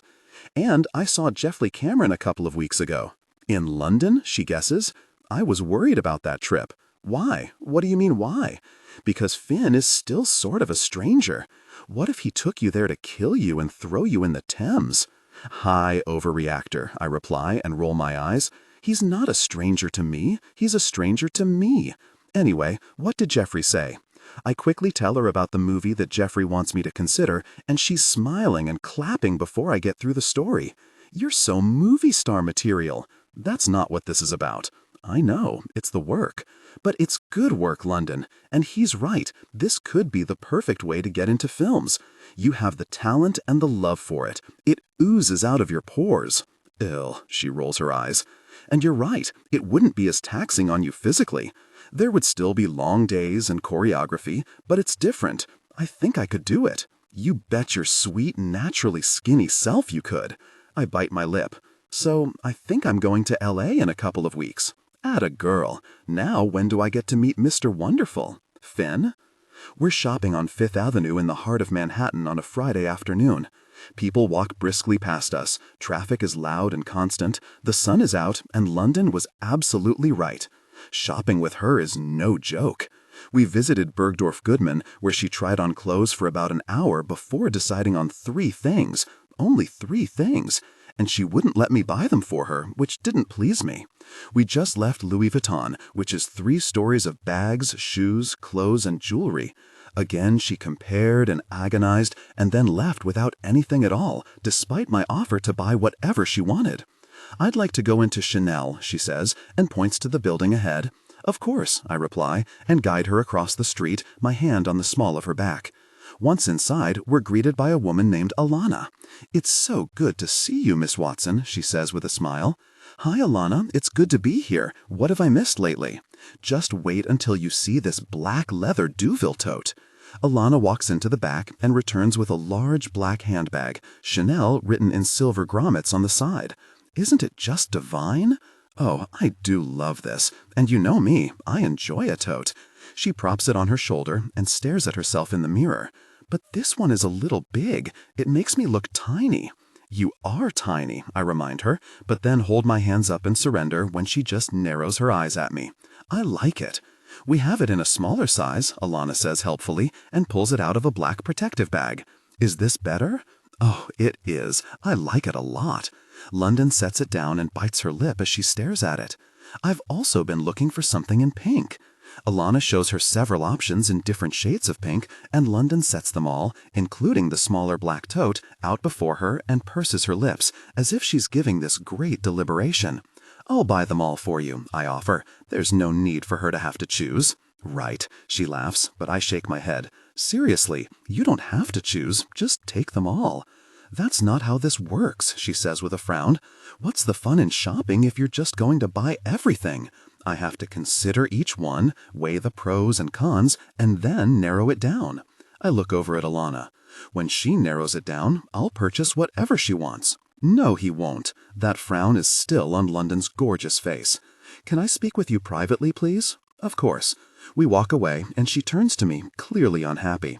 I don't need you to buy me all of the bags, or shoes, or anything. I know you don't need me to. I want to.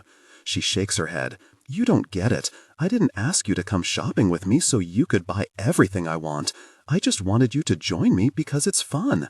And it's fun for me to buy you things. Listen to me. She steps closer to me and takes my hand in hers, her blue eyes almost pleading with me. Please don't do this. Okay. I hold my hands up in surrender. I won't buy you anything. I don't understand her at all. Don't most women want you to buy them beautiful things? I'm not going to take anything today, London tells Alana, whose face falls in disappointment. But I'll be back soon when I make a decision. We walk out of the store and across the street to Tiffany. I'm ready for some lunch, she says, and I'd like to try this new cafe. Sounds fine to me. We're seated, and I have to admit the space is beautiful. The furniture and walls are done in the signature Tiffany blue with accents of the same color throughout the room. This is gorgeous, London says. They did a beautiful job. We're served quickly and efficiently, and the food is delicious. Have you made any decisions? I ask her as we walk out of Tiffany, our stomachs full. There are several things that I'll go back for, she says, and I notice right away that she's slightly limping. You've been on your feet too long. What? She glances up at me and then shakes her head. No, I'm fine. London, you're limping. You're not fine. I am, she insists. I'm perfectly capable of finishing the day. Why? I stop in the middle of the sidewalk and take her shoulders in my hands, making her look up at me. Why would you do that? We live in this city, London. We can go shopping anytime we want. I don't want to go another day. I want to go today. She thrusts her chin in the air and glares at me. Rather than reply, I pull my cell phone out and call my driver, telling him to pick us up on the corner of 5th and 56th. Didn't you hear me? She demands. I see our car turn the corner, coming toward us, and I lean in to press my lips against London's ear. I heard you, but you're acting like a spoiled brat, and I need to get you in the back of that limo so no one can see me when I discipline you. She gasps and looks up at me in shock when the car comes to a stop at the curb. I hold the door open for her, and once we're settled inside, I close the partition between us and the driver, and confident that the tinted windows conceal us from anyone outside of the car, I do exactly what I threatened on the sidewalk. I turn her away from me and administer a like swat. What the... Really, Finn? Next time, the situation will be different. You don't get to just discipline me. And you don't get to wear yourself out to the point of limping just because you're really stubborn. You're hurting yourself for no reason, and I won't have it. I'll put up with a lot, but I won't have you hurt. She seems to lose her fire for a moment, processing my words. I'm a grown woman, she says. Don't I know it, I reply. I can't keep my hands off you, sweetheart. Well, you're keeping them off me now, she points out. You're over there with your arms crossed.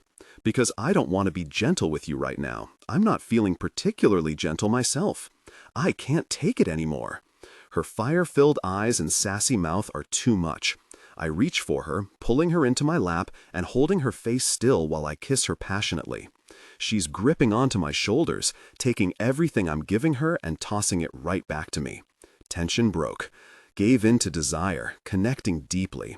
Passion peaked. They came together intimately. Deeply connected. We've reached your building, sir.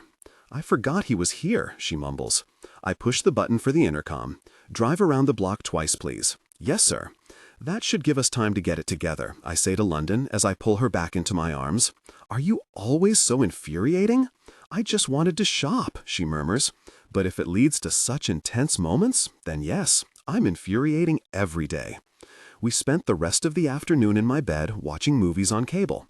I wanted her off that leg and comfortable. I got what I wanted. She's been quiet, but I assume that's because she hasn't felt well. "Are you sure you don't want something for your leg?" I ask for the 6th time. "I don't need it," she insists. "You're stubborn. Hi, pot, I'm kettle." She scowls at me. "My leg wasn't too bad for me to shop. I would have told you if it was." "What am I going to do if it throbs when I'm working, Finn? Tell the director to call it quits for the day?" "If you can't work, it's okay," I reply without thinking. "I'll take care of you." She sits and stares at me for a full 5 seconds and then buries her face in a pillow and screams. I guess that's a no? Oh my God, stop talking. She stands and stomps into the bathroom. She's in there for a long time, and just when I'm about to go in after her, she opens the door and leans on the door jamb.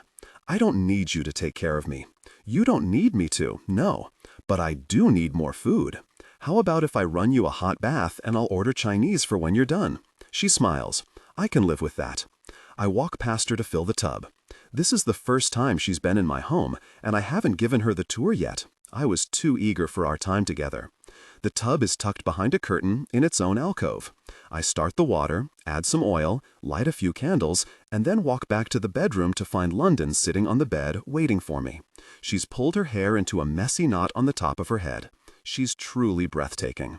"Ready for me?" she asks. "Always." I hold my hand out to her and lead her into the bathroom, and she gasps. "Holy gosh, Finn! What's wrong?" "This is your bathtub?" She immediately reacts, but I wrap my arms around her and hug her close. "No one can see you. It's floor-to-ceiling windows, and it's dark outside. They're privacy windows. Trust me, I'm not sharing this amazing person with anyone." I kiss her forehead and lead her to the bathtub. "This tub is ridiculous. It's like a hammock." She's right. It's supported on either side by a wall, with the spigot also coming out of the wall. But there is nothing beneath the tub except for tile. How is it staying off the ground? Doesn't the water make it heavy? Well, I don't have a degree in engineering or physics, but I can assure you that it's sound. She climbs inside and sighs in happiness as she leans back, the water covering her. "Are you really going to make me take a bath in this beauty by myself? This is a 2-person bath. If I'm in there with you, I can't order dinner." Later. She smiles up at me, and I know I can't resist her. I join her in the tub and shut the water off before it flows over the sides. She scoots so her back is resting against my chest and leans her head back. "See, this is nice." "Very nice," I agree, reaching for the sponge and soap. "I'm going to wash you." "That sounds lovely." I brush the sponge over her shoulders and her back, then follow the path again. "I should apologize," she says, making me pause. "I did sound like a child this afternoon, and it was ridiculous, so I'm sorry." "Apology accepted," I reply and kiss her temple. "I was just so frustrated." "Okay, talk to me. Tell me why." She sighs, as if the weight of the world is on her shoulders, and I want nothing more than to ease that burden. "I come from a wealthy family, Finn. My father, while ensuring that I have a work ethic, indulged me quite a lot while I was growing up. I didn't want for much, and I'm not complaining about that. When I moved to New York, I saw so many of my peers struggle to make ends meet while pursuing their dreams. They'd eat nothing but ramen and scrambled eggs because the rent is so high here. I never had that worry.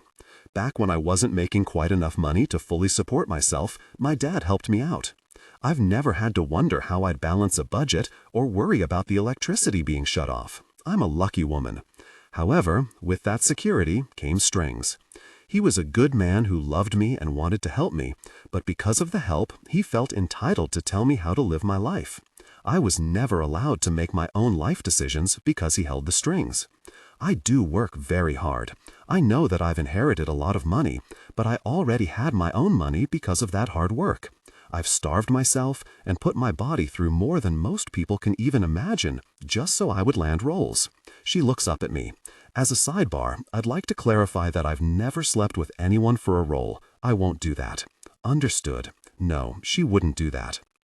I haven't had to ask my dad for help in more than a decade, and that's unusual for an artist living in Manhattan. I'm proud of it.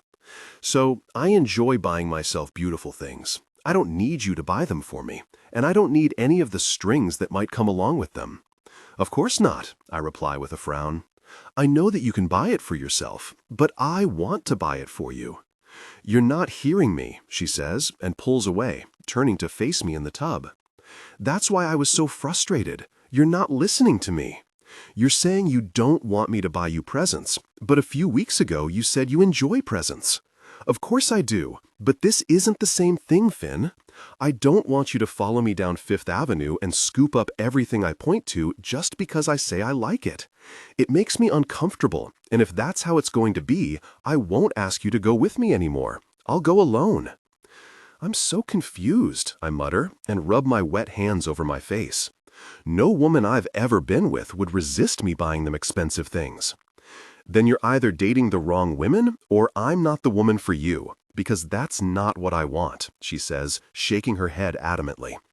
If you were to surprise me once in a while with something that we'd seen together that I hadn't already bought, I would think that's sweet, thoughtful. Okay, but that's really all I need from you, Finn, when it comes to gifts anyway. You already do so much for me. And I feel like I don't do enough, I reply honestly. I enjoy buying you things, not because you can't do it yourself, but because I just like it. I don't know if I can change that. I guess we'll just have to play it by ear. But what this really boils down to is, I need you to hear me. I know you're not a mind reader, so I'll do my best to be vocal with you when it comes to how I feel. But I need you to meet me halfway and listen. That's helpful. I smile and lean in to kiss her. I'm not going to apologize for that playful touch. You deserved it. I can live with that. I will apologize for not listening. Thank you. We're learning each other, sweetheart. It's just going to take time. I know. She turns back to lean against me, and we have all the time in the world. London. It's 2 weeks later, and we're on our way to dinner. Finn is driving this evening, and I'm holding on to my new black leather Chanel bag that I bought myself. Thank you very much. So, we're going to dinner with Carter, I ask, and watch in awe as Finn easily maneuvers his way through traffic. I've never been brave enough to drive in the city. Yes, and his date. Who's his date?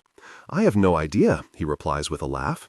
He called me yesterday and said that he has a first date with a nice woman, but he's not ready to go it alone yet, so I offered to double with him. So no one really knows her? I frown. What if she's horrible? If he asked her out, she's not horrible, Finn says with a laugh. True. Okay, well, this should be fun. How much has he dated since your sister died? I believe this is the first, he says. Oh, wow. I swallow hard and watch the cars as they go by. It must be hard to start all over. Especially when you have a child, Finn agrees. I don't think Gabby was ready either. Do you think she is now? I doubt it, he says with a shrug. But what's he supposed to do? Be alone forever? No, it's a tough place to be in. Finn exits off the freeway and finds the restaurant, leaves his Mercedes with the valet, and escorts me inside. Carter and his date are already waiting for us, and the look of sheer terror and relief when he sees us is slightly humorous. Hey, he says as he stands and shakes Finn's hand. You must be London. It's nice to meet you, I reply, and I'm surprised to be folded in a big hug. The Kavanaugh family is a bunch of huggers. Guilty, Carter says, and smiles down at me. Even if my last name is Shaw, the hugging has rubbed off on me. I turn to see a pretty, petite blonde smiling at us. Her makeup is impeccable, her nails recently done, and she is also carrying a Chanel handbag. We're going to have plenty to talk about. I'm London, I say, holding out my hand. Zoe, she replies with a smile, shaking both Finn's hand and mine. We all sit, and I don't give the awkward silence a chance to settle in. So, Carter, how did you and Zoe meet? At a coffee shop, she says before he can. We go to the same one every morning, around the same time. I finally got the nerve up to talk to him about a week ago. That's so fun, I reply with a smile. I don't think I know anyone who's met that way. Zoe smiles warmly and rubs Carter's arm, which seems to make him uncomfortable. He takes a sip of his water. Carter is definitely not ready for this, the poor guy. And I feel badly for Zoe because she seems to be really into him. Ugh. Finn lays his hand on my thigh under the table and gives it a gentle squeeze. I'm not sure if he's thanking me for spearheading the conversation, but I do my best to keep it going. "And what do you do, Zoe?" "I'm a financial advisor," she says. "I do math all day long." "Well, bless you, because math makes me break out in hives." "Someone has to do it," Finn says with a smile, and easily steers the conversation to investments and stocks, which I try to keep up with, but my experience with the subject is limited. Carter also participates and starts to loosen up, and at one point actually puts his hand on Zoe's shoulder, which I take as a good sign. "How do you and Finn know each other, Carter?" Zoe asks, and takes a bite of her salad. "Oh," Carter says, surprised. He's blinking, looking to Finn for help. "Carter and I are brothers-in-law," Finn replies smoothly. "He was married to my late sister." "I see." And just like that, Zoe completely shuts down. I can almost see the brick walls being constructed around her, and her eyes have gone cool. She sets her napkin on the table and stands. "If you'll excuse me, I'm going to visit the restroom." She walks away, and the guys both look around dumbfounded. "What did I say?" Finn asks. "It's okay. I'll go talk to her." I pat Finn's arm and then follow Zoe into the women's restroom. We're the only two in there when I arrive, and Zoe is standing at the sink, leaning on the countertop, her head bowed. "I take it Carter hadn't gotten around to telling you that he'd been married before." She looks up at me with sad eyes. "No, he hadn't. And it looks like that's a problem for you."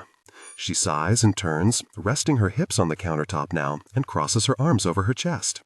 "Did he tell you he has a daughter?" "Yes." "At least he wasn't a jerk." "And I don't mean to sound petty," Zoe says, shaking her head, "but I can't compete with a ghost, London. I can accept a child, and if he were divorced, well, it happens all the time. But a widower? That's tough, because I don't want to feel like I'm being compared to someone who isn't here anymore. And if the way he's acting is any indication, I don't think he's dated much, which only makes it worse."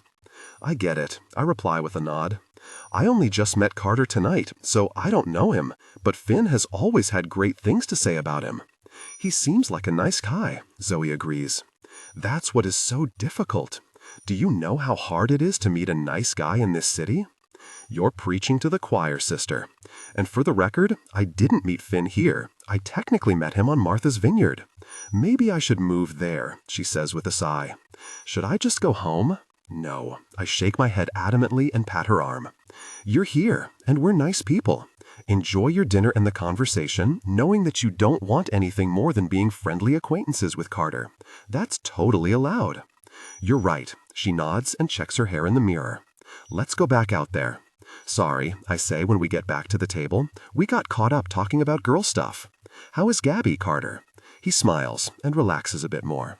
"She's doing really well, thanks. She talks about you all the time. She's a sweet girl." Carter coughs, almost choking on his wine. "Don't tell me you don't think she's sweet."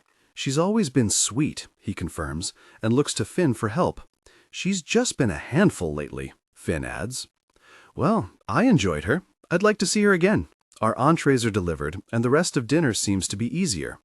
Maybe it's because Zoe has decided that Carter isn't the man for her. I don't know, but the atmosphere is lighter. After dessert has come and gone, and I'm stuffed to the gills, Finn's phone rings. "It's Quinn," he says to Carter, who just shrugs. "This is Finn." He listens for a moment, his eyes narrowing, and I have a very bad feeling. "Which hospital?" "Uh-huh." "Carter and I just finished dinner. We're not far from there." "Yeah, we're on our way." He hangs up and tucks his phone away, then waves our waitress down. "What's going on?" Carter asks. "Mom's in the hospital," Finn says, his voice cold steel. "What happened?" I ask. "Quinn didn't give me any specifics, just said we need to get there. I don't know what's happening." "I'll take Zoe home and meet you there," Carter says, but Zoe shakes her head no. "I'll grab a cab, Carter." Carter frowns, but Zoe insists. "Really, it's okay. You should go be with your family." "You're absolutely sure?" "Yes." She smiles at all of us. "I'm sorry for the way it's ending, but I had a nice evening." We wait to make sure Zoe is safely in a cab before we leave for the hospital. "I want to know what's going on," Carter grumbles as he walks to his car. "Me too," Finn says grimly. "I hate the smell of hospitals. Disinfectant that seems to cling to my nostrils. They all smell the same, including this one.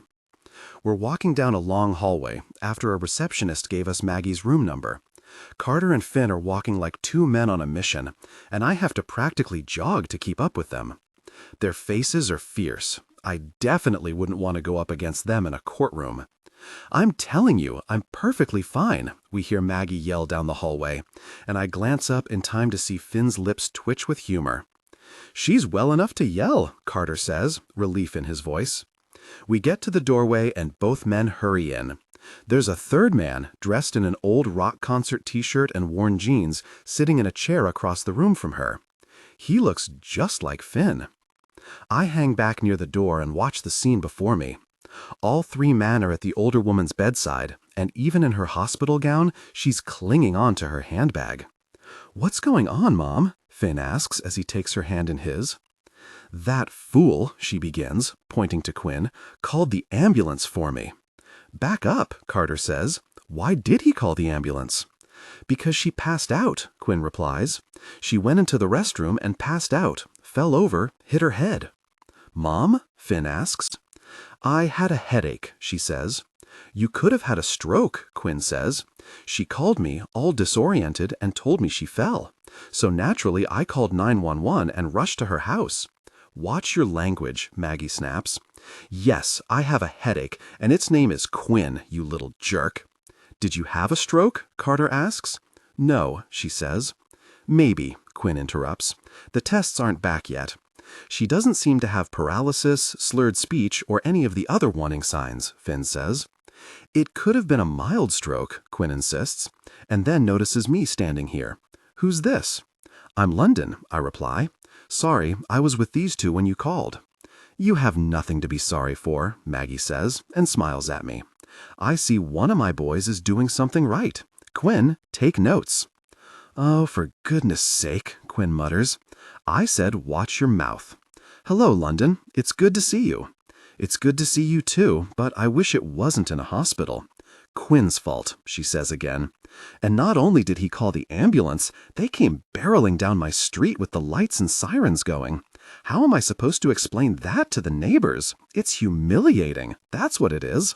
"No, it isn't," Carter says gently. "We need to make sure that you're okay. You're the only one like you that we have." Although, Quinn is a bit paranoid, Finn concedes. "Making sure my mother didn't have a stroke?" Quinn demands. "Besides, I need to be on top of it. People in this family have a habit of not telling us all the full story when it comes to medical issues." There's an awkward silence, and I make a mental note to ask Finn what Quinn meant later. "There's no need to go over that again," Maggie says, her voice softer now. "What's done is done, and we can't change it." "But you can't coddle me," Quinn says, clearly frustrated. "Next you'll be saying that I shouldn't live on my own anymore, and you'll all try to put me in a home or something. And let me tell you right now, I'm not going to live in any home."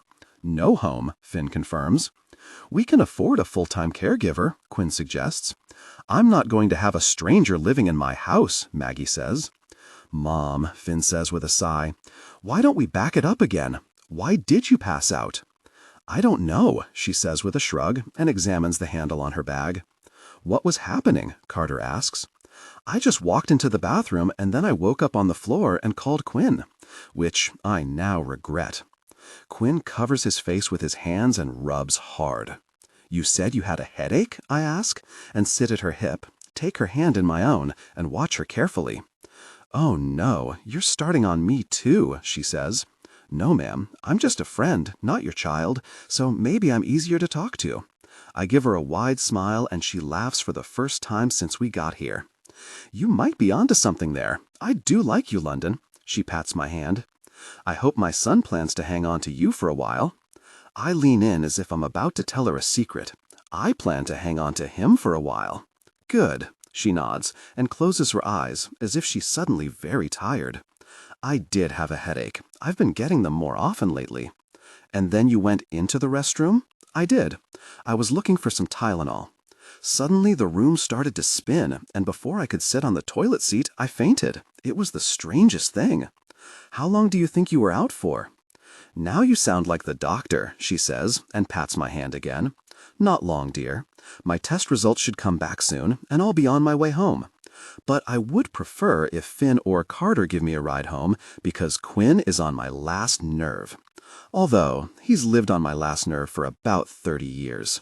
"I'm your favorite," Quinn says with a smile, just as the doctor walks into the room. "Well, look at this party," she says, and opens her laptop. "Mrs. Kavanaugh, I'm happy to report that you did not have a stroke, and your heart is healthy as well." "I told you," Maggie says.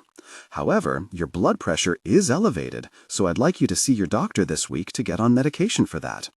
"It's elevated because I'm in the hospital." "That could be," the doctor says with a nod. "So it's a good idea to see your doctor this week, and they will take it again to see if it's back to normal or if you need that medication." "She'll go," says, earning a glare from his mother. "High blood pressure can cause those headaches and the wooziness," the doctor continues, "so be sure to do that for me. I'm going to give you something to bring it down temporarily." "Thank you," Maggie says. "Does this mean I get to go home?" "I don't see why not. I'm going to order that medicine, and we'll finish pushing these fluids so you're nicely hydrated. That's another thing. Be sure to drink lots of water. Being dehydrated can also lead to those headaches." "I drink plenty of tea." "No, ma'am," the doctor replies. "You need just plain old water. Add some lemon to it if you like." And with that, she leaves, and we're left with a moody Maggie. "I'm 72 years old," she says with a scowl. "I think I know what I need." "You're the most stubborn woman I've ever met," Quinn says. "I've met another," Finn says, and points at me. "Me?" I demand. "Oh yeah, you."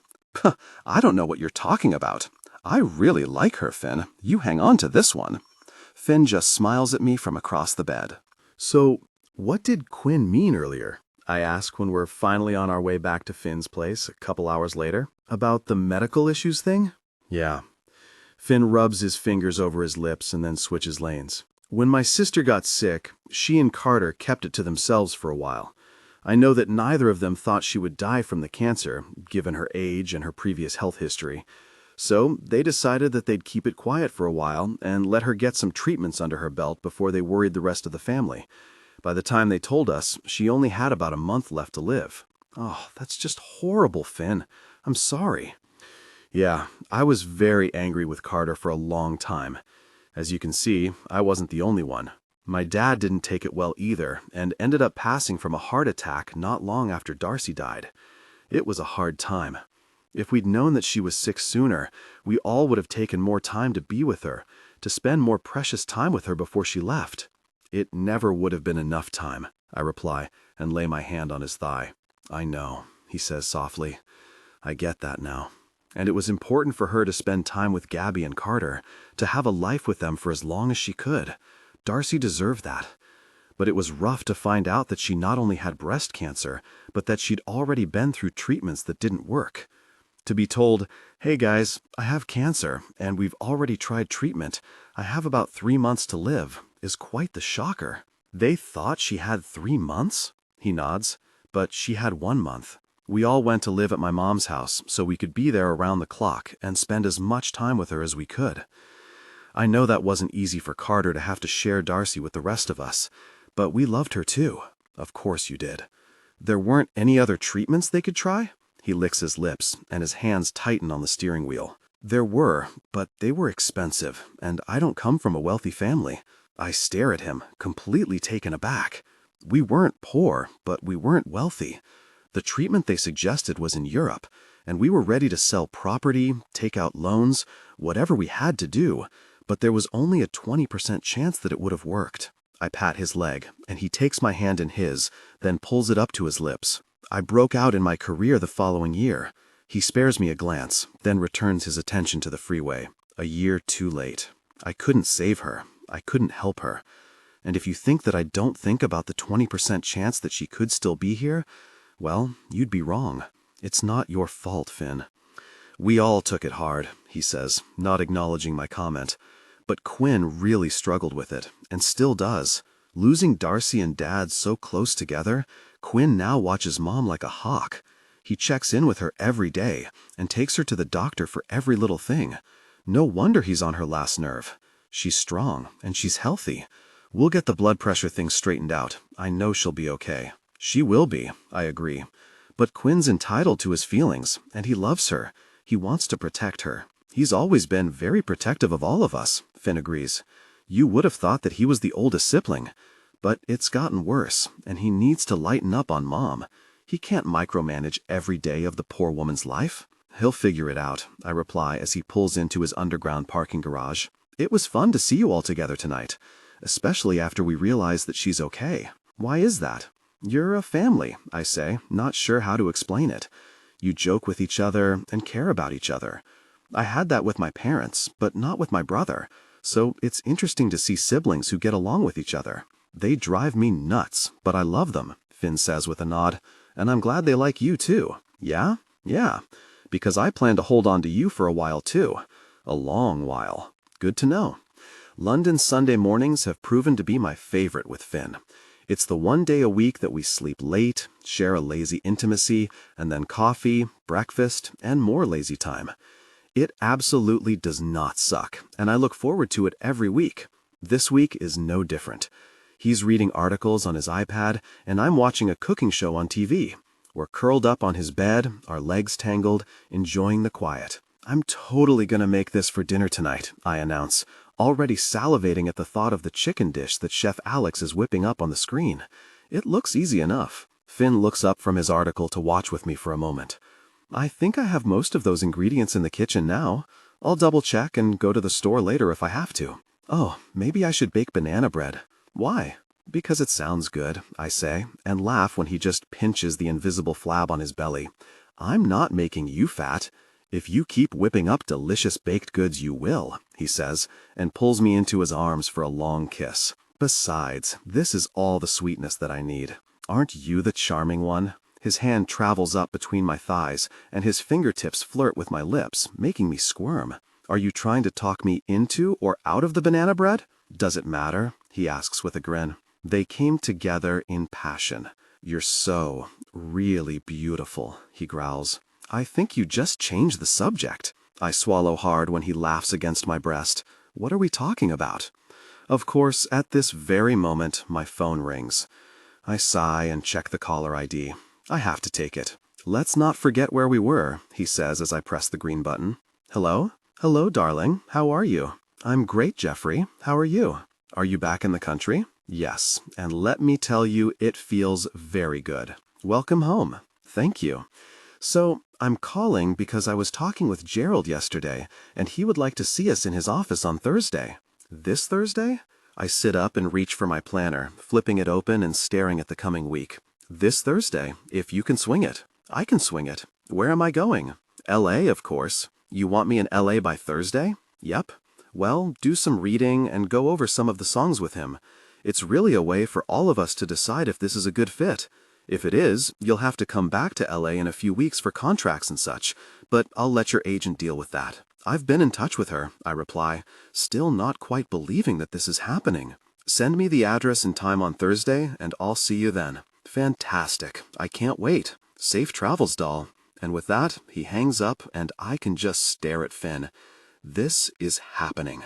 On Thursday, apparently.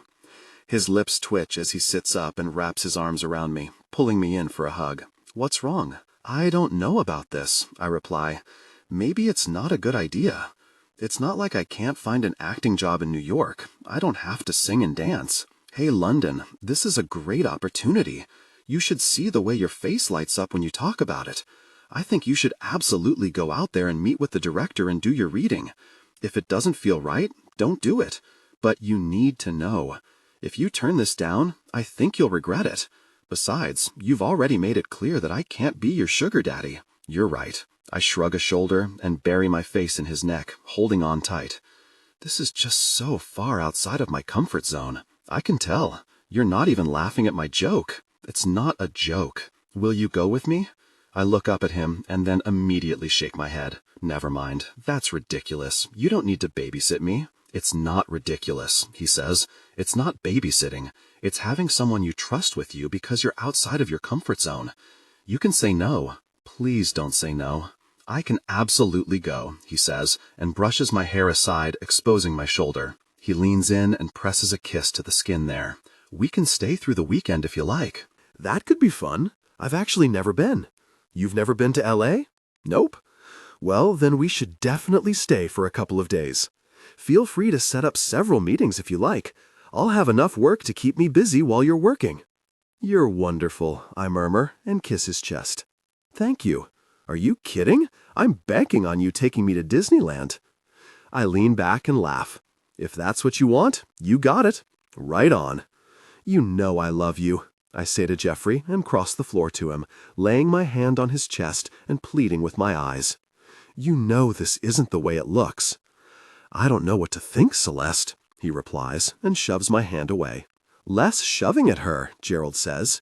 You're not just angry, you're hurt. I put my hand back on his chest. You know this isn't the way it looks. I don't know what to think, Celeste. He takes my hand off him and lowers it, then pulls his hand away. Better, Gerald says. You two do have excellent chemistry together. I've seen your shows. You've seen the shows Jeffrey and I did together? Yes, and all of the others. I've seen all of your shows, he repeats, and sits on a sofa, as if he just told me he loves cheese. Gerald has been a Hollywood powerhouse for 20 years. To hear that he's seen my work is beyond humbling. I've wanted to work with you for a long time, he continues, but your agent always told me you were content in theater. She didn't tell me that you were the interested director, I reply, making a mental note to have a conversation with my agent Liz. Would that have changed your mind? Gerald asks. Honestly, I don't know. Maybe. It's an honor to be considered for this role. This role could change your life, he says. I look over to Jeffrey, who just smiles that wide, handsome Cheshire cat smile. Like I said, I'm honored to be here. If this is a go for you, and if the contracts work out, I'm in. I have to warn you, Gerald says, never looking away from my eyes. There will be a lot of choreography. This film is a full-fledged musical, similar to Chicago, La La Land, and The Greatest Showman in intensity. You'll be singing and dancing every day. I want to be in the studio a month before we start filming for choreography and to record the music. I can do that. Are you sure you're healthy enough for the physical demands? I lick my lips and hold Gerald's gaze. I am healthy enough. My physical therapist released me fully, and I can have those records sent to you if you'd like. I've started dance classes again, and I can pick the pace up on that. I've not let up on my vocal training, so that's as strong as it ever was. That's good to hear, Gerald replies and nods. Very good to hear. Would you mind meeting with the choreographer tomorrow to go through some of the basics? Is my getting the part dependent on this? No. He looks over at Jeffrey and then back to me. You've already got the job. I'd just like to take advantage of you being in town. I'll squeeze it in, I reply, and stand when he does. Thank you, Gerald. Thank you, London. This is going to be a lot of fun. Jeffrey walks me outside and stands with me while I wait for my car. You did so great in there, he says, and pulls me in for a big hug. Thank you for doing this. Are you kidding? Thank you for thinking of me for it. We're doing a movie together. Yes, we are. How long are you here? Finn and I are here through the weekend. So, things are serious with Finn? I'd say they are, yes. I look up at him and then roll my eyes. Okay, overprotective friend. He's not an actor, thank God. Non-actors don't get it, London. The fame, the money. He has plenty of his own money. Okay, the fame then. It's not easy. Well, I guess we'll see what he's made of then, won't we? I shrug and climb into the back of my car, waving at him as we pull away. The drive to the hotel doesn't take long, and when I walk into the suite, I don't immediately see Finn, making me frown. He was here working all day. Maybe he went out for something? I wander through to the master bedroom and hear the shower in the connected bathroom. That body is sculpted perfectly. The skin is smooth, with a light spattering of hair in all the necessary places. He's not overly hairy, thank the good Lord. His dark hair is a bit too long, but I like it, and it seems his brown eyes can sometimes see right through me. I'm in love with him. What? No. I blink rapidly and watch when he turns to wash his hair. He still hasn't seen me. I'm in love with him, and I want him right now. I open the shower door and step inside. Sorry, I don't need any housekeeping, he says with a smile. Oh, I'm not housekeeping, I reply. We shared intimacy. Eyes darkened. afterwards, breathless. All I care about is claiming Finn, because he's mine. Finn urges me to my feet, spins us out of the stream of the shower, and boosts me up against the wall, the cold tile hitting my back. "You must have had a good meeting," he says, and bites the fleshy part of my shoulder. "It's been a good few weeks," I reply, my fingers in his wet hair. "I want you, Finn." "Gathered that," he replies. Passion peaked, came together intimately, deeply connected. "You feel so very good." "This always feels so very good," I agree, and sigh in pleasure when he licks across my collarbones, then nibbles up my neck. "You're so really good with your mouth." I feel him smile against me. "I've been thinking about this all morning," he murmurs. "You, your body, the sound you make when we are close. Can't help it. I can't catch my breath. Look at me." His voice is hard, and I immediately open my eyes to find his brown ones searing into me. "You're mine. Do you understand?" I blink and nod, surprised by the intensity that's coming off of him in waves. "This," he held me close, "this is mine." I nod again. "I want to hear you say it." His lips are almost pressed to mine. His body is doing delicious things to me, and I'm on the edge of losing control. "I'm all yours, Finn," I reply, and wrap my arms around his neck, holding on for dear life as he kisses me passionately. He moved closer, faster, and when he groans in my ear, that's it for me. He reached his peak right after me, and we stay here for a moment, both panting. I'm not sure I could stand if I had to. If I'm not mistaken, Finn Cavanaugh just claimed me, and it was the hottest moment of my life. His face is buried in my neck, and when his breathing has slowed, he gently lowers me to the floor. "Are you okay?" he asks. "Oh, I think I'm better than okay. I might be bordering on fabulous." He smiles and kisses my forehead. "You make me lose myself, London. It's new. I think I lost myself that first morning on the beach. Could it have been then? I've never believed in love at first sight, but since I met Finn, I've hardly been able to see much of anything else. You get washed up, and then come tell me all about your meeting."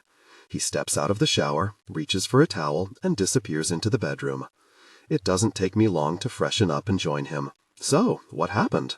"First, we sang. I'm happy to report that my voice is as strong as ever." "Of course it is," he says, and pulls a t-shirt over his head. "Then we ran some lines, and Gerald even did some directing. The chemistry with Jeffrey is still there in spades." Finn's eyes narrow. "Finn, he's gay. And a good friend. He's a red-blooded man, London. A gay one. He's more interested sexually in you than he is me." His eyes widen now, and I just laugh and walk to him so I can hug him hard. "And then what happened?" "We talked. The job is mine, if I want it. Of course, I'll have my agent look at the contract and the terms, but if it's all agreeable, it's mine." "You look hesitant." I sigh and walk over to the sliding glass door to look out at the city. Part of me is hesitant. "London, you're an amazing actress." "I know." I turn back to him and smile. "That's not it. I know I'm good, and I know I can do this. A few months ago I wouldn't have been so sure, but I am now." "What is it then?"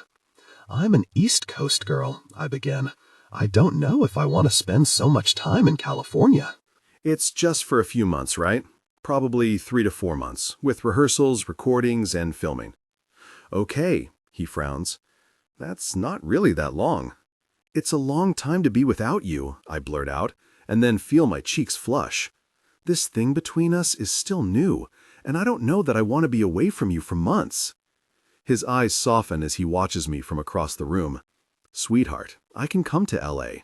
Probably not full-time, but at least half of the week. And I know they'll give you some days off. You can always come to New York." "You do that?" "Well, I don't love the thought of being without you for months either. And as quickly as 3 months can pass, it's just too long to go without being with you. So I don't really see an alternative." "That's a lot to ask," I reply and shake my head. "London," he says, interrupting me. "It's just what people who love each other do, right?" I stare at him, not entirely sure I just heard him right. "Yeah, I suppose so." Okay then, well, make it work. I'm not worried about that part at all. It's an amazing opportunity for you, and you should go for it. It's going to be unlike anything I've ever done before. I know live theater inside out, but I've never done anything like this before. You're a smart woman. I have no doubt you'll do great. He walks to me and lowers his lips to mine. How did this man come to be in my life? London girl, you killed it, Sasha says as we leave our first class of the day. It was a contemporary dance class, and it put us through the paces. Your leg seems to be doing well. It's good, I reply, and wipe the sweat off my face. It's twingy today, but not achy, which is a huge improvement. Are you sure you should do the next class? Yeah, I can modify it if I need to, but I think I just need to stretch it out a bit. I drop my gym bag and water bottle to the floor and lift my leg against the wall to stretch it out. There's a bit of a pull, but no pain. The pull is to be expected because I'm still getting back into dancing shape. I had no idea it was this hard to get back into shape. Did you think it just happened overnight? I've danced since I was little, I remind her, so I've never not been in shape. You're the kind of girl the rest of us hate. She takes a drink of water and wipes off her own face. I wish I was naturally athletic. If I don't go to class every day, I'm doughy in no time. And then it takes twice as long to not look like the Stay Puft Marshmallow Man. That's not what you look like. Yeah, because I go to class every day, and I eat celery at every meal, she replies. Seriously though, I love how healthy you look. Thanks, I grin as my phone rings, and I yank it out of my bag hoping it's Finn. But it's not. Unknown caller, I murmur and hit the green button. Hello? Hey, London Bridge, Kyle says, his voice happy and, dare I say, sober. Hi, Kyle. How are you? He asks, and I frown, staring at Sasha. She asks who it is, and I mouth, Kyle. I'm good. You just caught me. I'm in between dance classes. You're dancing again? That's great. You must be feeling better. I pull the phone away from my ear and stare at it in confusion, and then say, I am feeling better, thanks. Good, I'm glad to hear that. He sniffs loudly, which tips me off to the fact that he's probably not sober, but doing his best to sound like it. I have some good news too. Oh? What's that? I'm going to rehab, he says. And I just sit on the floor, pull my knees up to my chest, and hang my head in my hand. I've heard this 1,000 times. Really? Where are you going? At a place in North Carolina, he says. Right on the beach, so I'll have a good view while I'm hating life. A good view is nice. So did you get the trust to approve it? He's quiet for a moment, and I know I've said the wrong thing. Of course I did, he says, his voice harder now. Do you think I can afford rehab on my own? No, that's why I asked. I don't understand, he says, tears in his voice now, and I just roll my eyes. I just don't understand why you always think the worst of me. Of course I got it approved by the trust. Are you worried that I'm going to cut into your money? Good gosh, Kyle. Of course not. That's your money. It was just a question. I'm sorry, he says, sniffling more. I know you just have questions. Yeah, I would have questions too. Sasha taps on her wrist, signaling that the next class is going to start soon, and I nod. I'm really glad that you're getting help. I hope that it's successful. It will be, he says confidently. I promise. I'm not going to let you down this time. I'm all you have, and I'm going to be here for you. Right, I hope so, Kyle. Keep me posted on your progress, will you? Do you really want me to? Of course. I stand and reach for my stuff, but I have to go to my next class now. Yeah, you go to class. He sniffs again. I just needed to talk to you, but I guess you're too busy for me. I roll my eyes again and sigh. Kyle, this is work. You know that. And I can't keep a job because I'm a loser junkie. Yeah, I know. You go to class. He hangs up in my ear, and I toss my phone in my bag and stare at Sasha in bewilderment. So that went well? Not really. I shrug a shoulder. He's paranoid, and his moods are all over the place, which is typical for an addict. But he says he's going to rehab. Do you think he will? No. Speaking of rehab, Sasha says, do you remember Fiona Masterson? I frown. The playwright? Yes, that's the one. Rumor has it that she has a new musical that she's been shopping around, but no one will touch it. Why not? Sasha frowns. Because it's about addiction, overcoming it, and moving on from it. I lean against the wall and stare at her. Really? Why doesn't anyone want to fund it? Because it's a tough subject, and a lot of the heavier pieces don't do as well. She shrugs, and my wheels are turning. I remembered when Kyle called. I don't know if you've ever thought of funding a show, but this might be a good one. I clear my throat as we walk into the dance room. Something to think about for sure. Let's dance. She squeezes my arm and takes her place next to me, and my mind drifts to my brother. I don't believe Kyle's really going to get clean, nor do I think he wants to. He's trying to manipulate me, but for what this time? I'm not sure. That's a lie, I know. He wants money. He always just wants money. I wish I could trust that he was being honest. I wish that with all my heart. I don't want to have to bury my brother. But this is Kyle we're talking about, and that's not the case. He's done this to me and my parents so many times. So, no more answering unknown caller calls. I don't have room in my life for toxicity, and Kyle is the most toxic person I know. I've been through 3 dance classes today, and I'm not limping. That's a win in my book. As soon as I get back to my condo, I call Finn's cell. He's out of town for a couple of days, but I'd like to hear his voice. "Hey, baby," he says, but I can tell he's in a hurry. "Hi," I reply, and hold the phone closer to my ear. "Are you busy?" "I'm trying to stay busy so I can wrap this up quickly and get home to you," he says, making me smile. "Are you okay?" "Yeah, I was just wondering if you'd look into something for me regarding my dad's estate." "Of course. What's up?" "I got a call from Kyle this morning. He says he put in a request with the trust for rehab, and I just want to find out if that's true." "I'll make some calls and let you know." "No huge rush. I know you're busy. But yeah, when you have time, I'd appreciate it." "No problem." "Are you okay after that call?" "It was weird," I reply honestly and rub my hand over my face. "But I'm fine." "What are your plans for tonight?" "I think I'm going to have Sasha over for dinner and then early to bed. I have an early class tomorrow." "Okay, baby. I'll call you when I'm finished with meetings this evening." "Sounds good. Talk to you later." "Later." I hang up and walk into the bathroom, start the shower, and then send Sasha a text. "Want to come over for dinner in a couple of hours? I'll make you fish tacos." I step under the hot stream and tip my head back to wet my hair. Sasha replies right away. "Hell yes. I'll bring the tequila." I snort out a laugh. "See you soon." "So where is Finn again?" Sasha asks a few hours later as we devour our fish tacos. "Miami," I reply. "Something for work. And it sucks because he comes home tomorrow, and then I leave the next day for LA, so I only get to see him for a little bit. That's kind of sweet and pathetic, all at the same time." I laugh and pour us each our second shot of tequila. I reach for a slice of lime, sprinkle salt on my hand, lick it, and take the shot, then shove the lime in my mouth and wince. It's so bad that it's good. I smack my lips together and then take another bite of my taco. And for the record, these are fairly healthy. I only put a little cheese on them, and they're delicious. I need to learn to cook like this. She takes a bite. I still haven't met him, by the way. Finn? No, Santa Claus. Of course, Finn. I know, I'm sorry. Our schedules are all wonky. Well, set up a time, I promise. Did you just say wonky? She covers her mouth with her hand and snorts. Wonky! How are we buzzed after 2 shots? Because we're little and we don't drink much, she says.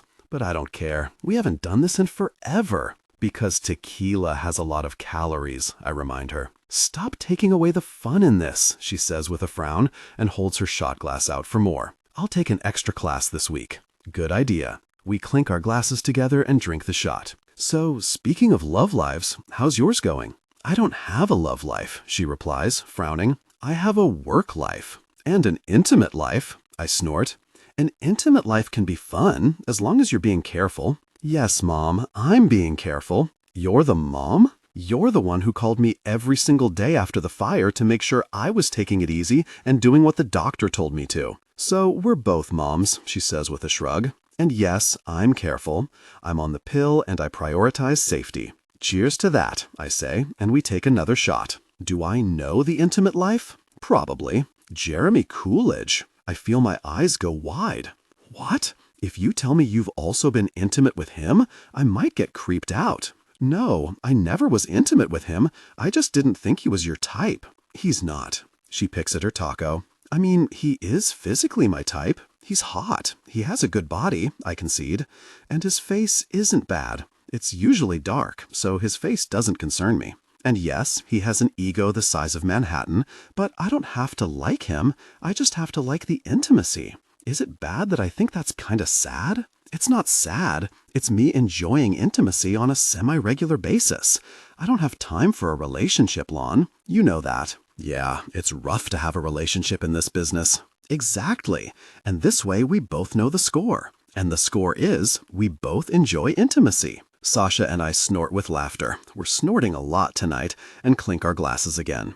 Cheers to connecting, I reply, and wiggle my eyebrows. Enjoying intimacy regularly is nice. So Finn's good at intimacy. I just nod and take a drink of water. I am tipsy. Like, exceptionally good? How would I know if he's exceptionally good? Don't you watch adult films? I'm laughing so hard now I have to put the water down or I'll spill it all over myself. No, I don't watch adult films. You're missing out. Okay, how good is he?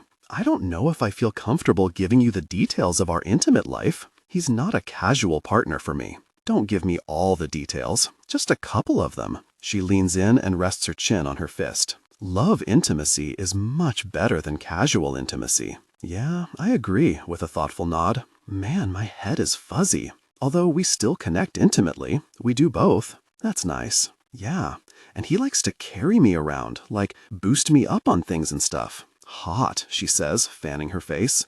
Totally hot. And he's really good at showing affection. Gotta love a man who's good at showing affection. We clink our glasses and take a shot. Cheers to that, I reply, and then giggle. So yeah, Finn's got skills. Good for you, she says with a nod. My house phone rings. You're fancy with your house phone. I have to have it for the doorman, I reply, and pick up the phone. Yellow. Sasha snorts, and I put my finger up to my lips, telling her to be quiet, but she doesn't listen. Hello? Ms. Watson, Mr. Kavanaugh is here to see you. Oh, send him up. I hang up and turn to Sasha in excitement. Finn's here. I thought he was in Florida. I did too. I sit back on my stool at the kitchen island and shrug. He must have come home early. He missed the intimacy, she says with a wise nod, and I can't blame him. You're silly. But man, I hope that's the case, because I miss him. Which is silly. He's only been gone for like 36 hours. There's a knock on the door, and I hurry over to answer it. Hey! I throw myself in his arms and hug him tightly. You're here! I'm here. He leans back so he can look at me and smiles widely. And you're drunk. Tipsy, I correct him, and I'm so glad you're here, because you finally get to meet my BFF. Well, hello there, she says, looking him up and down. And who can blame her? I mean, look at him. Nice to meet you, Sasha. I get it now, she says to me with a nod. And when the salt and pepper starts, holy gosh, right? I'm missing something, Finn says, but I just shake my head no. I should go, Sasha says. No, I didn't mean to interrupt your evening, Finn says. I just got back to town and thought I'd stop and say hi. It's okay, Sasha replies, slinging her handbag over her shoulder. I need to call my casual dating partner. I don't want to waste this tequila. She hugs me and wiggles her fingers goodbye as she walks out the door. Please tell me she's taking a cab, Finn says. Oh yeah, we don't drive in the city. He pulls me into his arms and kisses me softly. You smell like tequila. That's because I've been drinking it, I reply, and drag my fingertips down his cheek. We don't do this often, but tonight it felt good. I'm glad. That I don't do it often, or that it felt good? Both. He kisses my forehead, and even that makes me tingle. I giggle. What? He asks. You make me tingle, I whisper. Is that right? You've been making me tingle for some time now. He picks me up, and I wrap my legs around his waist as he carries me into my bedroom and drops me on the bed. And I like it when you carry me.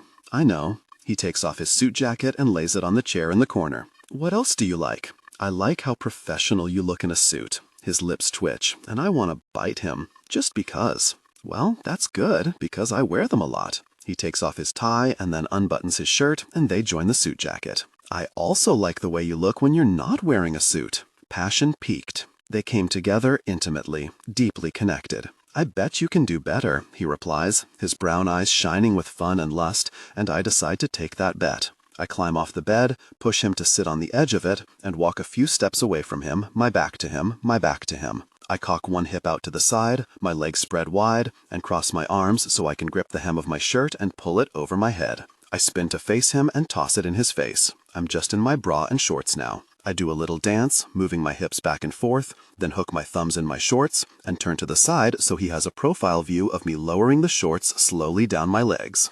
Tension broke. They gave in to desire, connecting deeply. Afterwards, breathless. So glad it happened, I repeat. Did that sober you up any? He asks.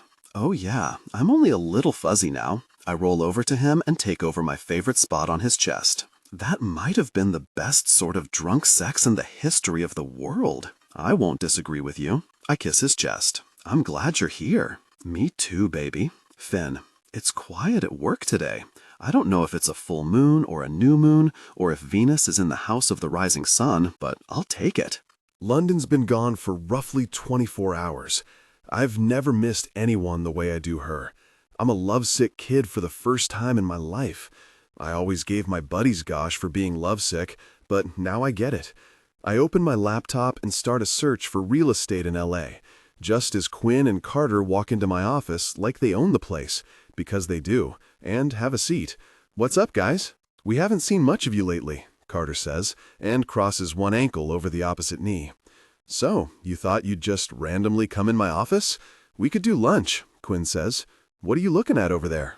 "Real estate. You just bought that condo," Carter replies. "And I'm keeping it," I say. "But I'm considering something in LA." They're quiet, too quiet, so I glance up to find them both staring at me like I've gone off my rocker. "What? You want to move to LA?" Quinn asks. "No, not full-time anyway. But London's going to be working there, and if this film does as well as everyone thinks, she'll be working out there more and more. Having a place would be much better than living out of a hotel room." "You can rent a house," Carter suggests. "Real estate isn't a bad investment," Quinn says, and I nod. "Exactly. It would be an investment property that we use when London's on set." "We?" Carter asks and leans forward. "Finn, we have a firm to run here. And as you know, I can do a lot of the work remotely." "Not all of it," Carter counters. "We can't just have you jetting off to follow your girlfriend around. I mean, I'm as romantic as the next guy, but this just doesn't make sense. Have I let either of you down yet? I spend months away every year. The difference is, now I have a woman that I care about with me. There won't be a problem with my work ethic." "We're not questioning your work ethic," Quinn adds, "but this is a different level of commitment. It's different if she's here, but if you're planning on being gone, even 20% of the time, that leaves a lot on us, and I'm not sure I'm okay with that." "Gosh," I mutter, and rub my fingers over my mouth in frustration.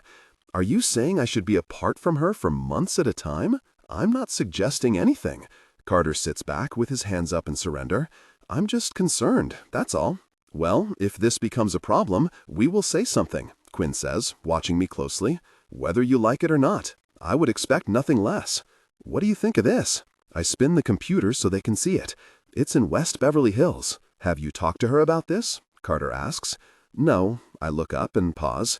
"Maybe I'll surprise her." "Don't do that," Carter replies, shaking his head. "Women like to pick out their own place. Choosing it for her is a recipe for disaster." "I agree," Quinn says. "I wouldn't want someone to just choose a house for me. And I know a woman will want to get what she considers to be her style. I think that goes for anyone," Carter adds. "She's under a lot of stress already," I say, sounding reasonable to my own ears. "I can take this off of her plate and just handle it. So all she has to do is take a suitcase and move right in. We're not leaving New York, so we won't have to pack everything we own. I'll buy new stuff." "You're going to furnish it without letting her do it?" Carter asks. "Are you trying to be single?" "I'm trying to help her out," I say, getting frustrated now. "Trust me, she would appreciate this." "Uh-huh. Right. Have you guys discussed your controlling tendencies?" Quinn shakes his head. "Well, the first thing you should do is call a realtor." "True. They can narrow it down for me." "Maybe we should sell her condo." I rub my chin and look out the window to the city, thinking it over. That would really make the most sense. I plan on having her move in with me anyway. We don't need 2 condos in the city. "Aren't you getting ahead of yourself?" Quinn asks. "What do you mean?" "Ask the girl if she wants to move in with you before you decide to list her condo." I'm not going to list her condo. It's not in my name. I shake my head and frown. That's not possible. Because if it was possible, that's exactly what he would do, Carter says to Quinn, who nods. What are you saying? That you're a control freak, and when you get an idea in your head, you go full throttle, without asking others involved if it's something they also want. I stare at my brother-in-law in confusion. When have I done that? Both of them laugh, and I just close my laptop. You know what? If you're going to be jerks, you can leave. I don't have time for this. Right, because you're planning to sell your girlfriend's house out from under her so you can buy a house in LA that she hasn't expressed any interest in wanting. That makes me sound like a jerk, Quinn shrugs, and Carter hides a smile behind his hand. Gosh, both of you. All right. This isn't why we came here, Quinn says, laughing and clearly enjoying tormenting me. We really should go grab a bite. Either that or I'm going to duck out of here for the day. Why is it so quiet? Carter asks, and why do I feel like it's the quiet before the storm? Because you always think the worst is going to happen, Quinn reminds him. Sure, mister. I'm sure my mom is having a stroke and a heart attack. Don't start with me, Quinn says, getting riled up. I'm not the one who didn't tell me that my sister was dying until it was too late to spend some decent time with her. We've been over this, Carter begins, but I cut him off. Enough. No lunch today. Both of you go home and do whatever it is you do to let off some steam. This is an old argument that doesn't make any sense now. It's done. Quinn sighs. Yeah, I'm going home. Sorry, man. He stands and leaves, and Carter and I are left staring at each other. Are you guys ever going to forgive me? We did a long time ago, I assure him. Quinn is still working through the grief. Yeah, me too, he says with a sad smile. I never said thanks for going on that first date with me. It didn't occur to me until later that it could have been painful for you. It's not. You have to move on with your life, Carter. Darcy would want that. He just frowns and then stands. I'm going home too. Gabby should be home anytime. I'll help her with her homework. Have a good day. He walks out, and I open the laptop again. This place in Hollywood looks amazing. I reach for my phone and make a call. How are you, baby? I grin and maneuver my way through traffic, happy to finally hear London's voice today. I'm good, she says. I'm sorry I didn't have a chance to call earlier. It's been a busy day. It's okay, I understand. How did everything go? Tell me about it. The contract signing took forever because I had my agent and an entertainment attorney there. I haven't done that before, but there is more involved here, so we went through page by page. How many pages is the contract? 78. That's a long day, I reply with a laugh. I'm glad you brought the attorney in. My agent suggested it, and I thought it was a good idea. We had a few changes, and I countered for more money, but I know they expected that. Of course. I nod and switch lanes. She's so very intelligent. Have I told you today how proud I am of you, London? I don't think so. I can hear the smile in her voice, and I want nothing more than to be there with her right now, celebrating properly. Well, I am so proud of you. This is a big deal, and that's not lost on me. I know, and I appreciate that, she replies.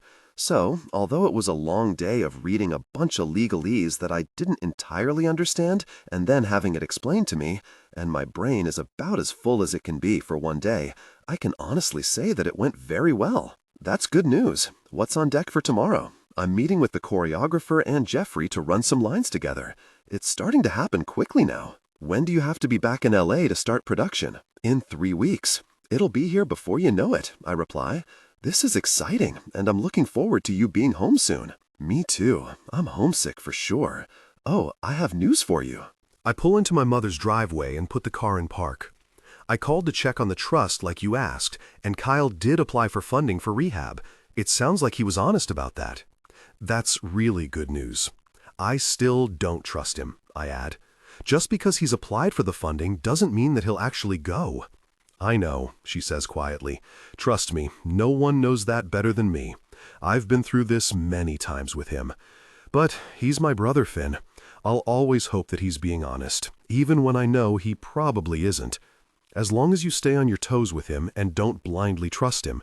You've known me a while now. You know that's not how it is with Kyle and me. You're right, I nod, even though she can't see me, and drag my hand over my face. I'm a little protective in this situation. And I appreciate it, but I've got this one. Cautious optimism is the name of the game here. Okay, babe, what are you up to? I just pulled into Mom's driveway. I thought I'd come check on her, spend a little time with her. There you go, being a nice guy again, she replies. If you call me a mama's boy, I'll never speak to you again. She laughs. No, that you're not. Tell her I said hello, and I'll talk to you tomorrow. Have a good night, sweetheart. You too. I love you. But rather than say it, I end the call. I walk into Mom's house. Hello? I call out. Finn? She calls from the kitchen. Is that you? The one and only, I reply as I join her. She's building a turkey sandwich. How are you? Oh, I'm fine. I'm grateful that it's you and not your ridiculous brother. What has Quinn done now? He calls me no less than 5 times a day, just to make sure I'm okay. I'm surprised it's not him showing up, because he does that most evenings as well. He loves you. He's smothering me, she says, and cuts the sandwich in half, then offers me one. Thanks. I take it and bite into it, instantly thrown back 30 years in time. You always made the best turkey sandwiches. The trick is to not put too much mustard on them, she says, leading me to the living room, where we both sit down and enjoy our food. Why aren't you with London tonight? She's in LA until Wednesday, I reply. She had to sign contracts for her next project and has some other meetings. But I just talked to her, and she said to tell you hi for her. I truly like that woman, Mom says with a smile. She's got a brain in her head, and she doesn't just smile and do your bidding like the other bimbos you've dated. I don't think they were bimbos, I reply, but she just shakes her head. None of them were wife material. You don't want a woman who's more concerned with the way she looks than she is about having a career. Those girls didn't want a career. They wanted a rich Manuetto to swoop in and take care of them. She's not wrong. Well, it obviously never worked out with any of them, I say. And thank God for it, because London is absolutely the woman for me. Like you said, she's intelligent and funny. She loves an adventure. She's not afraid to call me out on my mess. Finally, you've fallen in love. I nod, but don't reply, and Mom narrows her eyes at me. You have told her you love her, haven't you? She knows I love her. Dear God, how did I manage to raise a couple of idiots? She shakes her head and looks to the ceiling as if the answers are written there. How is she supposed to know? Because she can read your mind? I've mentioned love before, but have you said, I love you, London? No. And why not? I shift in my chair, uncomfortable with this line of questioning. That's a good question. She hasn't said it either, you know. Youth is wasted on the young, she mutters. Do you know, my sweet boy, that I would give literally anything in this world to be able to tell your father that I love him, even one more time? He was the love of my life, and I waited a long time for him to come into my life. He took his sweet time about it. I was almost 30 when I finally met him, and let me tell you, in those days, I was well on my way to being a spinster. There are times that I feel like we got cheated out of so much time together because we met so late. I didn't realize that. True story. And then he was just gone, in the blink of an eye. London is here, Finn, and you love her, so you have to tell her. What if she doesn't feel the same? She sits back in her chair and smiles at me, using that smile that women have when the men they're talking to are clueless. She does. I know that for sure. I've seen the way she looks at you, dear boy. Women don't look at men like that unless they've already planned the wedding in their head 10 different ways. Wedding? I swallow hard and shift in the chair again. I haven't thought about marriage. Yet. She leans forward to catch my gaze with her own. You haven't thought about it yet, but you will, because I didn't raise my boys to carry on with a woman without marrying her. This is the 21st century, I remind her, but she shakes her head stubbornly. I don't care. If you love her and want to be with her, you'll marry her. And I don't care if you're turning 40 soon, you're still my child. Yes, ma'am. She smiles softly. My baby is about to be 40. How did that happen? Time passes. Too quickly. You've done some amazing things with your 40 years, Finn. Thank you. Now it's time to settle down and give me some more grandchildren. Are we going to talk about this all night? Because if so, I have other things to do. Fine then, she waves me off. Are you excited about your party? I'm not sure why I need a party. It's a milestone birthday, and it'll be fun to celebrate it.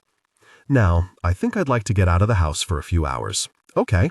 I stand with her and smile down at her when she lifts her handbag. Where are we going? Take your mother to the movies. Nothing dirty or scary now. I can do that. I lift my arm, inviting her to hold on to it as I escort her out to my car. This is a fun surprise. Life should be full of fun surprises, my boy. London. I've never been so exhausted in my life. Not physically. I've been so physically exhausted before that I couldn't walk. No, this is a mental exhaustion that settled around me like fog around the Brooklyn Bridge, and it doesn't feel like it's going to dissipate anytime soon. Of course, that doesn't mean that I've had a wink of sleep on this flight from LA to New York. I mean, that would just be silly. In fact, I've hardly slept at all since I left Finn's condo just over 2 days ago. It's ridiculous. Suddenly, I can't sleep when I'm not with Finn? I've been sleeping fine without him for 32 years, but now I can't? Finally, after 6 hours in the air, we land, and I bring my phone to life. I have 2 texts from Sasha and 1 from Finn, which I open first. I've missed you. Do you mind coming straight to my place? I grin and reply, I'll see you soon. Just landed. Rather than reply to Sasha's texts, I call her while I wait for my luggage. Are you back? Just landed. I'm waiting at baggage claim and then heading over to Finn's. What's up with you? Oh, nothing. Sasha, your text said, and I quote, I need you right now. Well, I might need advice. About a man? Really? Spill it. Who? Really? Life, she says with a sigh, referring to Jeremy. I know, we said we don't like him, but I might be starting to like him, and he asked me out on a date. Like a real date, not just a casual encounter. If you like him, you should go. It's not that easy, she says, and I can hear the fear in her voice. The casual encounters are working for us. No fuss, no muss. And now he wants to complicate it with dating? I mean, why does he have to do that? I suggest, and hear her snort in the phone. I mean, I know he's a man and it's a casual encounter, but you're freaking incredible, Sash. What's not to love? Yes, I'm fabulous. But the point of the casual encounter is to not have any feelings that aren't centered around a physical peak. I don't have time to mix dating into it. Then tell him no. I pull my suitcase off the belt and walk toward the cab line. Tell him you want to keep things as they are. But that makes it awkward, she replies, and then groans. Why did he have to do this? I don't want to find a new intimate life. I think you're overthinking this. Just tell him what you're thinking and go from there. Okay, what are you and Finn doing tonight, besides being intimate? I don't know. I'm too tired to make plans, so hopefully we will watch TV and then go to bed. God, you sound old. I feel old today. I'm tired. I'll tell you all about it later. I have to hail a cab. Okay, talk to you later. I rattle off Finn's address to the driver and climb in the back seat. It's almost dark now, which surprises me, but then I realize that I just lost 3 hours with the time change. The drive is uneventful and quicker than I expect. I pay the driver, and Finn's doorman smiles as he opens the door for me. Hello, Miss Watson. Hello, Doug. Thanks. He nods, and I walk to the elevator. I can't wait to crash on Finn's couch. Or with Finn. Once on Finn's floor, I knock on his door, and he opens it as if he was waiting on the other side. I missed you, he says, pulling me inside and into his arms. Thank God, this is exactly what I needed. I missed you too. I bury my nose in his neck and hold on tightly, breathing him in. You smell good. Are you okay? I'm tired. I pull back to look at him, but I'm much better now that I'm here. I'm glad. I have something to show you if you're up to it. Do I have to go very far? No, not very far. He brushes his thumb over the apple of my cheek, and I'm pretty sure I'd go anywhere with him right now. Lead the way. He takes my hand and leads me to the back of his condo, presses a button, and an elevator door opens. I've never seen this before. This leads to my rooftop, he explains with a smile. You have a rooftop? Like of your own? Yes, I own it, he says, and presses the up button.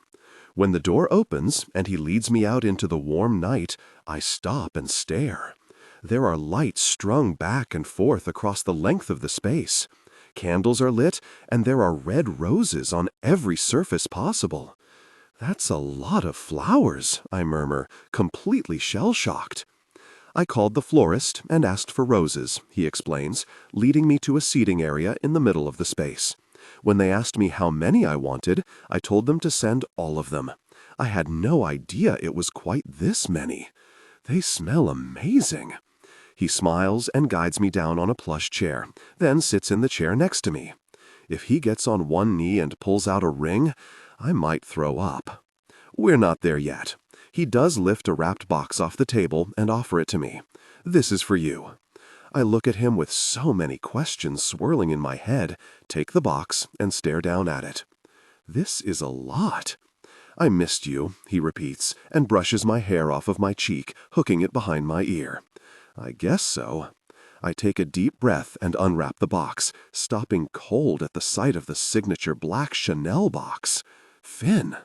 Open it, he urges. Inside the box is the stunning black handbag I had my eye on several weeks ago when we went shopping together. I had intended to go back for it, but ended up buying something else instead. This bag is a dream. I know you don't need me to buy these things for you, he says, and rubs his hand up and down my back. I wanted to buy it for you. It's not your birthday or any holiday. I wanted to get you something that you'd love, because I love you, London. I blink rapidly and stare up at him in surprise. He finally said the words, and he put this gorgeous evening together for me. Wow, I say at last, staring at the flowers, the lights above, and this amazing gift in my hands. Thank you so much. It's all amazing. And appropriate? His lips are twitching in that way they do when he's particularly happy with me, and I can't help but laugh and launch myself into his lap, wrapping my arms around his neck. Yes, it's appropriate. You're quite the romantic, Finn Kavanaugh. It seems I am. I'm quite surprised myself. I sigh and let myself enjoy the feel of his arms around me. Is something bothering you? He asks quietly, his lips settled against my hair. I'm more exhausted than I expected to be, I admit, and frankly, it scares me a little. I only had 2 full days of work, and I can barely keep my eyes open. It was a lot of work, he reminds me. Is your leg okay? It doesn't hurt. It's a mental exhaustion more than anything. Who knew that stepping outside of your comfort zone could wipe you out? Here, he picks me up and carries me to the outdoor sofa. Lie down. Put your head in my lap. I am usually happy to be intimate with you, Finn, but I'm really funny, he says, interrupting me. Just relax, sweetheart. I happily oblige him, lying on the comfortable sofa and resting my head on his lap. He drags his fingers through my hair, making my eyes drift shut. The city is pretty at night, he murmurs. Are your eyes closed? Oh, yeah, he chuckles. You should sleep, London. You went to all of this trouble, and I'm going to sleep through it. It'll be here in the morning. I just can't keep my eyes open. His fingers feel like heaven in my hair, and I'm just so exhausted. Didn't sleep without you. You didn't sleep well without me? I shake my head no. That makes 2 of us, baby. I stretch and yawn, loving the way the crisp sheets on Finn's bed feel against my skin. I haven't opened my eyes yet, but the sun is warm on my face, the bed is comfortable, and I smell bacon. My eyes fly open. I smell bacon. I glance around and frown, then reach over to feel the bed where Finn was. It's cold. He's been up for a while. I check the time and gasp. It's after 10 in the morning. I slept straight through from falling asleep on Finn's lap on the roof until now. And I'm starving. I climb out of bed and walk into the bathroom to do my business. There's a white t-shirt of Finn's sitting on the vanity with a note. This is for you, my love. The man is seriously sweet. I pull the shirt on and pad out to the kitchen, rubbing my eyes as I go. I sit down and brace my chin in my hand as I watch a shirtless Finn work around the kitchen. And what a show it is! His back is to me. He's moving effortlessly from the stovetop to the fridge, chopping vegetables and whisking eggs. Shirtless. Did I mention he's not wearing a shirt? It's something to write home about. His faded blue jeans sit low on his hips, giving me a glimpse of the dimples above his firm form. His skin is dark and smooth, and his muscles are aplenty. God bless him. Good morning, I say, getting his attention. He turns to smile at me. Hey there, sunshine. Do you feel better? Yeah, I slept. I push my hair over my shoulders. In fact, I slept so hard I don't remember you carrying me down here or preparing me for bed. Really? You don't remember our intimate moments at about midnight? No. That's because we didn't have any. He laughs and pours the eggs into a skillet and begins to scramble them. Who brought all of the flowers down? I lean over and press my nose into a bloom, breathing in their fresh scent. I did. I stand and walk around the island so I can wrap my arms around him from behind and lay my cheek against his back. You know I love you too, right? He turns and smiles at me. I know. I'm sorry I didn't say it last night. I think I was gobsmacked. It's okay. He kisses me and boosts me up on the countertop so I'm out of his way.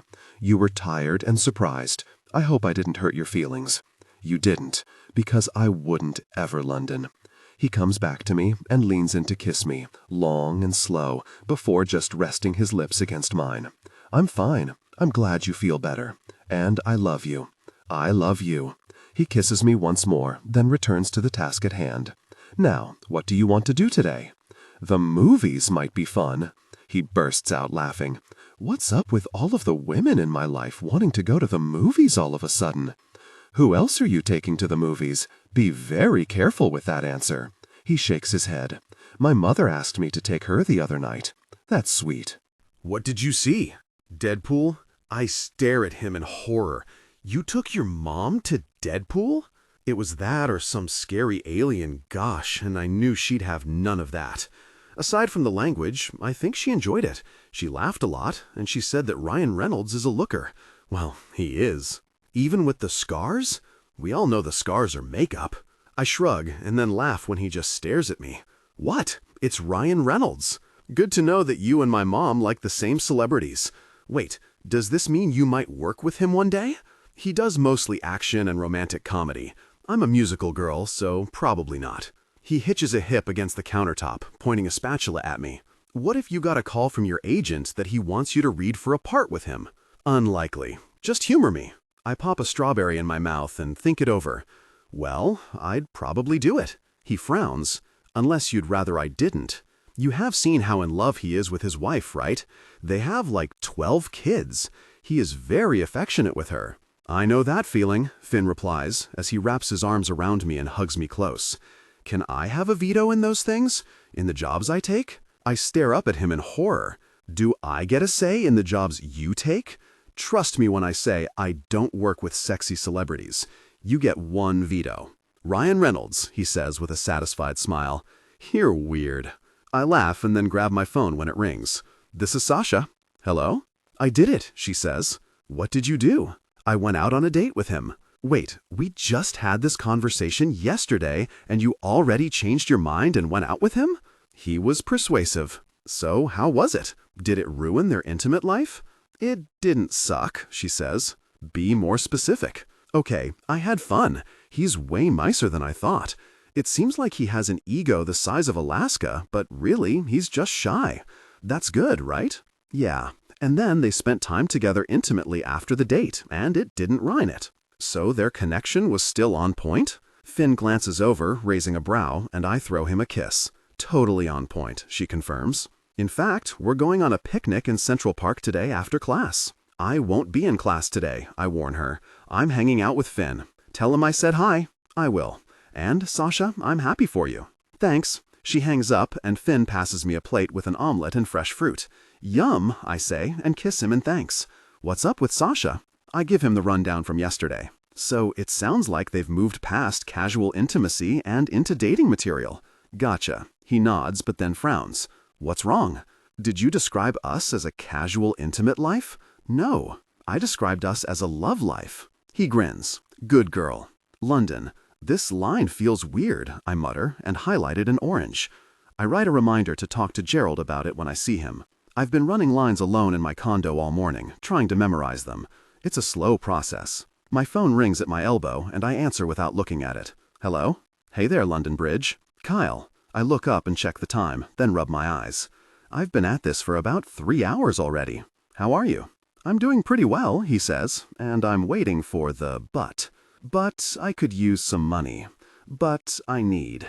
But I don't want to check into rehab. What's it gonna be this time? But I could use your help. Here we go. What do you need? Well, I'm kind of nervous to check into this place down here in North Carolina. To be honest, it's a scary thing, London. I can see that. My voice sounds distant and cold, and part of me hates that, but the other part of me knows that it's just how I have to be where Kyle is concerned.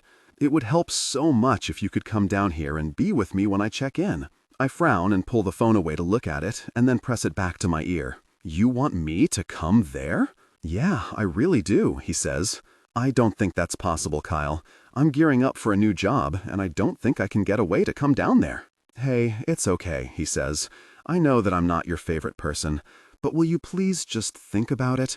It would make it a lot easier for me, not that you owe me anything. I want to say, I'm sorry, is this my brother? But I know that'll just start a fight, so I keep my mouth shut. I've been doing a lot of thinking, he continues. With Mom and Dad gone, you're all I have, and you're my baby sister. I should have done a better job of taking care of you. I'm sorry I haven't been there for you, and I'm especially sorry for the way I acted after they died. You didn't deserve that.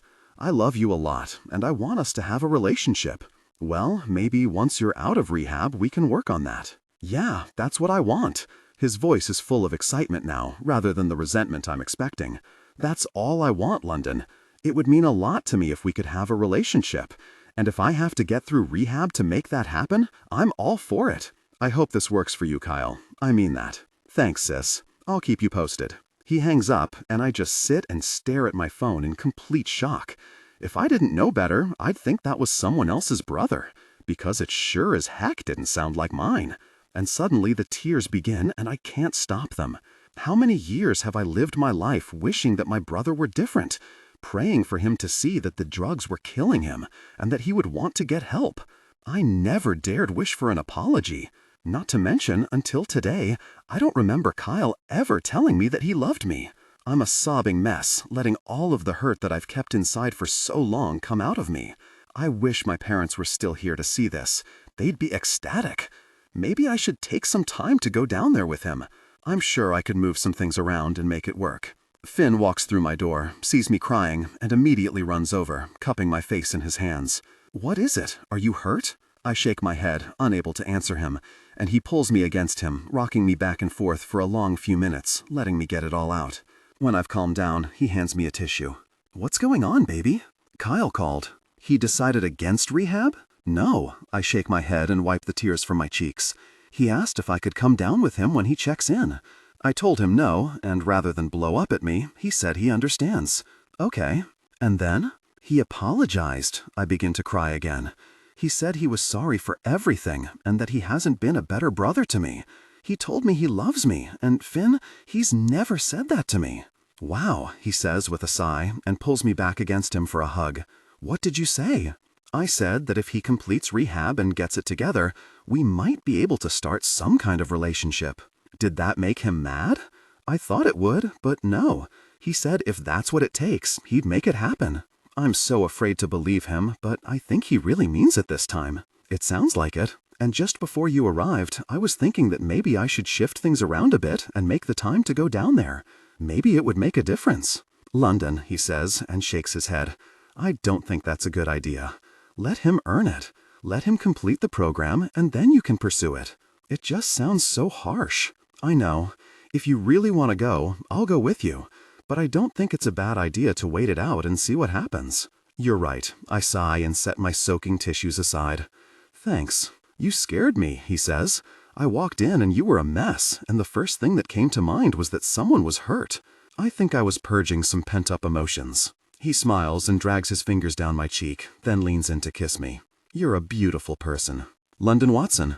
Thanks for meeting with me, Quinn, says the next day. We're in Central Park, which is an easy walk from my place. No problem. We're walking around the reservoir, through thick trees.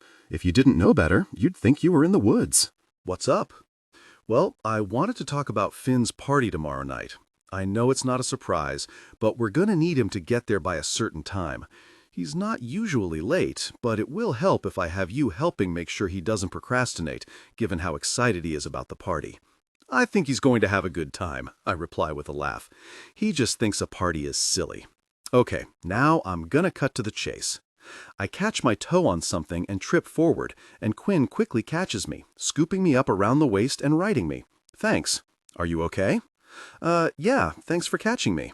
It was quite chivalrous of you. You'll make an excellent husband one day. Did my mother pay you to say that? No. I laugh again and pat his shoulder. She's on you about that, is she? Every day of my very life. And she can harp all she wants, but it isn't going to happen. Marriage? No way. Why not? He glances down at me. I don't have time for a woman and a family. I work long hours, I take care of Mom, and honestly, I like to play around a bit. How old are you? 38. Why? Just curious. I guess as long as you're safe, you can do whatever you want. Safe is my middle name. Quinn Safe Kavanaugh. Has a ring to it. Now I know what my brother sees in you. You're a smartass. That's not all he sees in me. I wink at him, making him laugh now. So why did you really ask to meet me here? We both know you could have told me what time to have him there over email or text. You're smart too, he says, and rubs his hand across the back of his neck. I really want to know what your intentions are with my brother. I stop walking and prop my hands on my hips. You know, if I didn't know better, I'd think you were the older brother. You're so protective. It's a valid question, he replies. My brother is a wealthy, well-known attorney. You're not the first woman to be swept up in all of that. Do you really think I'm swept up in his money and affluence? He shrugs, as if to say, if the shoe fits. Do you have any idea who I am? I ask him. London Watson. Beyond that, I have no idea. You must not go to the theater with your mother, I mother, and walk up to him so I'm barely a foot away. I'm London Watson, the Tony Award-winning actress, you nitwit. I've been working in theater for years, and I'm about to star in a movie with Jeffrey Cameron. The movie star? And stage actor, I add, and thrust my finger in his face. I'm wealthy without your brother. I might even guess that I'm wealthier than your brother. And you know what? I give zero cares about that. I have a sweet condo in Manhattan, right next to Central Park as a matter of fact, and a house on Martha's Vineyard worth millions. I know famous people. But you know what, Quinn? What's that, London? Your brother is so much more than the dollar signs you seem to associate with him. He's a kind, funny, generous, and loving man. I know, and he is certainly man enough to know when a woman is with him for the money and when she's with him because she loves him. You're right. I'm breathing hard, still seeing red. That was a really bad thing to do, I say at last. Well, you passed that test, he says with a wide smile. And for the record, I knew who you are. I'm not an idiot. You sound like one, I counter, making him toss his head back and laugh like a loon. I like you, London. You'll grow on me, I reply. And let me warn you, accuse me of being a leech one more time, and I'll take your real manhood off. I like a woman with gumption, he says, but he brushes his hand over himself as if he's protecting himself from a surprise blow. I've got more than gumption, I reply easily. I love your brother, and when someone, even you, talks about him like that, it makes me angry. I have no problem kicking your butt. Okay.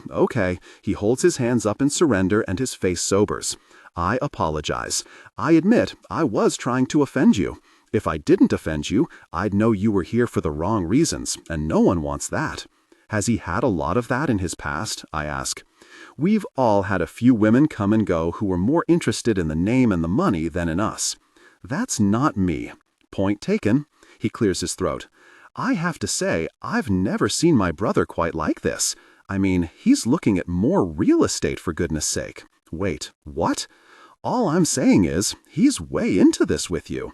I don't think there's much that he wouldn't do for you, and it makes me feel better to see that you feel the same way. I want to ask him more about the real estate comment, but I leave it be for now. Could Finn be looking into a different place in the city? Maybe he wants something bigger. Although that would just be ridiculous, because as far as Manhattan homes go, he's got the cream of the crop. We finish our walk, and Quinn gives me a one-armed, totally appropriate hug. Thanks for the talk, he says. I threaten to take your manhood off, I say. I don't think I've ever had anyone thank me for that before. He shrugs. You love him. That's all I needed to know. You probably could have asked me that over the phone as well. This was definitely more fun.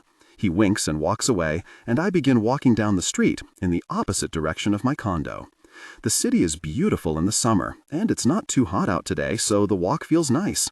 Not to mention, my leg hasn't bothered me in a couple of weeks now, which makes me feel like turning cartwheels. Not that I will. I'm restless, and I have another appointment to get to before I see Finn later. I call Sasha, but it goes to voicemail.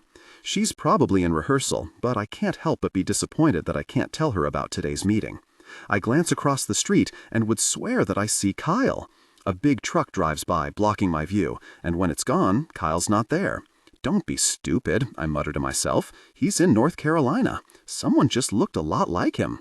I shrug and continue down the street to my favorite deli for a sandwich, and for my meeting, which is still a good 15 minutes away. I sit outside and enjoy it, watching dance videos on YouTube. Dance videos that I happen to be in, studying my form. Gosh, I was good at it. My phone rings, making me grin.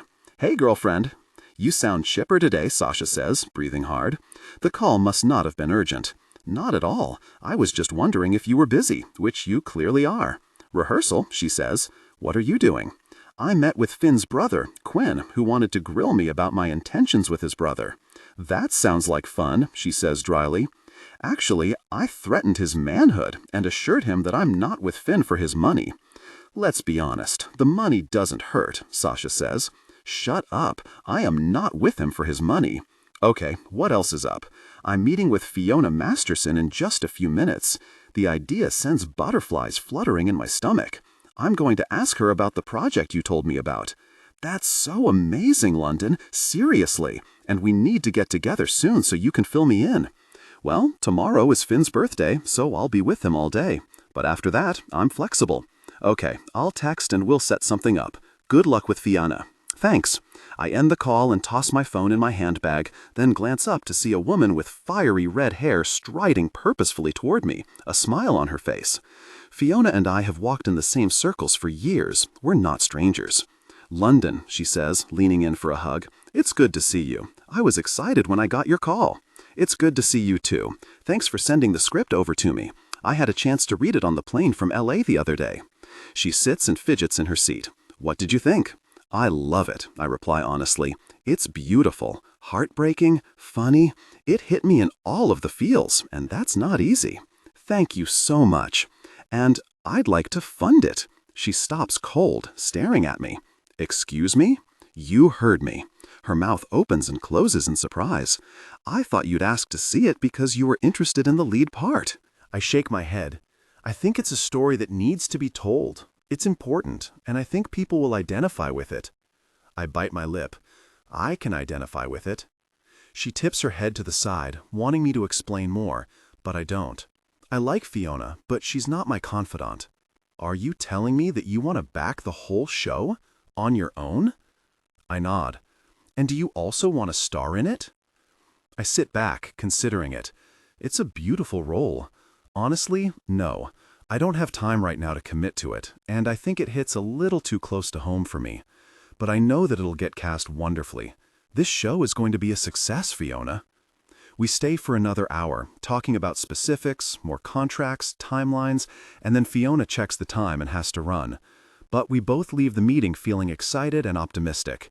It feels good to support something that my parents would also be proud of. I stand and throw my trash away, and when I turn to walk home, a man walks down the intersecting block, and again, I'd swear it's Kyle. It's not, I tell myself. He's just on your brain lately. I shrug it off and walk home, arriving just before the sun starts to set. I can tell that summer is beginning to wind down because it gets dark earlier every day. But I love fall, with the trees turning color. It's beautiful here then. But I'll be in LA. I don't think the trees turn the way they do here. At least it'll be warm. Maybe I'll rent a place with a pool so I can sit out and take advantage of being in the warm weather later into the year. That'll be awesome. Hello, Miss Watson, the doorman says with a smile. You'll want to check in at the desk. Something arrived for you earlier. Thanks, I reply, and walk up to the receptionist at the front desk. I'm London Watson. Did something come for me? "These beauties," she says with a smile, pointing to the huge bouquet of red roses on the desk, "they smell amazing." "I bet they do," I murmur, and pick them up, surprised by how heavy they are. Once inside my condo, I pull the card out of them and open it. "L, just thinking about you today. Love, Finn." He might be the sweetest man ever conceived. He's thoughtful and protective, and those are things that I don't have a lot of experience with. Sometimes I think he oversteps a bit, but I have a feeling that gift-giving is his love language, and who am I to say no? The flowers are stunning, and they do smell divine. They make my place look happy. I shoot Finn a text to thank him, and then walk into my bathroom to take a shower. I pause in the doorway, frowning. I don't think I left the blow-dryer on the vanity this morning. In fact, I know I didn't, because I didn't wash my hair yet today. But there it is, on the counter, plugged in. I shrug and put it away. Maybe Finn used it, or maybe I'm going crazy. I roll my eyes and start the shower, then walk into my closet to find some clean clothes. With the film, my relationship with Finn, and worrying about Kyle, I swear I'm losing my mind sometimes. Finn. Someone is running their hands all over my sleepy body, making it come awake and want her. Right now. I open one eye and smile at the sight of London's dark hair spread over my abdomen, her white skin against my dark, her lips pressing to my flesh, leaving open-mouthed kisses down my body. Her touch grew more intimate, and I couldn't pretend to be asleep anymore. My desire intensified. We shared intimacy, eyes darkened. Afterwards, breathless. Passion peaked. We came together intimately, deeply connected. "Good morning," she whispers, and leans down to kiss me. "I couldn't wait any longer to wish you happy birthday. Best birthday ever." She bites her lip and lets her hair fall in messy waves. "I've never seen anything so really beautiful in all my life." "You're amazing," I murmur as I sit up, wrap my arms around her, and hold on tightly. "So very beautiful." Her lips find mine, eagerly kissing and biting, loving me with everything in her. It's overwhelming and humbling. Sexy as I don't know what. She bears down, and I know that I'm not going to last much longer. She grips my face in her hands and says, "Do it. Reach your peak." I can't help but follow her command, reaching a powerful peak. I roll us over, putting London on her back, and lazily kiss her chest, her breasts, her shoulder. "I love you," I whisper. "I love you too," she replies with a smile. My phone begins to ping with text messages, so I roll over and reach for it. "You let me sleep until 9? "It's your birthday," she replies with a shrug. "Everyone should sleep in on their birthday." I flip the phone to silent and rub my hand over my face. 40. How did I really get to 40 already? "How are you?" she asks. "Old." I shake my head and climb out of bed, then saunter around the bed to take her hand and bring her with me. "Your man is old, baby." "Not that old," she says with a laugh. "Where are we going?" "To choose assisted living housing for me." "You don't need that," she kisses my shoulder. "I'll take care of you." I laugh and boost her up onto the bathroom vanity, grinning when she yelps at the cold on her bare skin. "That's for calling me old." "You called you old," she reminds me, and tugs me closer to stand between her legs. "Besides, you didn't come together with me like you're an old man.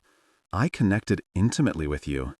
I plant my hands on either side of her hips and lean in to kiss her. "Like a man who loves you." "Indeed." She scoots closer, pressing her body against mine, making my desire grow again. "I don't think you're too old for round 2. "No?" She shakes her head no and reaches between us, her touch intimate again. "Feels like this agrees," she whispers. "You're quite aggressive this morning." "You're sexy," she murmurs, kissing my chest. "And I want you." "I'm right here." She guided us into intimacy, and we both gasp. We had just connected not 20 minutes ago, and I wanted her more than ever. I look into the mirror, enthralled with the way her back looks as she holds on to me. It flexes, her body shifts, her hair falls like a curtain down her slim back. "You're so beautiful."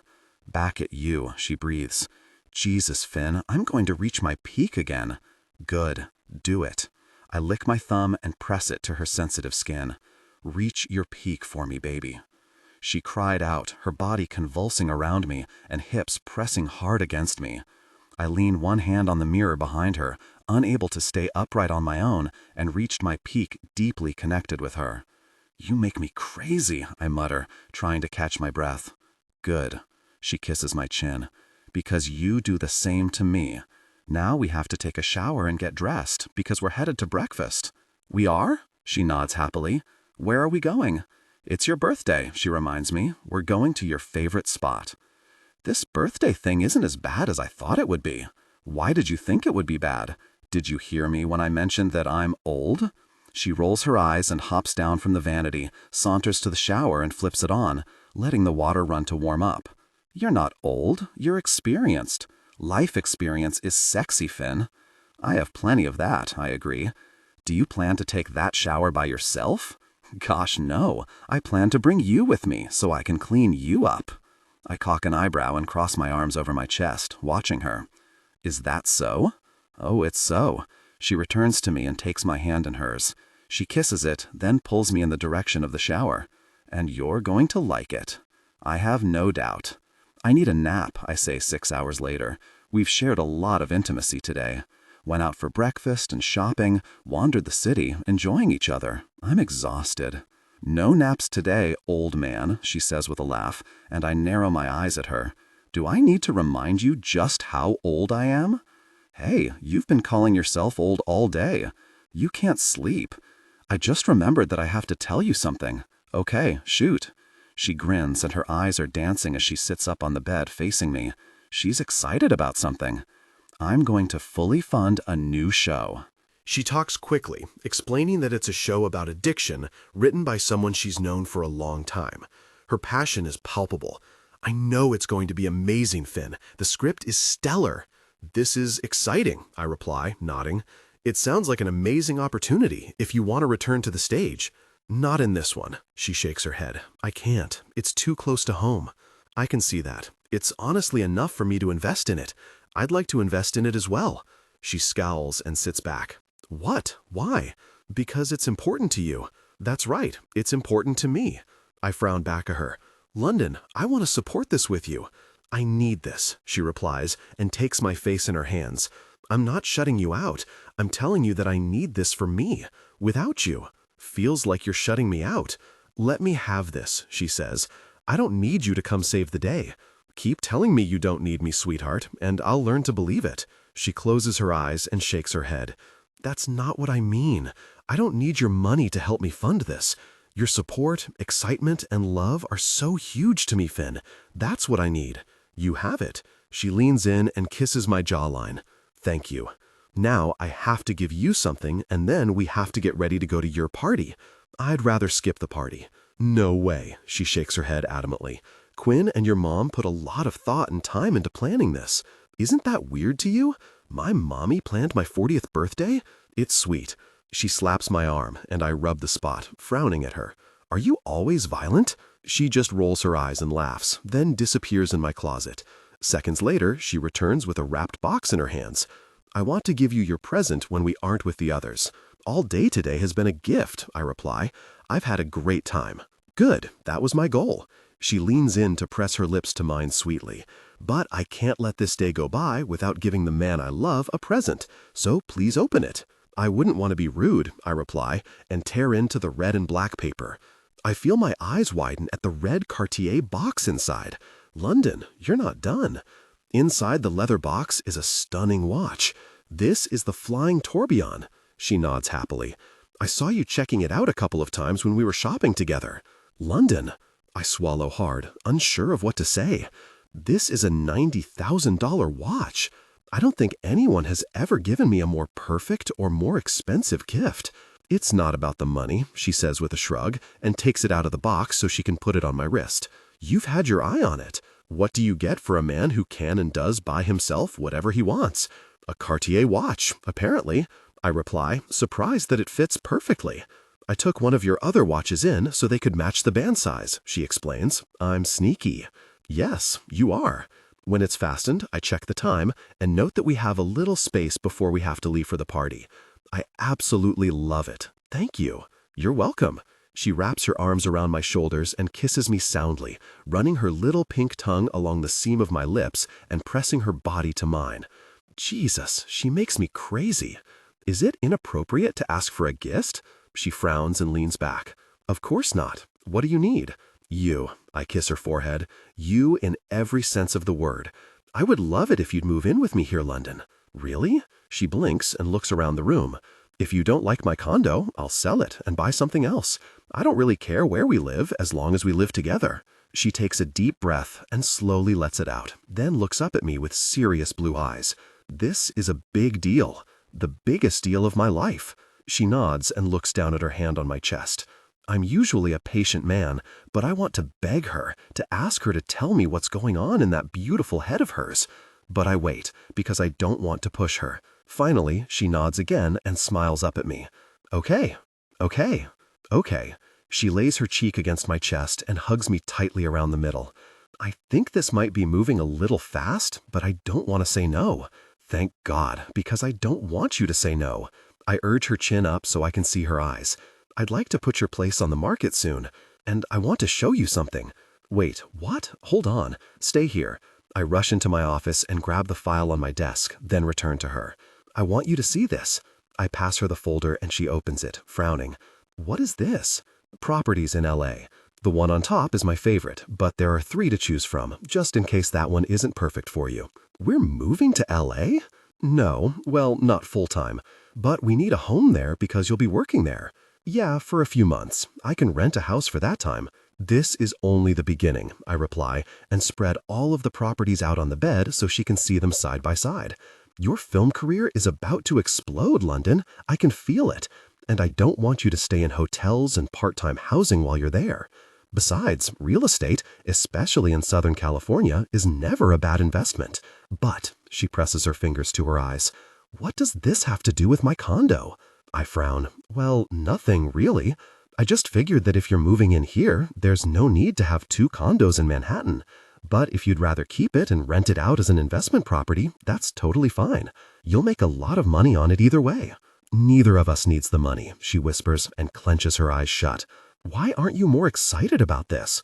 She turns and paces away, crosses her arms over her chest, and then turns back to me. So, you did all of this without me? Of course, I shrug. You've been swamped, and I did it so you wouldn't have to worry about it. I'll buy the house, and all you'll have to bring is your toothbrush. Or don't, I'm sure I can find you a new one. Of course, she nods and then lets out a humorous laugh. So, let me get this straight. You want me to move in here with you? Yes. Sell my condo that I bought after I won my first Tony as a gift to myself, by the way, so you can buy a house in LA for a film career that I may or may not have? No, sell or keep the condo, I don't give a gosh. But you will live here.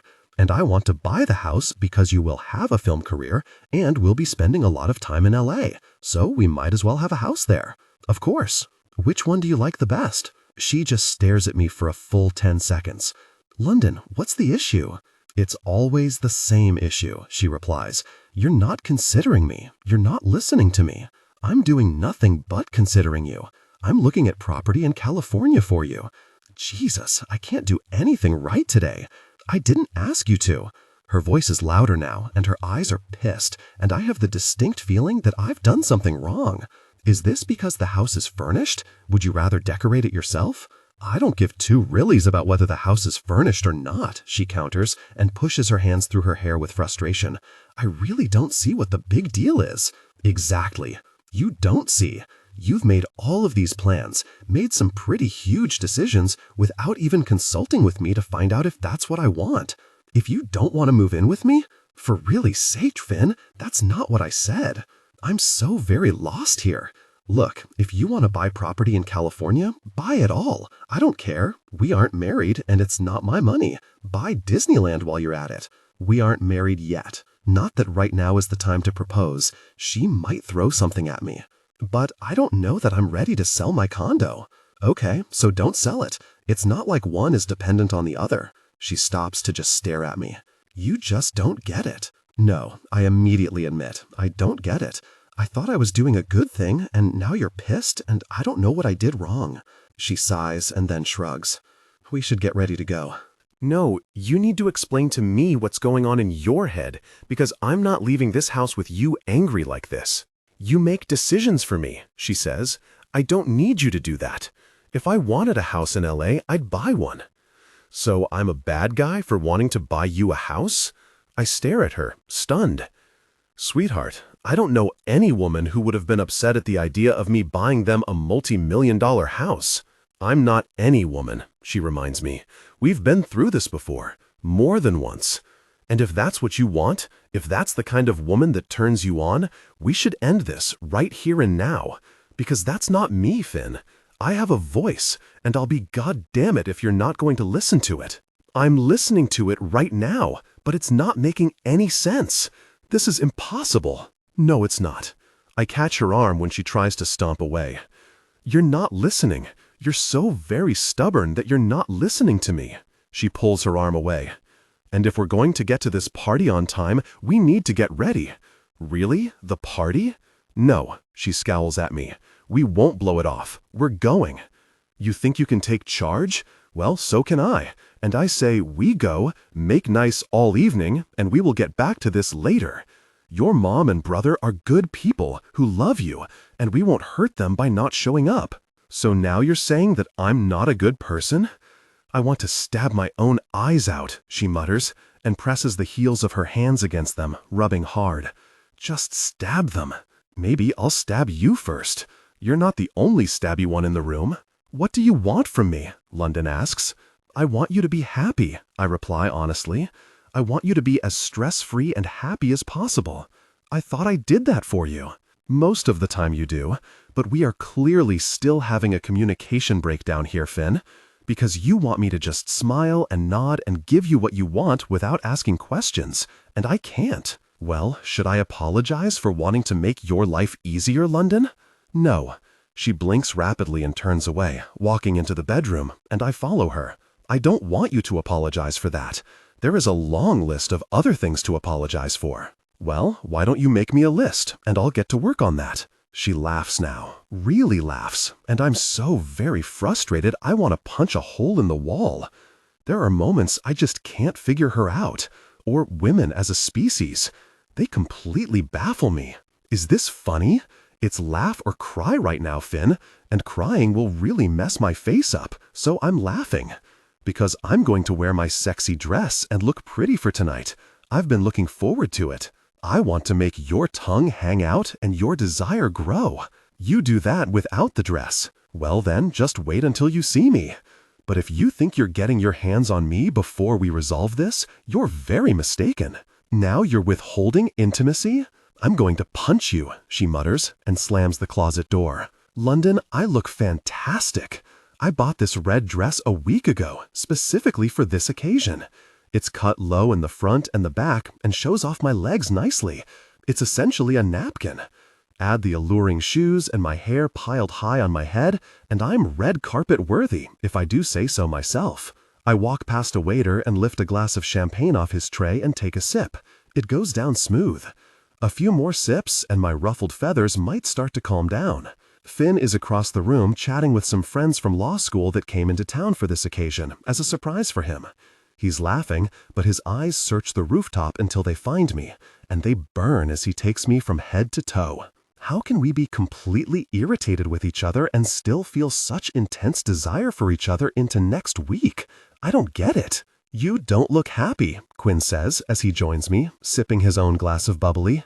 I'm great. I offer him a wide smile, but he just cocks an eyebrow and I shrug one shoulder.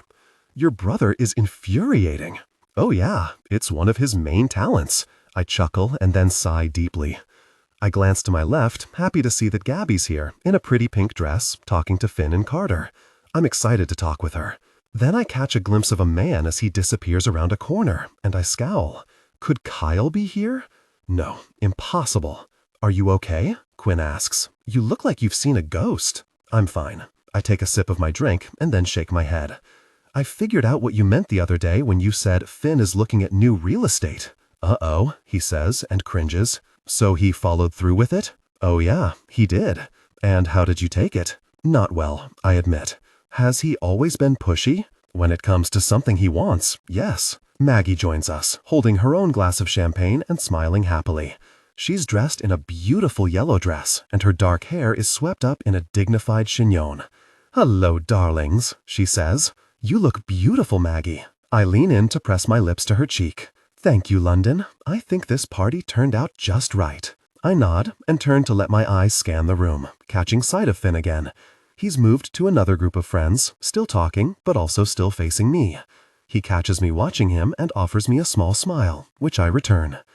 We need to talk, but I can't stay mad forever. Your dress is lovely, dear, Maggie says. If I was your age, I'd kill to pull something like that off. It's a birthday gift for Finn, I admit, and watch her brown eyes light up with humor. That's really a gift, Quinn says. See, you need to find a woman like London, Maggie says, and Quinn rolls his eyes. Don't you roll your eyes at me. Yes, ma'am. Hey, London. Gabby's face is excited as she joins us. Your dress is so pretty. Thank you. So is yours. I hug her tightly.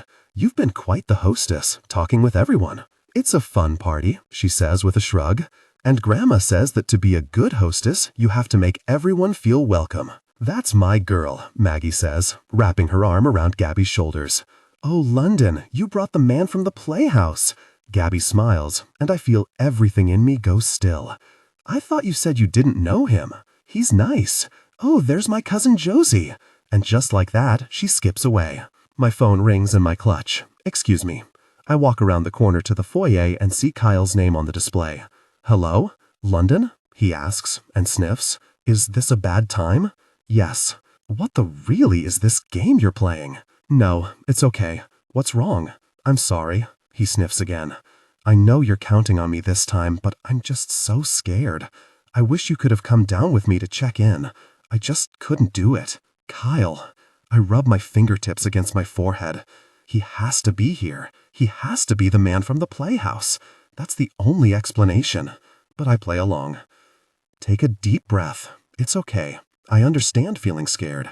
I knew you would, he says.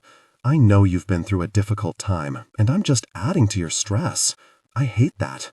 But I just don't have anyone else. I know. Talk to me. What are you afraid of? Failing and disappointing you again.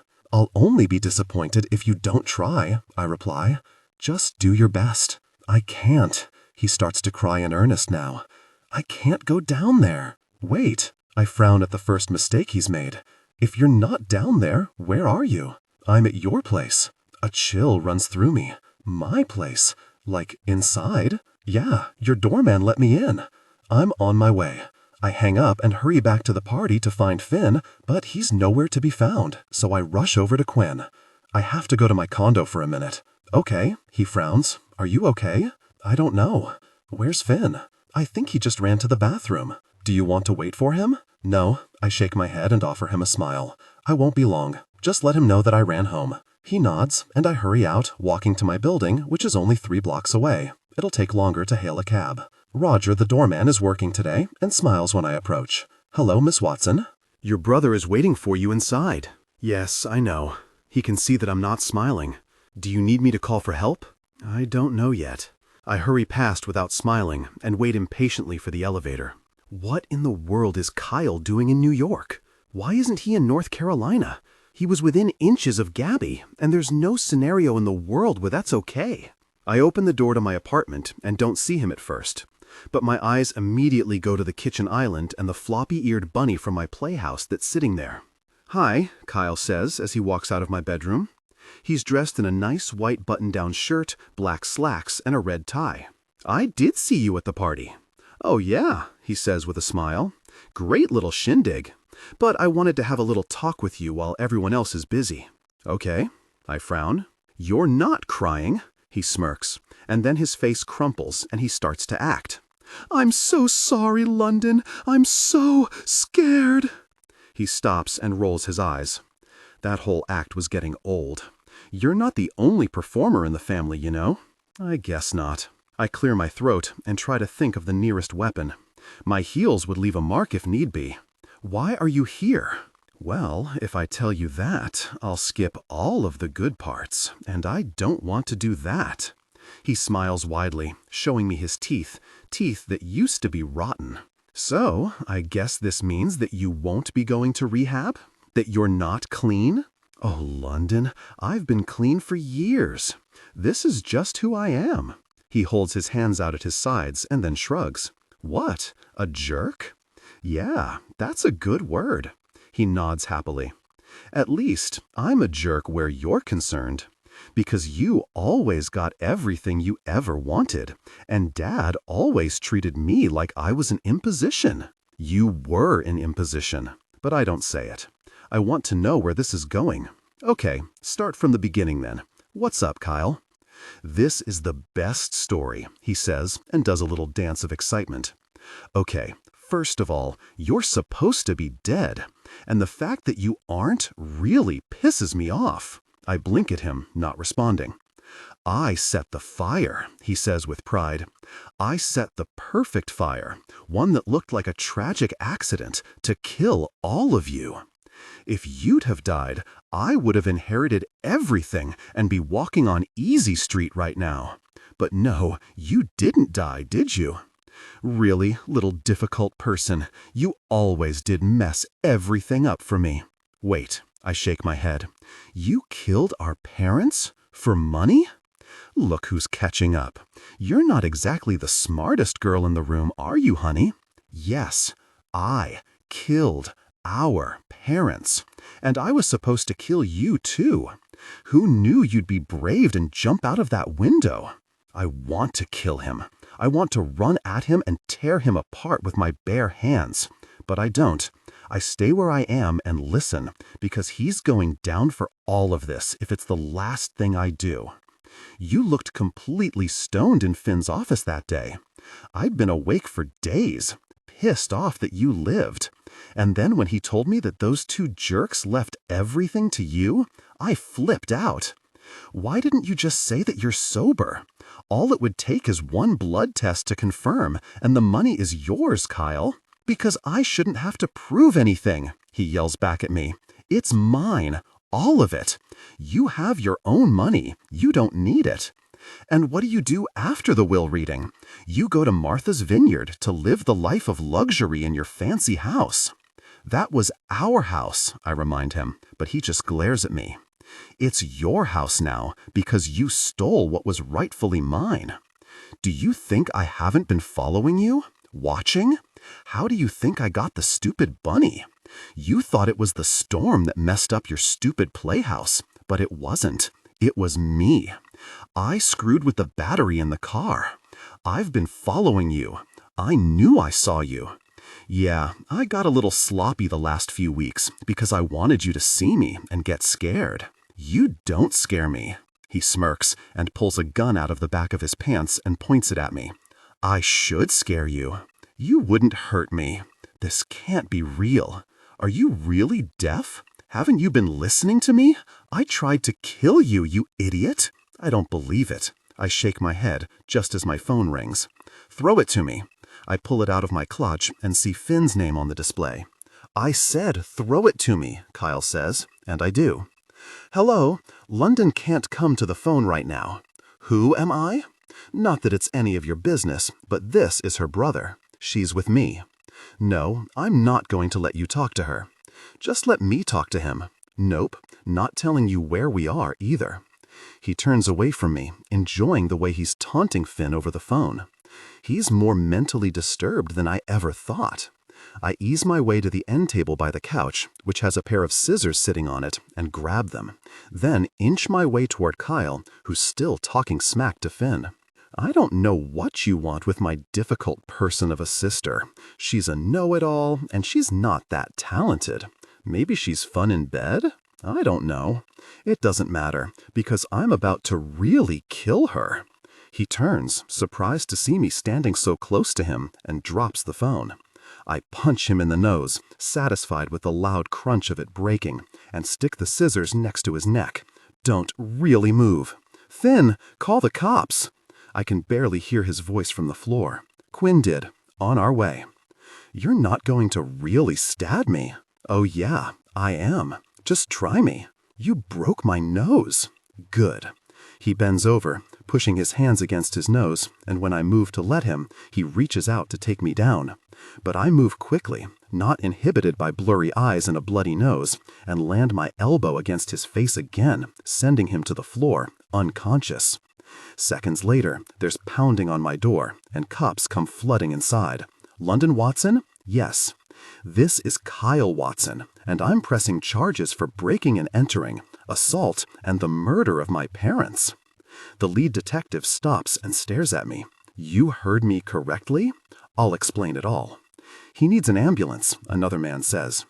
I stand back, leaning on my kitchen counter, blood still rushing through my head. I just beat up my murdering brother.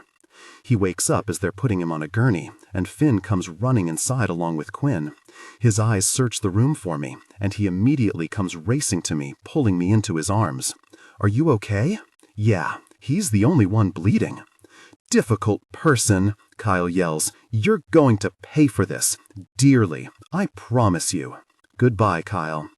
I watch as they take him away, and the lead detective asks if he can talk with me for a while, which I agree to. Quinn leaves to go wrap things up at the party. Tell me what happened, from the beginning. Let's sit in the living room, I reply. Once we're settled, with Finn next to me, I tell him everything, from the day my parents died until today, adding what I know about Kyle following me. That's it. He admitted that he killed them, and that he tried to kill me. We have so many charges here, he'll be put away for a very, very long time, he replies with a nod. Here's my card. Call me if you need anything. He stands and leaves, and Finn follows him out, then returns to me. He sits and pulls me against him, not saying anything for a long moment. I thought that you'd left me, he admits finally. I looked around the party for you and couldn't find you. I thought you'd skipped out because you were so angry with me. I told Quinn to tell you I was coming here.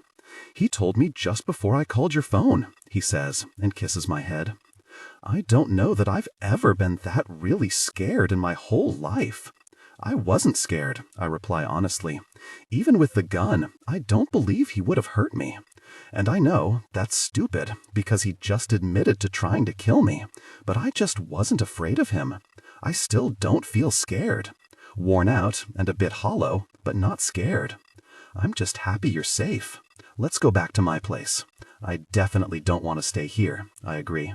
I may not be scared of him, but I'll probably never get the image out of my head of him admitting to killing my mom and dad.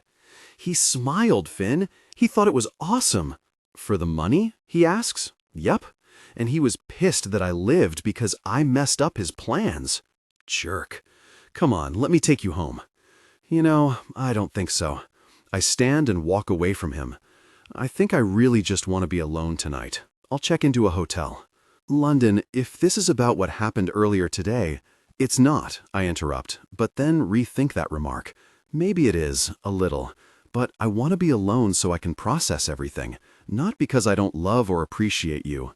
I won't have it, he says, shaking his head. No, you're coming to my place. I'll give you all the space you want, but you'll be at home with me, not by yourself in a strange place. Finn.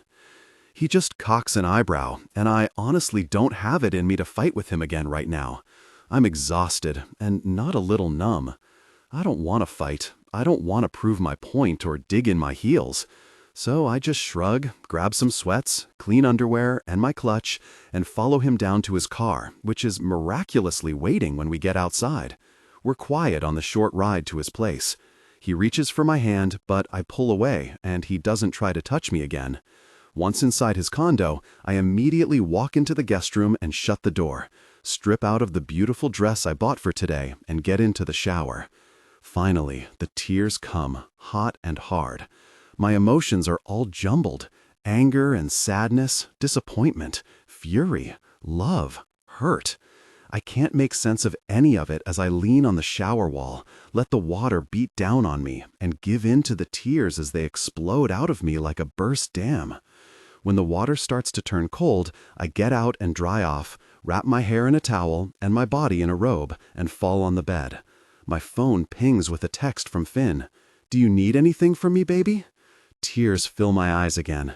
I love him, but I'm so frustrated with him. I take a deep breath and then reply, no thank you. I roll over and turn on the TV, finding some reality TV to play in the background. It dulls the loudness in my head. I want to forget about all of it, just for a few hours. I don't want to think about Kyle, my parents, or Finn, LA real estate, none of it. But I do text Sasha because I don't want her to hear about this from anyone else.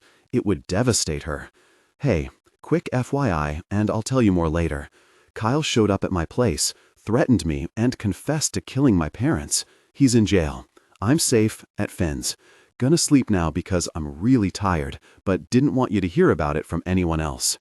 I reach for a box of tissues and wipe my eyes off, then blow my nose as I wait for Sasha to answer. Do you need me? So simple, so Sasha. Maybe tomorrow? I smile at her response. Anytime, love. London, it was a long night. I slept in fits, and when I woke, I would reach for Finn and then remember everything that happened yesterday. There were so many highs and lows yesterday, I'm not convinced that it wasn't a bad reality TV show. But it wasn't. It was my reality. Everything from the elation of being in love with an incredible man and celebrating his birthday, to being frustrated with that same man and the horrible scene with Kyle. I'm sitting on Finn's rooftop, watching the sun come up over the city.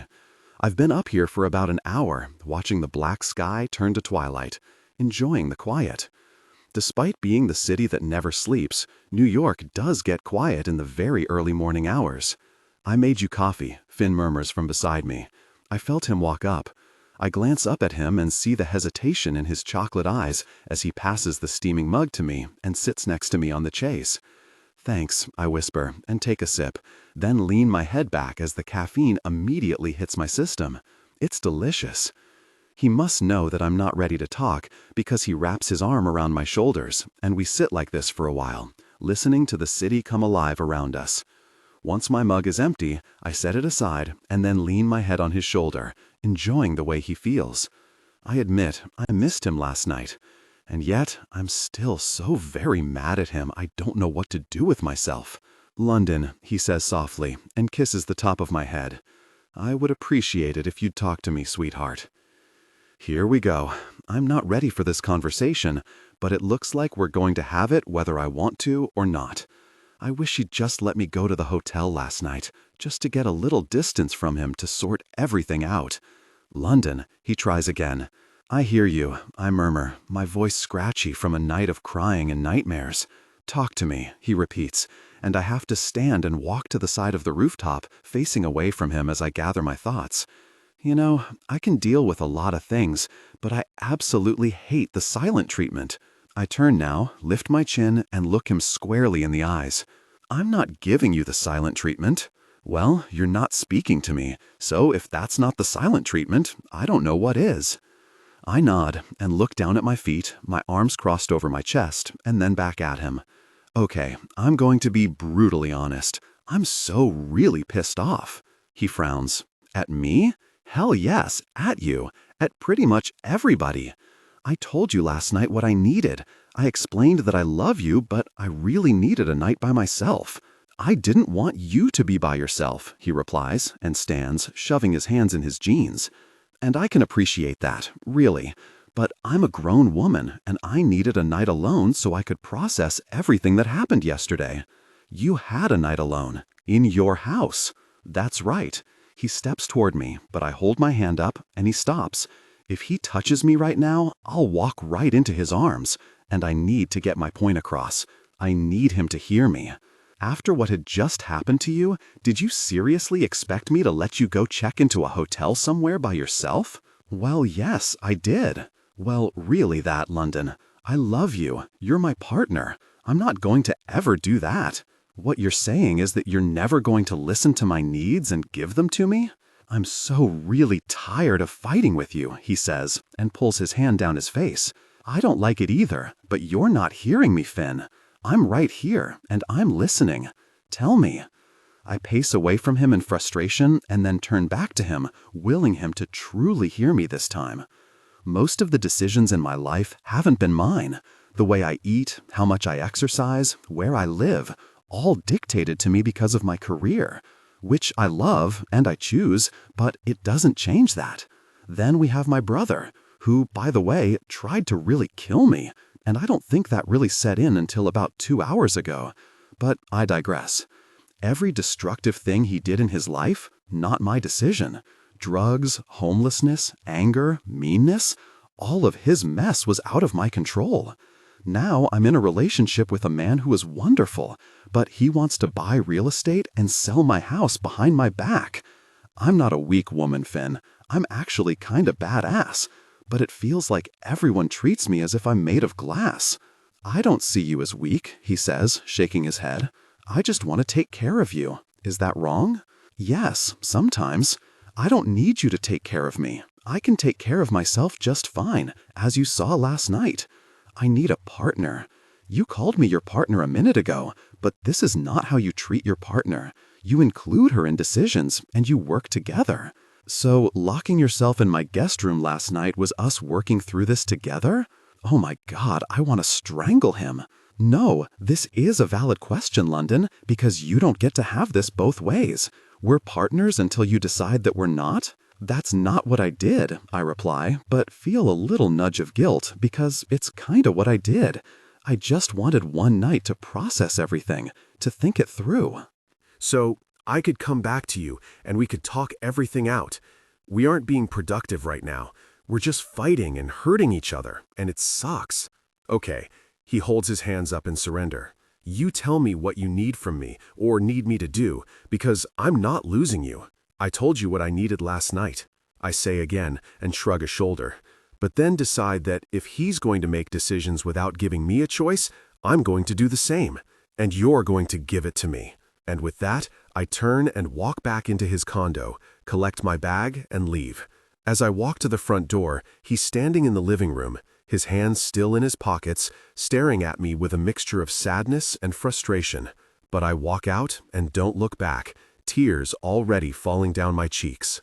The storm is rolling in, I say into the phone. I'm sitting on the sun porch at the house on Martha's Vineyard, watching the clouds rage over the ocean, and I can't help but feel that it's a perfect mirror for the conflict happening inside me. Are you okay? Sasha asks. We've been on the phone for over an hour. I'm in my favorite chair, with a blanket and a box of tissues because I just can't stop crying. Do I sound okay? I meant with the storm, she says softly. I know you hate them. I do, but I'm not afraid. The last storm we had when I was here earlier this summer was a mess. Finn sat with me and watched the storm with me, and then they came together in passion.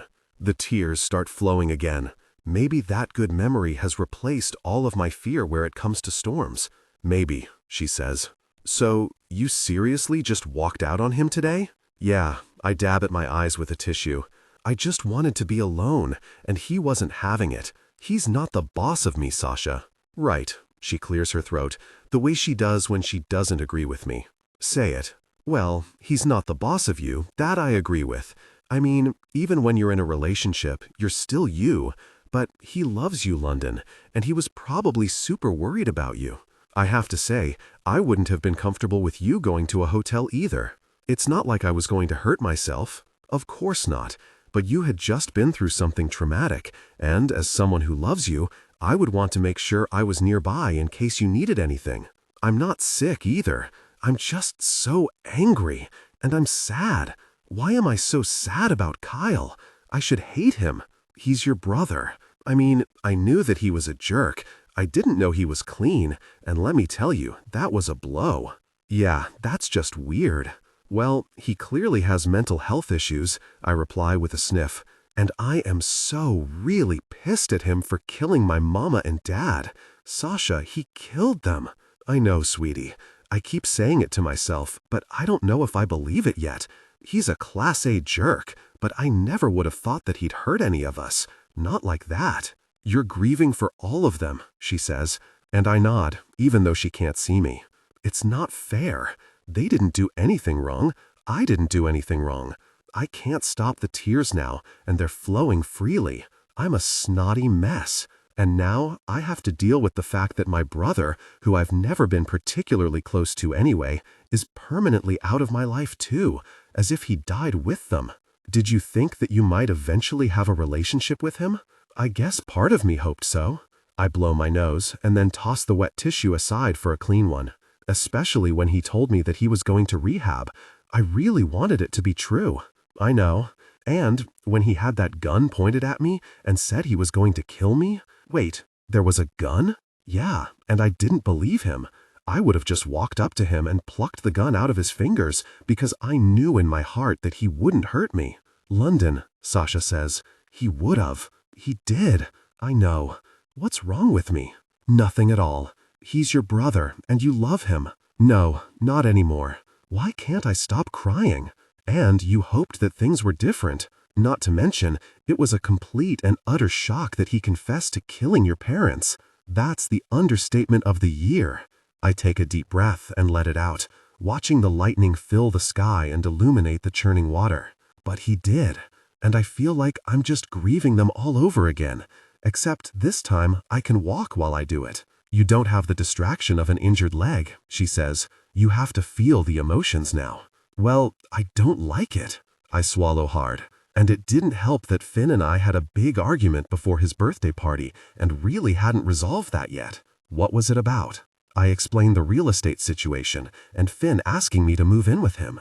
He doesn't listen to me. Hold up.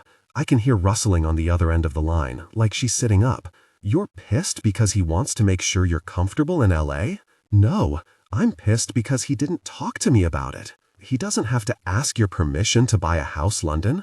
No, but he wants me to live in it. I frown. So you're saying I'm wrong about this too? Well, I think he needs to hone his communication skills and definitely include you in big decisions. But you also could use some polishing on your communication skills. You need to take a step back and look at it from his point of view. At the end of the day, the man just wants to love you. He wants to take care of me, and I don't need that. He wants to love you, she repeats. And I know I'm no expert in the relationship game, but I think that part of loving someone is taking care of them when they're sad or scared or grieving. You're my best friend in the whole world, and if you want me to kill him and hide the body, I'll totally do it. But London, I think you were being a little extra sensitive yesterday. And I also think, while we're at it, that you're taking a lot of your anger at Kyle out on Finn. Maybe, I admit with a sigh, and wipe my eyes for the 500th time. It just rubbed me wrong, you know? He handed me 3 properties to choose from. So he didn't say, hey baby, let's go find a house together. No, he'd already been hunting, found 3 he liked, furnished, and told me to pick one. Okay, that's a bit much, she agrees. There's gotta be a happy medium. Exactly, I reply, and then feel an ache over my heart. I hurt him. I hate that I hurt him. One of the best things about life is being able to say you're sorry, she says. I don't think anything has happened here that you can't work out. I hope you're right. Finn, I'm going to show her how much I missed her. Then I'm going to kiss the ever-loving hell out of her, and then I might show her again. I'm jogging along the beach, needing to expel some of this frustration before I see her. I just got to the beach house after the longest night of my life. Just as I come around the bend toward our houses, I see London standing on the shoreline, her arms crossed over her chest, her white pants and shirt blowing in the wind around her. Her dark hair is pulled up in a knot at the top of her head. She's not wearing sunglasses, and I can't wait to have her in my arms. I jog to a stop about 10 feet from her, and before I can say her name, she turns to look at me. Her eyes are full of sadness and pain, and it about brings me to my knees. But before I can say anything, she walks confidently to me, cups my face in her small hands, and rises up on her toes to kiss me squarely on the lips. Not a quick kiss, but one that sinks in and makes your toes curl. The kind of kiss that says, "Thank God you're here." She pulls back and offers me a small smile. "Hi. I'm going to take that kiss to mean that you're not trying to dump me." She frowns and steps into my arms, hugging me tightly around my torso, her cheek pressed to my chest, and just like that, the knot that's been lodged in my throat since she walked out of my condo yesterday morning starts to loosen. "Let's go inside," she says, taking my hand and leading me into her house. She walks past the kitchen to the living room and sits next to me on the couch. "I was never trying to dump you." I brush my thumb over the skin under her eyes. "You're bruised here, London." "I've been crying a lot," she confesses, and tears fill her eyes again. "My emotions have been all jumbled up for the past few days. And I have to tell you, despite being the one to walk away yesterday, I'm so glad that you're here." "Really?" I tilt my head, watching her. "I tried to get here last night, but that storm blew in and I couldn't reach you. You'll never know how hopeless and frustrating that felt. I'll leave out the part where I almost decked a flight attendant because he wouldn't let me get on the last plane that did land here last night. I'm sorry, she whispers. Were you okay last night? She nods. I was talking to Sasha for a while, and I was thinking about you. That helped. I need you to talk to me, sweetheart.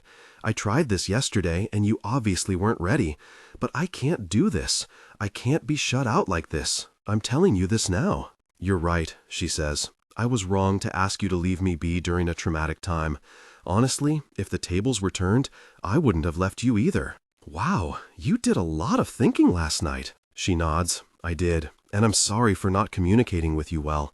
I think we both have room for improvement in that area. Agreed. The house in LA set off my temper, Finn, and I just can't apologize for that. Okay, please try to explain to me again why. I'm not trying to control you with it, I'm just trying to help. I see that, she says. But you didn't ask me to go house hunting with you. You did it without me and then said, this is what we're going to do. I would have been much more receptive had you made the suggestion and included me in the search. Oh. I rub my fingers over my lips, remembering Quinn and Carter warning me that this would be the case, and feel like a jerk. I got so swept up in making it happen for you, it didn't occur to me that you'd want to make it happen with me. Yes, exactly, she says with a smile. If we're going to do this together, we need to truly do it together. Understood. Well, scrap it for now, and we can revisit it when you're ready. Really? Of course. I tuck a stray piece of hair behind her ear. London, I love you. I want you to feel comfortable, and I do want you to be a part of making decisions. I just truly thought I was taking something off of your plate. I didn't realize that I was adding stress rather than relieving it. Thank you. She climbs into my lap and kisses me softly. Maybe after I get out there for work, you can come join me, and we can meet with a realtor. That would be good. Okay. She brushes her fingers through my hair, and I want to hold her close, but we're not quite there yet. Soon, but not yet. We need to talk about my brother, she says, and closes her eyes. We can talk about anything you like, love. I heard from the detective this morning. She opens her eyes, and the hurt is back. I absolutely hate that that slimy jerk has done this to her. He's denying that he said anything about killing our parents, and that I invited him to come to my condo. Little jerk, I mutter. The doorman confirmed that I didn't know he was there, so the breaking and entering is sticking, and he had the gun, so they're charging him with assault. Tell me he's still in jail. He is, but he'll have a lighter bail and might be able to post it. I'll make a call today. I have friends in criminal law.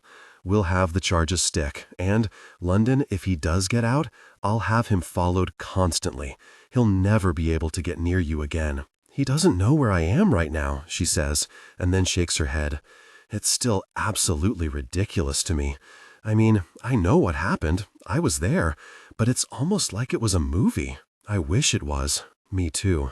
She lays her head on my shoulder. I'm so tired. Let's go take a nap. I stand with her in my arms and climb the stairs to her bedroom. The covers are still peeled back from her tossing and turning in them all night. I lower her to the floor and help her get comfortable. They shared a moment of deep intimacy, finding comfort and connection in each other's presence. I'm more than happy to oblige her. I shuck out of my shorts, guide her back onto the bed, and kiss her until neither of us can breathe. Missed you, she whispers. 2 days feels like 2 months. I murmur, agreeing. I can't stop kissing her soft skin, her shoulder, down to her nipple, and then down her belly. I circle my nose in her navel and then bite the soft skin above her hip bone. Do you know what I'm going to do to you? I have a pretty good idea, she says with a smile. I'm going to spank this perky little bottom of yours. Her head comes off the pillow and she stares at me in surprise. What? You heard me. But I'm in no hurry. I pull my middle finger through the crease of the back of her knee and smile when she wiggles from being tickled. I'm going to explore every delectable inch of you. And before I'm done, I'm going to slap your bottom. Okay? She smiles and then bites her lip when I gently graze over her delicate skin with my fingertip. Oh gosh, Finn, you like that? She nods emphatically, so I do it again and watch her moan. She's always been so responsive. Nothing turns me on more than turning you on. Yeah, well, you're good at it, she says, her breath coming faster now. Sometimes all you have to do is look at me in a certain way, and my desire grows. Is that so? Oh yeah, And when your lips twitch because I'm silly, I just want to jump you. Well, jump away, sweetheart. I kiss her hip, and she digs her fingers into my hair, holding on tightly, redirecting me to her desire. But I shake my head. We're doing this my way. Why? I look up at her until she meets my eyes with hers. Because I said so. You know, the bedroom is really the only place that I'll put up with that. I laugh and bite her thigh. Hard. Oh, don't I know it? Passion peaked. They came together intimately, deeply connected. Afterwards, breathless. I hated sleeping without you, she admits softly. I was wrong to leave, Finn. We agree on that. I kiss her forehead. We won't handle things like that again. No. Her hand trails down my back to my bottom, where she grips on tightly. Have I told you that I'm rather fond of your bottom? Maybe once or twice. Well, I am. She kisses my shoulder. I love you. I love you too. Do you love me enough to make me breakfast? I smile down at her. Yes, but I don't think either of our places is stocked. Right, she scrunches up her nose. I guess we'll have to go out for breakfast then. You must have worked up an appetite. You spanking my bottom always makes me hungry. London. 2 weeks later. Finn should be home any minute. This might have been the longest workday on record, if the amount of missing him I've done is any indication. I leave early tomorrow morning for LA to get started on filming, and Finn had to be in court today, so it wasn't possible for him to stay home. Not to mention I had meetings all day with Fiona and our attorneys, getting contracts underway so I can back her show, and we can get it set into motion. This show is going to change lives. But I haven't seen him all day, which I guess is fine. I mean, I'm going to see him in 3 days, and then he'll be in LA with me for a whole week. I'll be so busy with rehearsals and filming, I'll hardly have time to miss him. But it's not lost on me that I'm all moved into his beautiful condo, just in time to pack up to leave. I have to keep reminding myself that it's only temporary. I'm standing in the middle of my massive new closet, my hair wet from the shower, trying to decide what to pack and what to wear. Do you like your new closet? Finn asks from the doorway behind me, startling me. I didn't hear you. He's leaning there, just watching me, rubbing his forefinger over his lower lip. I want to bite him there. I'm glad you're home. Me too. His lips twitch as he pushes away from the doorframe and walks slowly to me. I see you got everything unpacked in here today. I did, and now I have to pack up to leave tomorrow. Also, have I thanked you for remodeling this for me? About 1,000 times. He smiles and kisses my forehead. I just look around at the space. It's massive. Floor-to-ceiling shelves line 2 walls for shoes and bags. There is a tall dresser on either end, and so many racks for clothes, I almost didn't have enough to fill them. Almost. I spoke with the realtor in LA this afternoon. She's lined up 5 houses for us to see on Sunday. That's a lot of houses. I want you to have plenty to choose from, he says, his eyes perfectly serious. Since the argument on his birthday, we've both made an effort to listen to the other and communicate our needs clearly. So far, we're doing well. And there's no pressure, London. If we don't see one that you love, we'll keep looking. There's no rush. Sounds good. And what do we have on deck for tonight? You were awfully vague on the phone earlier. He smiles and twists a piece of my hair in his finger, then tips my face up so he can plant the kind of kiss on me that makes the gods weep. We'll be spending the evening up on the roof. What's up there? Dinner, relaxation, you and me. Well, that sounds just about perfect. He nods and then seems to make some kind of decision because he suddenly lifts me into his arms and carries me to his bedroom.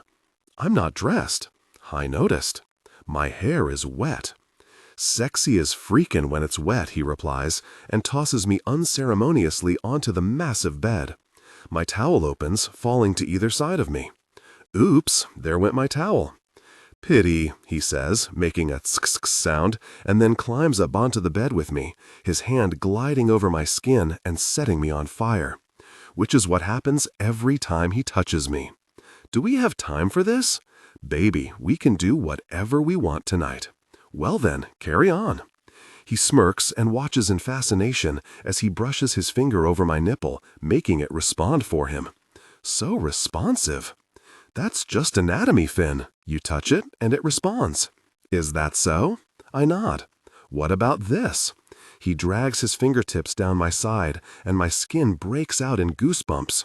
Is this anatomy too? I would think so.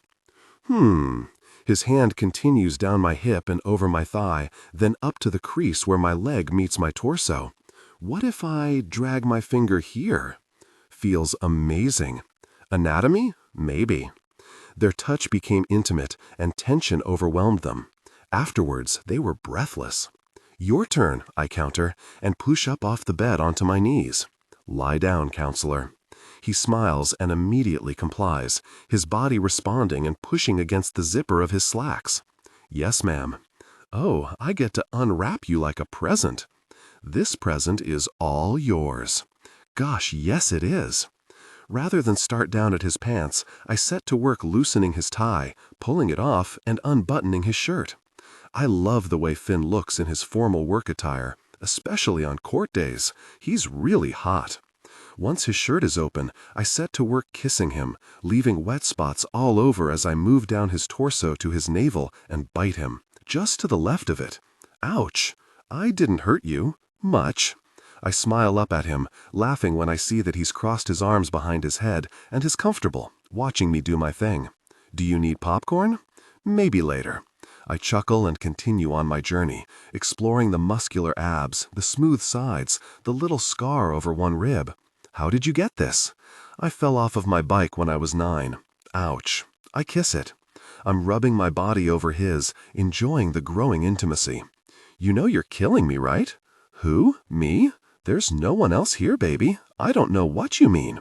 But I work my way lower and slowly unfastened his belt, then his pants, and pull them down over his hips and legs, tossing them over the side of the bed.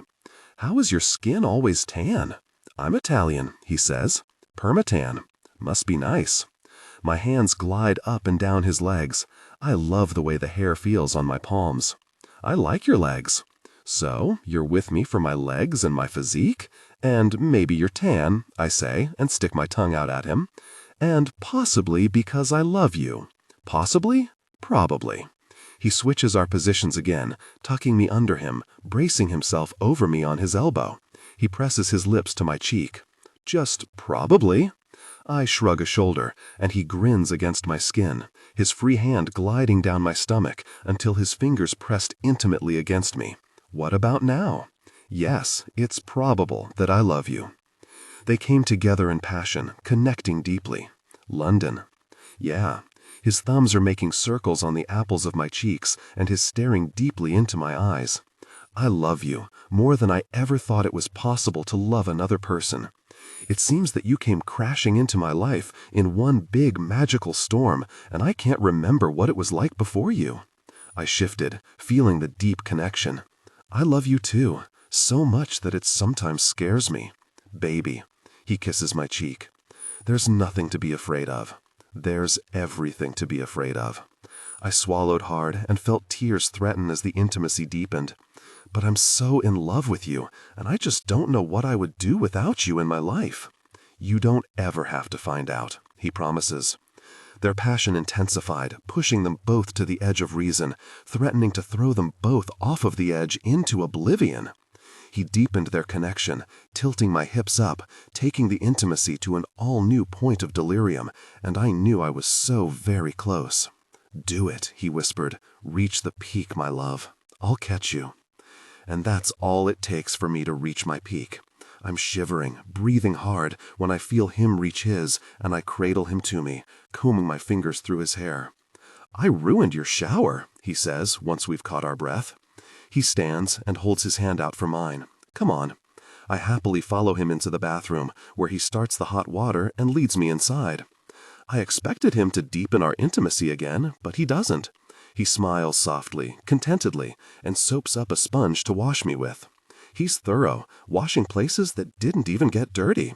And when he's done, I take the sponge from him and return the favor, washing him down.